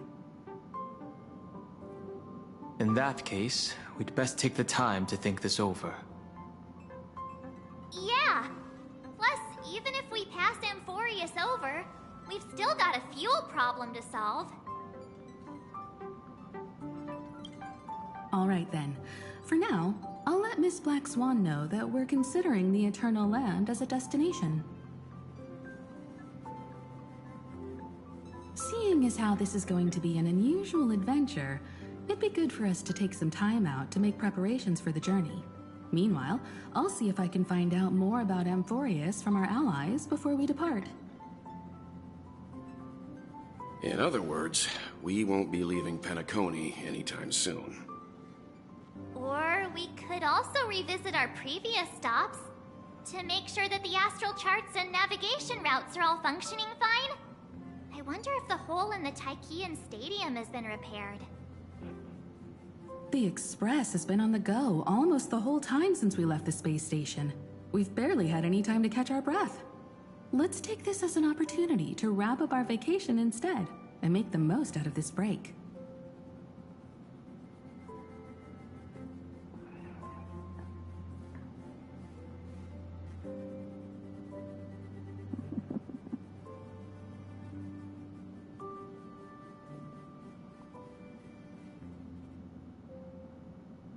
Dun dun dun. Alright.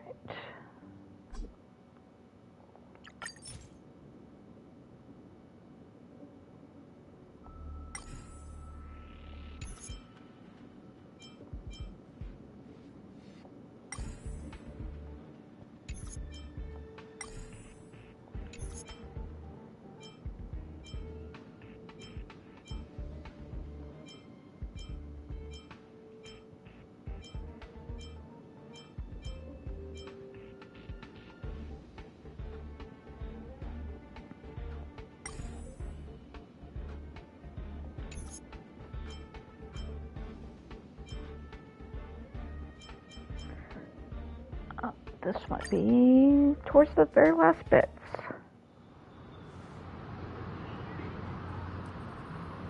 So, where are we heading next?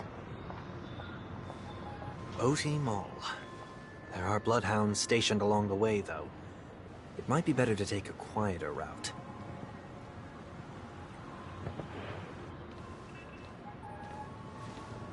I don't mean to meddle, but I'd advise you to stay away from that place.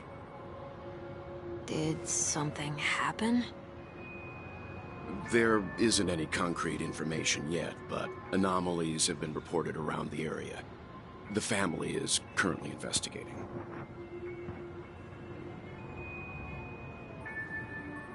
You okay? I'm fine. The Stellaron incident may have been quelled, but who is to say that nobody has another agenda? Thanks for the tip, sir. We'll make a detour. May you stay safe, too. Hold on.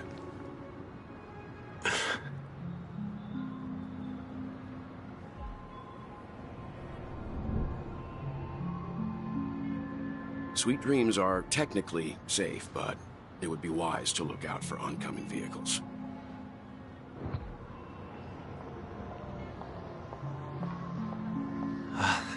Thank you.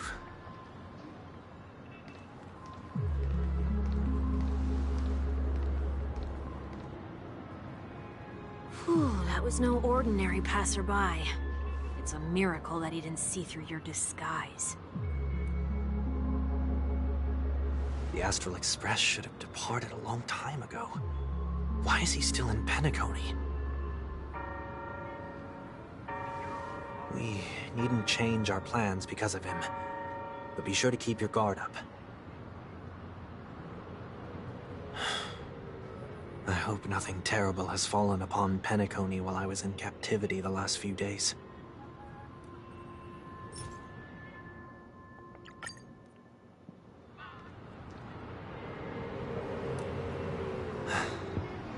Seems I let my wishful thinking get the best of me. Will you at least give me a chance to explain? I will, but before I do, put your hands behind your back and answer my questions in short sentences. Short sentences? I need to make sure your words aren't concealing any dangerous incantations. I can't believe I've left everyone with such a peculiar impression of me. Please, believe me when I say that I didn't come back here with ill intent. Penacony will never experience the Order again, either. I'm afraid I won't be taking your words at face value, not after how you wielded the power of harmony. Answer me. What are you doing here? It looks like there's only one way to gain your trust. Come on out, 1 week. We found ourselves an ally.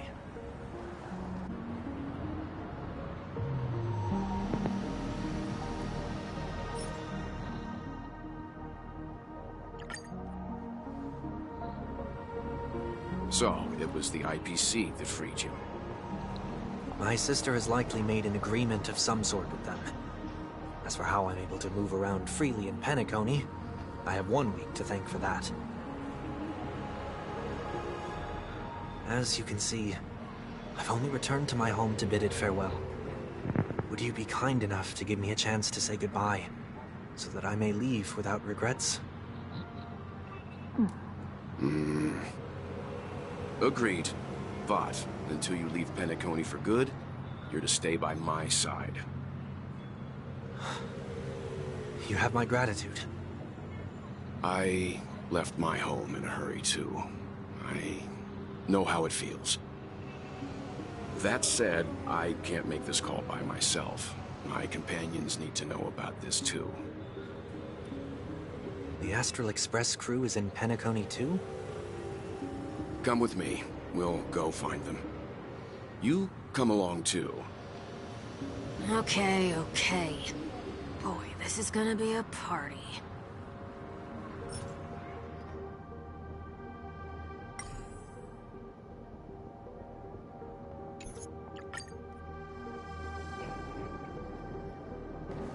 We're here.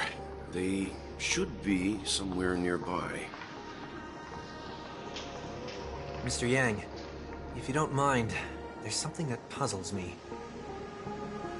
Now that the crisis on the planet of festivities has been averted, shouldn't the Astral Express have departed to continue on its trailblazing journey?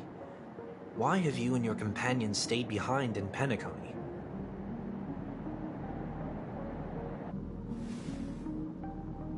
it be that someone stirred up trouble after I left? And if that were indeed the case?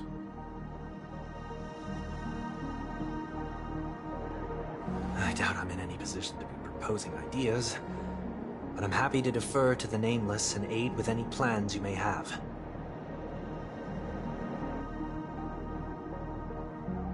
There's no need to worry. All is well in Penacony. Our reason for lingering here is a certain unusual passenger. Passenger? The Express has been commissioned to send a passenger back home. We're just resting up in Penacony for a while before we depart.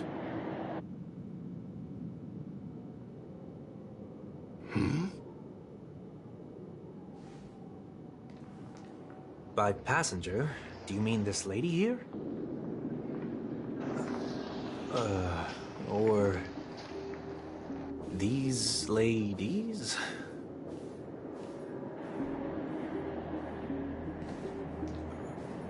This...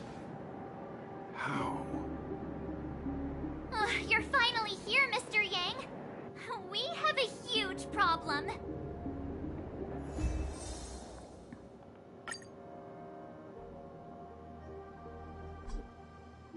Okay.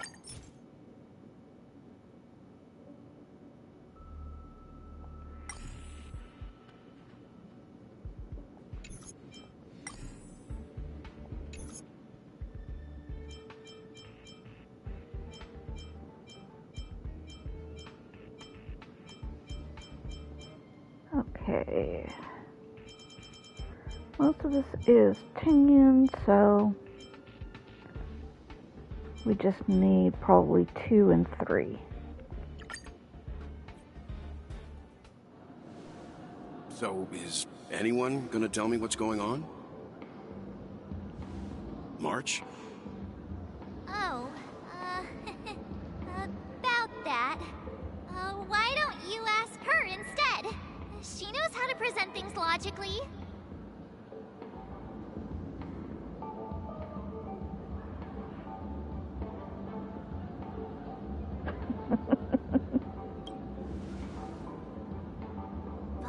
You don't have to tell him that. He can see for himself. Forget it. I'll tell you. We walked around with Miss Tingyun for a while after separating from the rest.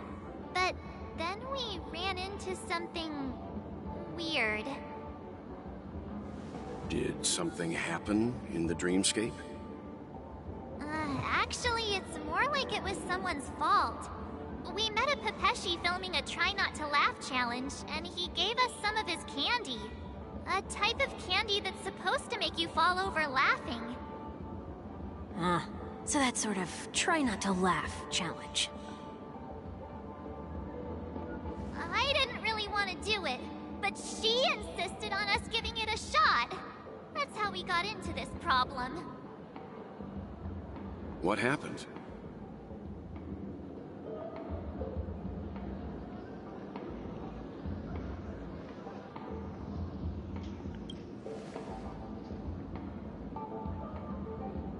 Oh, come on, stop interrupting. So, we had some candy, and we're so happy we rolled around on the ground for a bit before standing up. But once we did, we realized Miss Tingyun ate the candy too. But she only sneezed nonstop. Achoo! Achoo! Sneeze after sneeze. And before we knew it, she multiplied into several Tingyuns right in front of us. What's your take on this? The dreamscape is a Memoria world. It is likely the candy triggered her hypersensitive mind, causing scattered memory fragments to dissociate and become entities themselves. There is no cause for concern. We've experienced similar incidents from time to time in the sweet dream. Mr. Yang? Who's this? It's okay. You can reveal yourself now. I was only being careful. Or we would have been stopped by the Bloodhounds more than once on our way here. Help me remove my disguise. 1 week.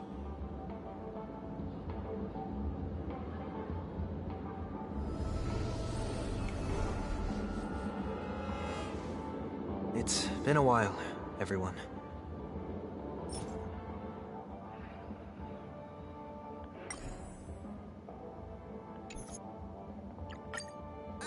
You! What's going on?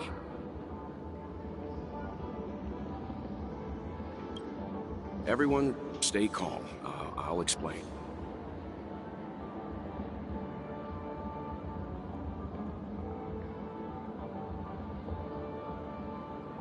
I believe that at this point, Sunday has no reason to be dishonest. But to prevent any unforeseen complications, I'll be accompanying him everywhere he goes until he leaves Penacony. Mr. 1 Week here is an old acquaintance of Sunday's. Pleased to meet you, fair lady. And you, of course. You're the heavyweight who pummeled this control freak.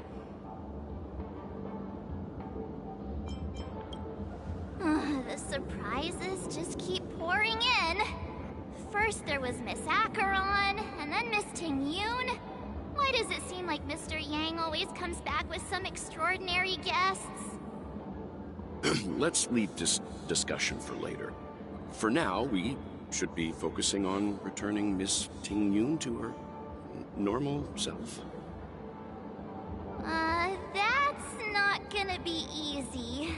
You'll see what I mean, Mr. Yang. These Ting-Yuns aren't exactly easy to communicate with.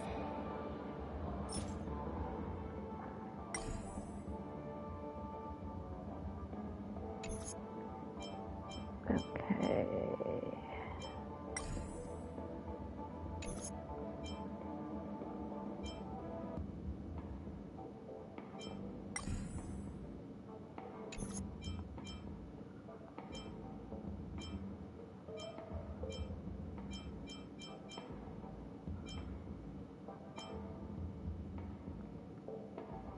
Let's try this one. Seems. Oh, were you all looking for me?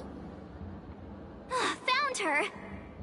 If I remember correctly, this Miss Ting-Yun's trait is... it's nothing special, really. She ought to meet your 1 week can properly speak with requirement, right? Worth a try. My lady, if I may, I wish to perform a tuning on you. Before you start, you should know that we're keeping our eyes on you. If you even think about taking Miss Ting-Yun hostage...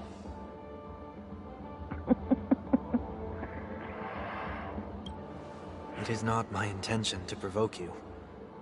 Perhaps, as assurance, we can have my friend here perform the task in my stead. 1 week has a higher mastery of the harmony than I do. That is true. If you still have concerns, you are also free to restrain me while he performs the tuning. There's no need for that. You're acting so... sincere. I'm actually surprised. Are you all right with this, Miss Ting-Yun? I go as the wind blows, so you may decide for me. Then kindly forgive our intrusion. Please do your best, 1 week.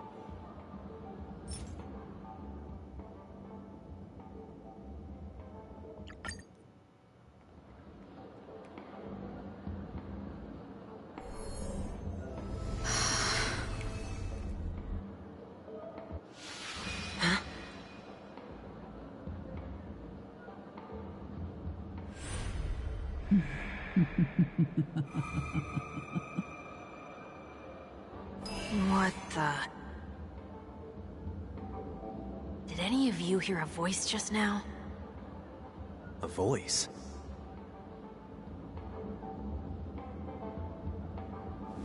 Never mind.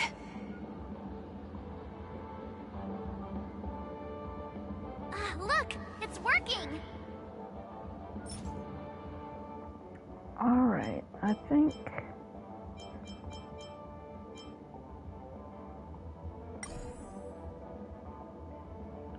Yep.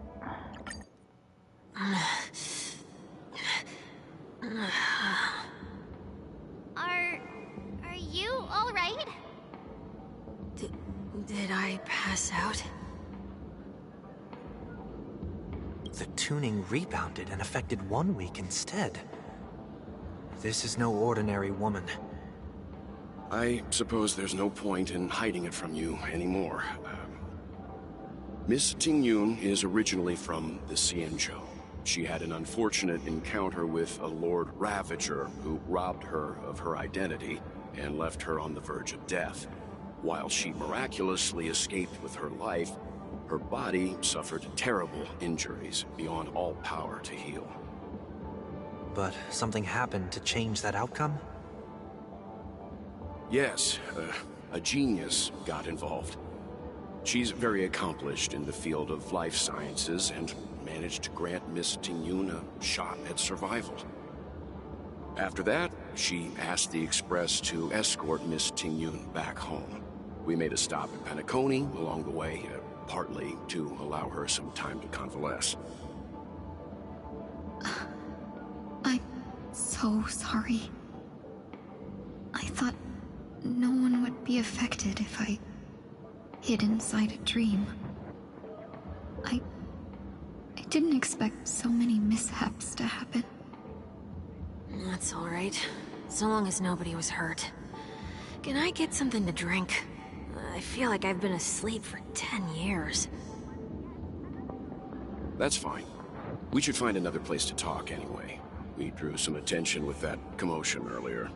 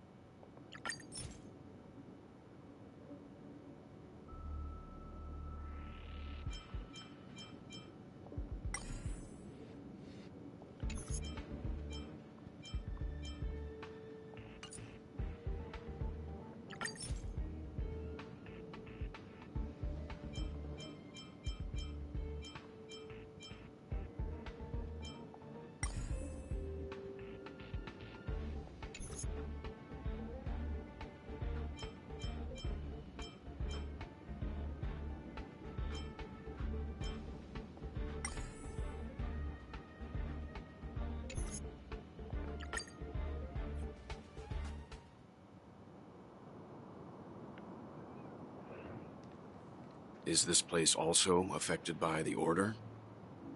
No, I'm just here to bid farewell.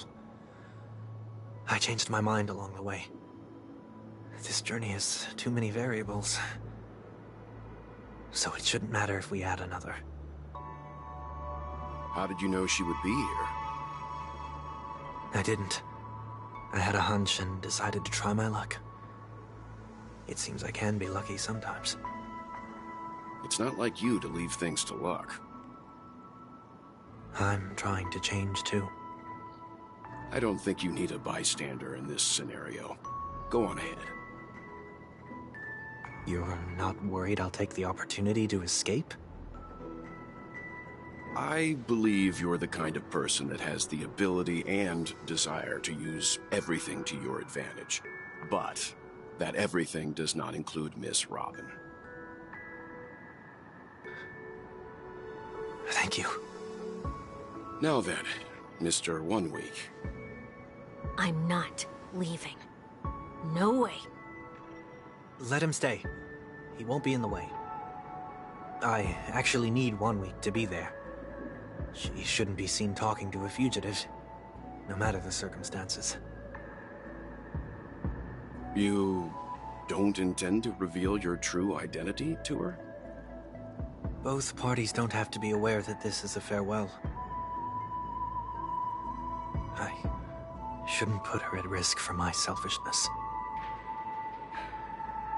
As you wish. Shall we go then?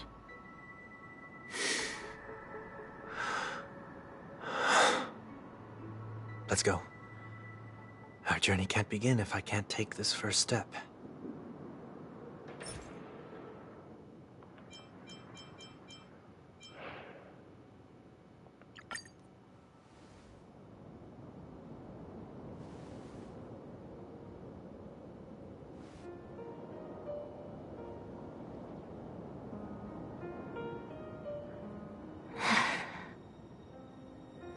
You still couldn't bear to say goodbye in the end. Maybe I'm stronger than you think. You must try to relax on your long journey. Brother. That didn't seem like a perfect goodbye. It's enough. I only meant to stay quietly by her side for a bit. But why did you do those unnecessary things? What things? Those 2 notes. If someone finds them, they can be used as evidence against her. Huh. So you can do whatever you want as many times as you want, but I can't?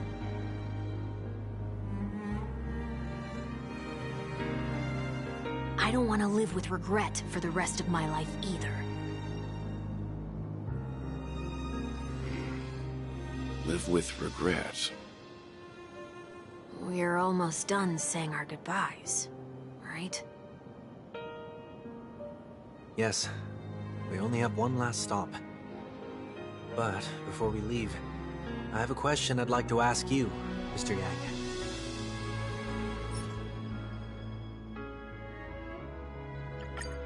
I'm curious. Why did you become a Nameless? Why the sudden interest? I always had a feeling that you would never give up on someone who needed help.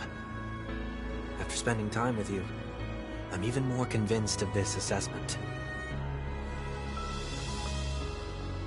At this very moment, there are countless worlds above the sky still waiting for the arrival of the Astral Express. Yet you and your companions have chosen to stay here. All for an old friend you never knew, and a notorious fugitive. To trailblaze means to forge ahead. Yet, you stop and spend precious time on people just passing by. All the while you believe this is the natural course of action? That's not what I think at all. Besides, the watchmaker also made a similar choice. And because of that, he bid farewell to the Express and never walked among the stars again in his lifetime. Not all journeys lead to the stars. Even if we leave the Express, some trailblazing paths will still continue. You can think of it this way. The title of Nameless doesn't belong to any one person. Each individual will have their own view of what it means to walk this path and will always try their best, no matter the situation. The goal of my trailblazing is not the unknown world, but every living being who exists under the stars. In my homeland, the name Welt means world. It suggests that each person is a world unto themselves, and that we harbor as many possibilities as the distant stars. The connections I gain on my journey are what is most precious to me. This is my way of the trailblaze and the reason why I decided to stay here. Why me? Like I said before, I left my home in a hurry too. I know how you feel right now. I also know that a person will only be able to truly face themselves once they've decided to say goodbye to their past, the same way you're doing right here, right now. There was never a third person with us, was there? I told you he'd find out. I should have known nothing could escape your keen eyes. Since you already know 1 week's secret, There's no need for me to build up suspense. Let's go. We'll head straight for the finale and take our final bow in this farewell performance.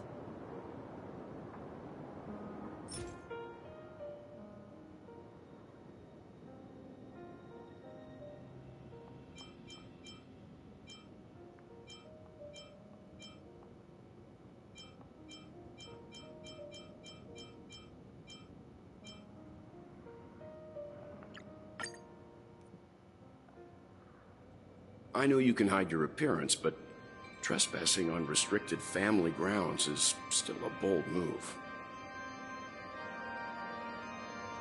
Don't worry, I won't take too much time.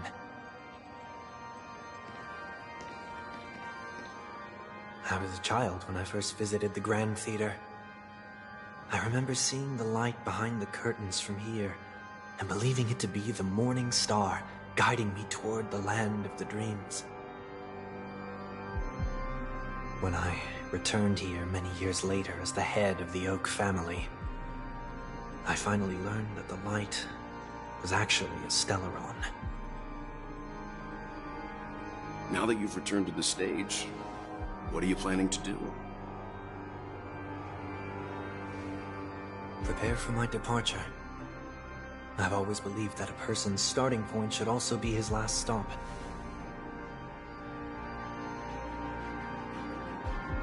Have you ever seen the elderly at the end of their lives? As they welcome their final moments, they invariably raise their hands, stretching their arms into the emptiness.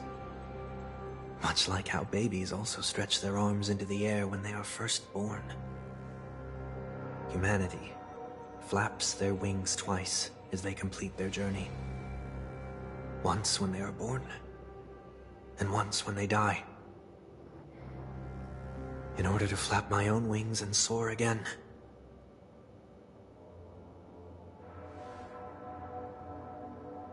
I will say goodbye, here, to the me of yesterday. I really hate this face. My expressions feel so dull and lifeless.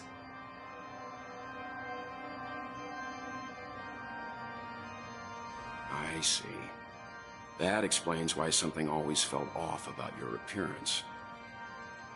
The halo above your head that symbolizes the harmony, it's been missing since the moment we reunited.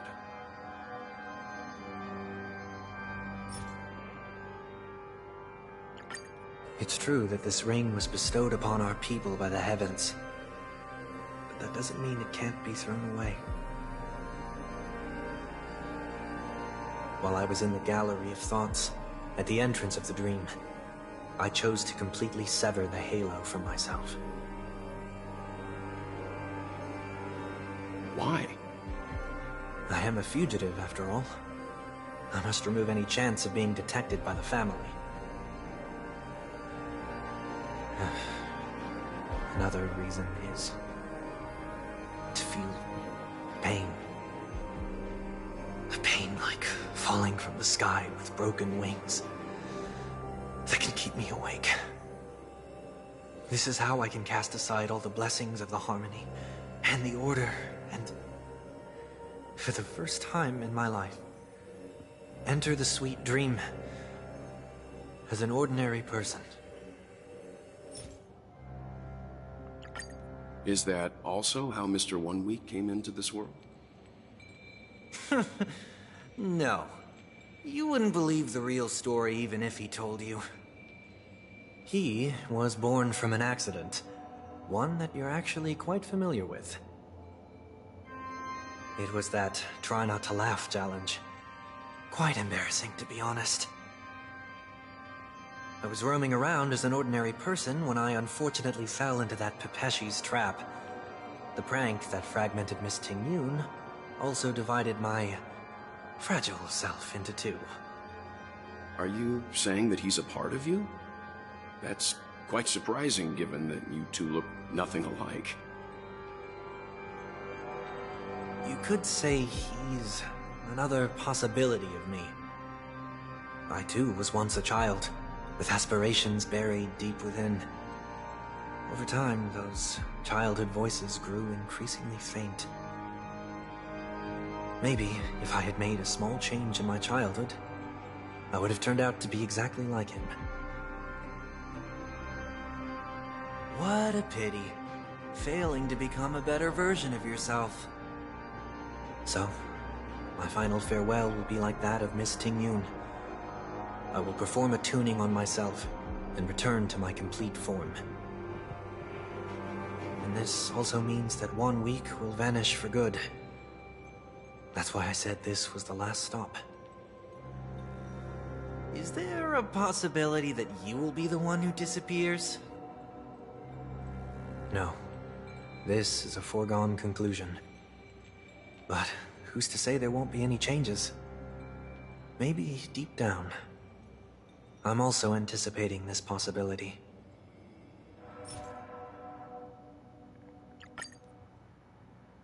Regardless of the outcome, you will have a witness. I'll be waiting for you in the audience. Much appreciated.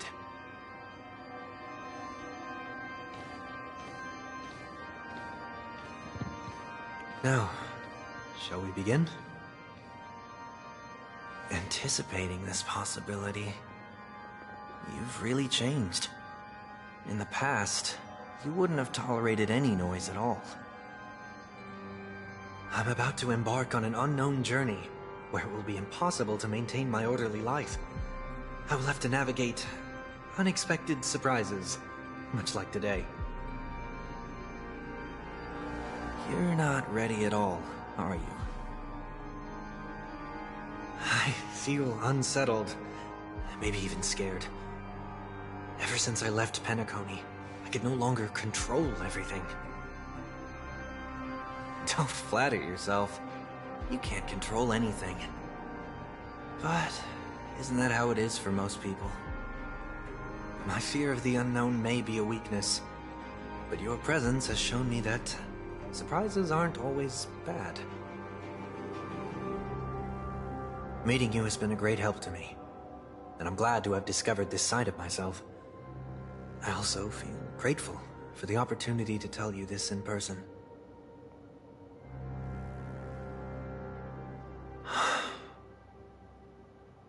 I truly dislike you. What? Are you sure you didn't mean the opposite? I must admit, many of your qualities strike a chord with me. There are times when I want to joke around, freely express my thoughts, or openly share my dislike of a person. Or my fondness. I want to tell her that I love all her songs. Then go for it, Sonny. You always talk about locking the bird in the cage, but you're the one who's trapped. Look at yourself.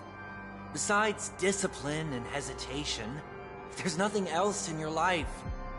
If you continue living like a slab of marble, you'll break into pieces when you fall.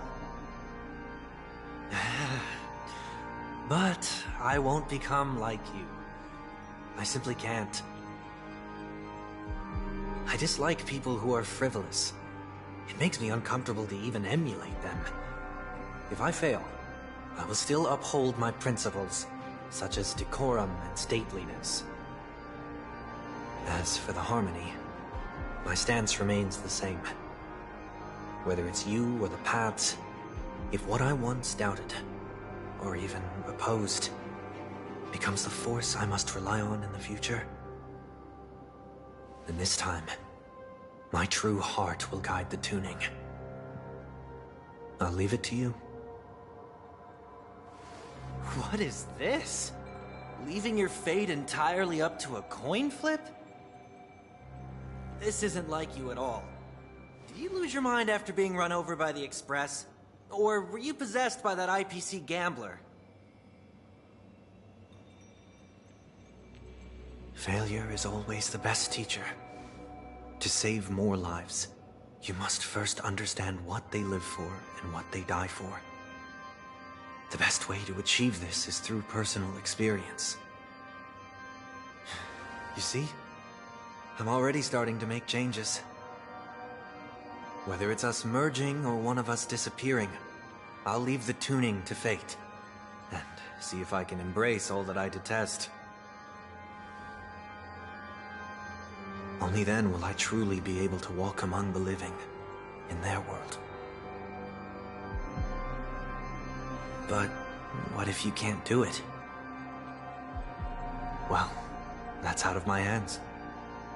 It will just prove that I'm still the same person.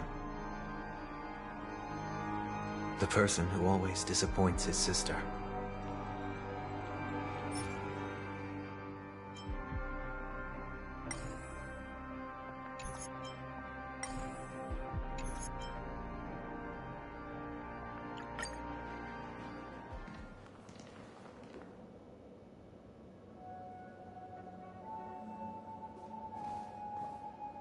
Well, how should I address you now? Mr. Sunday or Mr. 1 Week? Whichever you prefer. He's probably mocking me from inside right now. Thank you for accompanying me through all this, Mr. Yang. This farewell journey has come to an end.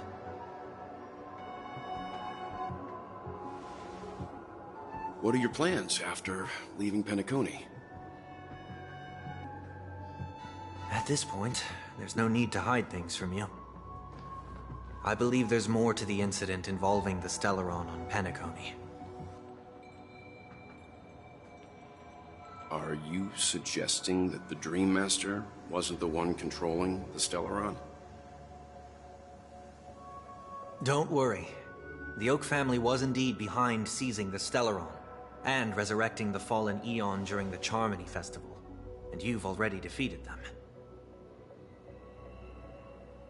But Mr. Gopherwood once told me that all the Order's efforts were aimed at avoiding the same mistakes that the Harmony made. My guess is that the family from the Montour system must be involved. Unfortunately, too much time has passed to verify that. Penacony is just a small territory, and even the family heads with their authority cannot enter the sacred site of the Harmony and inquire about the true will of the Great One. In the worst-case scenario, if Xipe turned a blind eye, how could the strong defending the weak hold up? Mr. Yang, I just want to tell you this.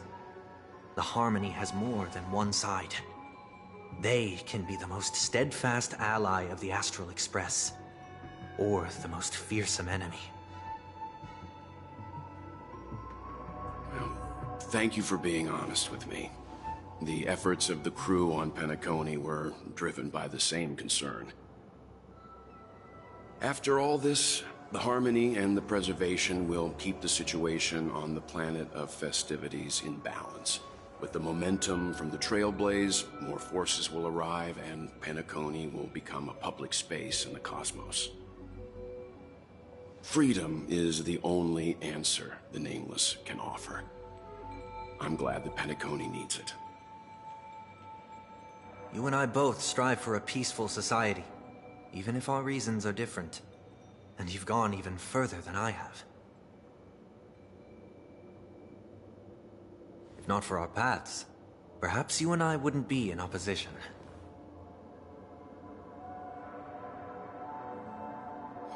Don't sell yourself short. We're not fundamentally opposed. Otherwise, you wouldn't have shown me mercy in front of the Dream Master.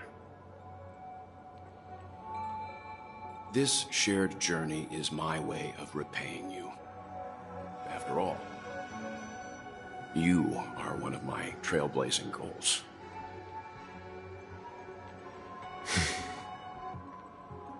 About that, you've given me many insights as well. Humans are the measure of everything, and no one is the sole savior. Creating a paradise remains one of my lifelong ambitions. As I move forward, I realize I must build it brick by brick. Therefore, I have a request that I hope you'll consider. While I lack the will to trailblaze, nor can I become a true nameless. I admire your convictions. Perhaps what I need, more than asceticism, is knowledge. Therefore, after leaving Penacony, would you consider letting me come aboard the Astral Express and travel with you for now?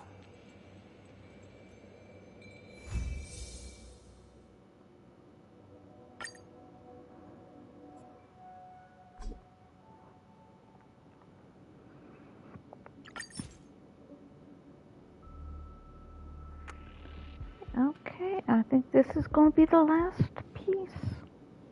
And we're going to say a sad farewell to Corey Landis and his excellent job being Welt. I think that I have, with this, pretty much preserved it.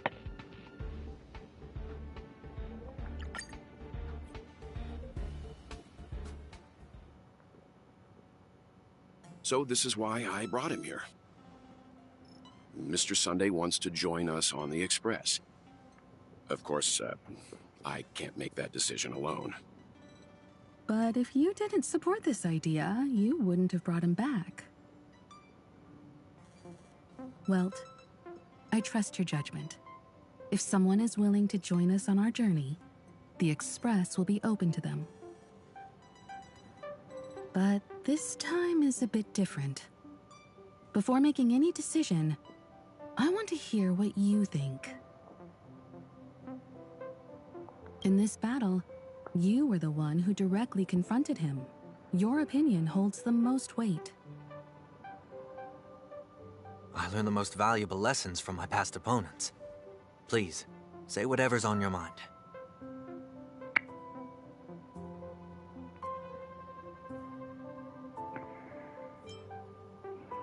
You always want to be in control. You're a perfectionist, always trying to control everything, even when it comes to yourself.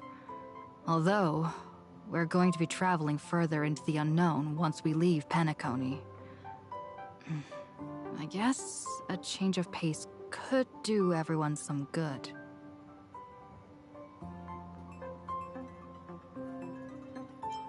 Maybe you're too pessimistic about humanity, but the Trailblaze isn't like that.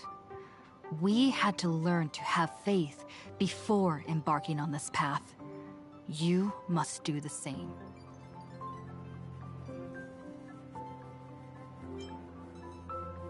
Anyhow, you've been an unforgettable adversary to me, even though I haven't been trailblazing for long.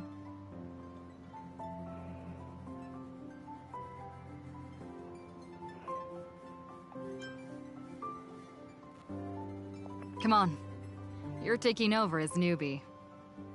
Well, he's just traveling with us, not an actual member of the Express crew yet. Your newbie status is untouchable. I'm fine with that. Thank you all for your forgiveness. Perhaps I'll find the answer I'm looking for on this journey. And when that day comes, it'll be farewell. Until then, rest assured that I will do my best to fulfill my duty as your companion. Looks like we've come to a decision. Remember to keep the conductor in the loop, too. Now that our business on Penacony is settled, it's about time we get back on track and prepare for our next warp jump. Yeah, but let me try contacting Madame Herta again before we set off. She helped us look into Amphoreous. Even though nothing new came up, I should at least let her know we're leaving. Try? I tried contacting the space station several times, but I never got any response. Maybe there's a problem with the interastral network. It shouldn't be anything to worry about. What could happen on the Genius's home turf? Even the Antimatter Legion wouldn't stand a chance. For all we know, Madame Herta could be making a move again. No, we're still not quite there.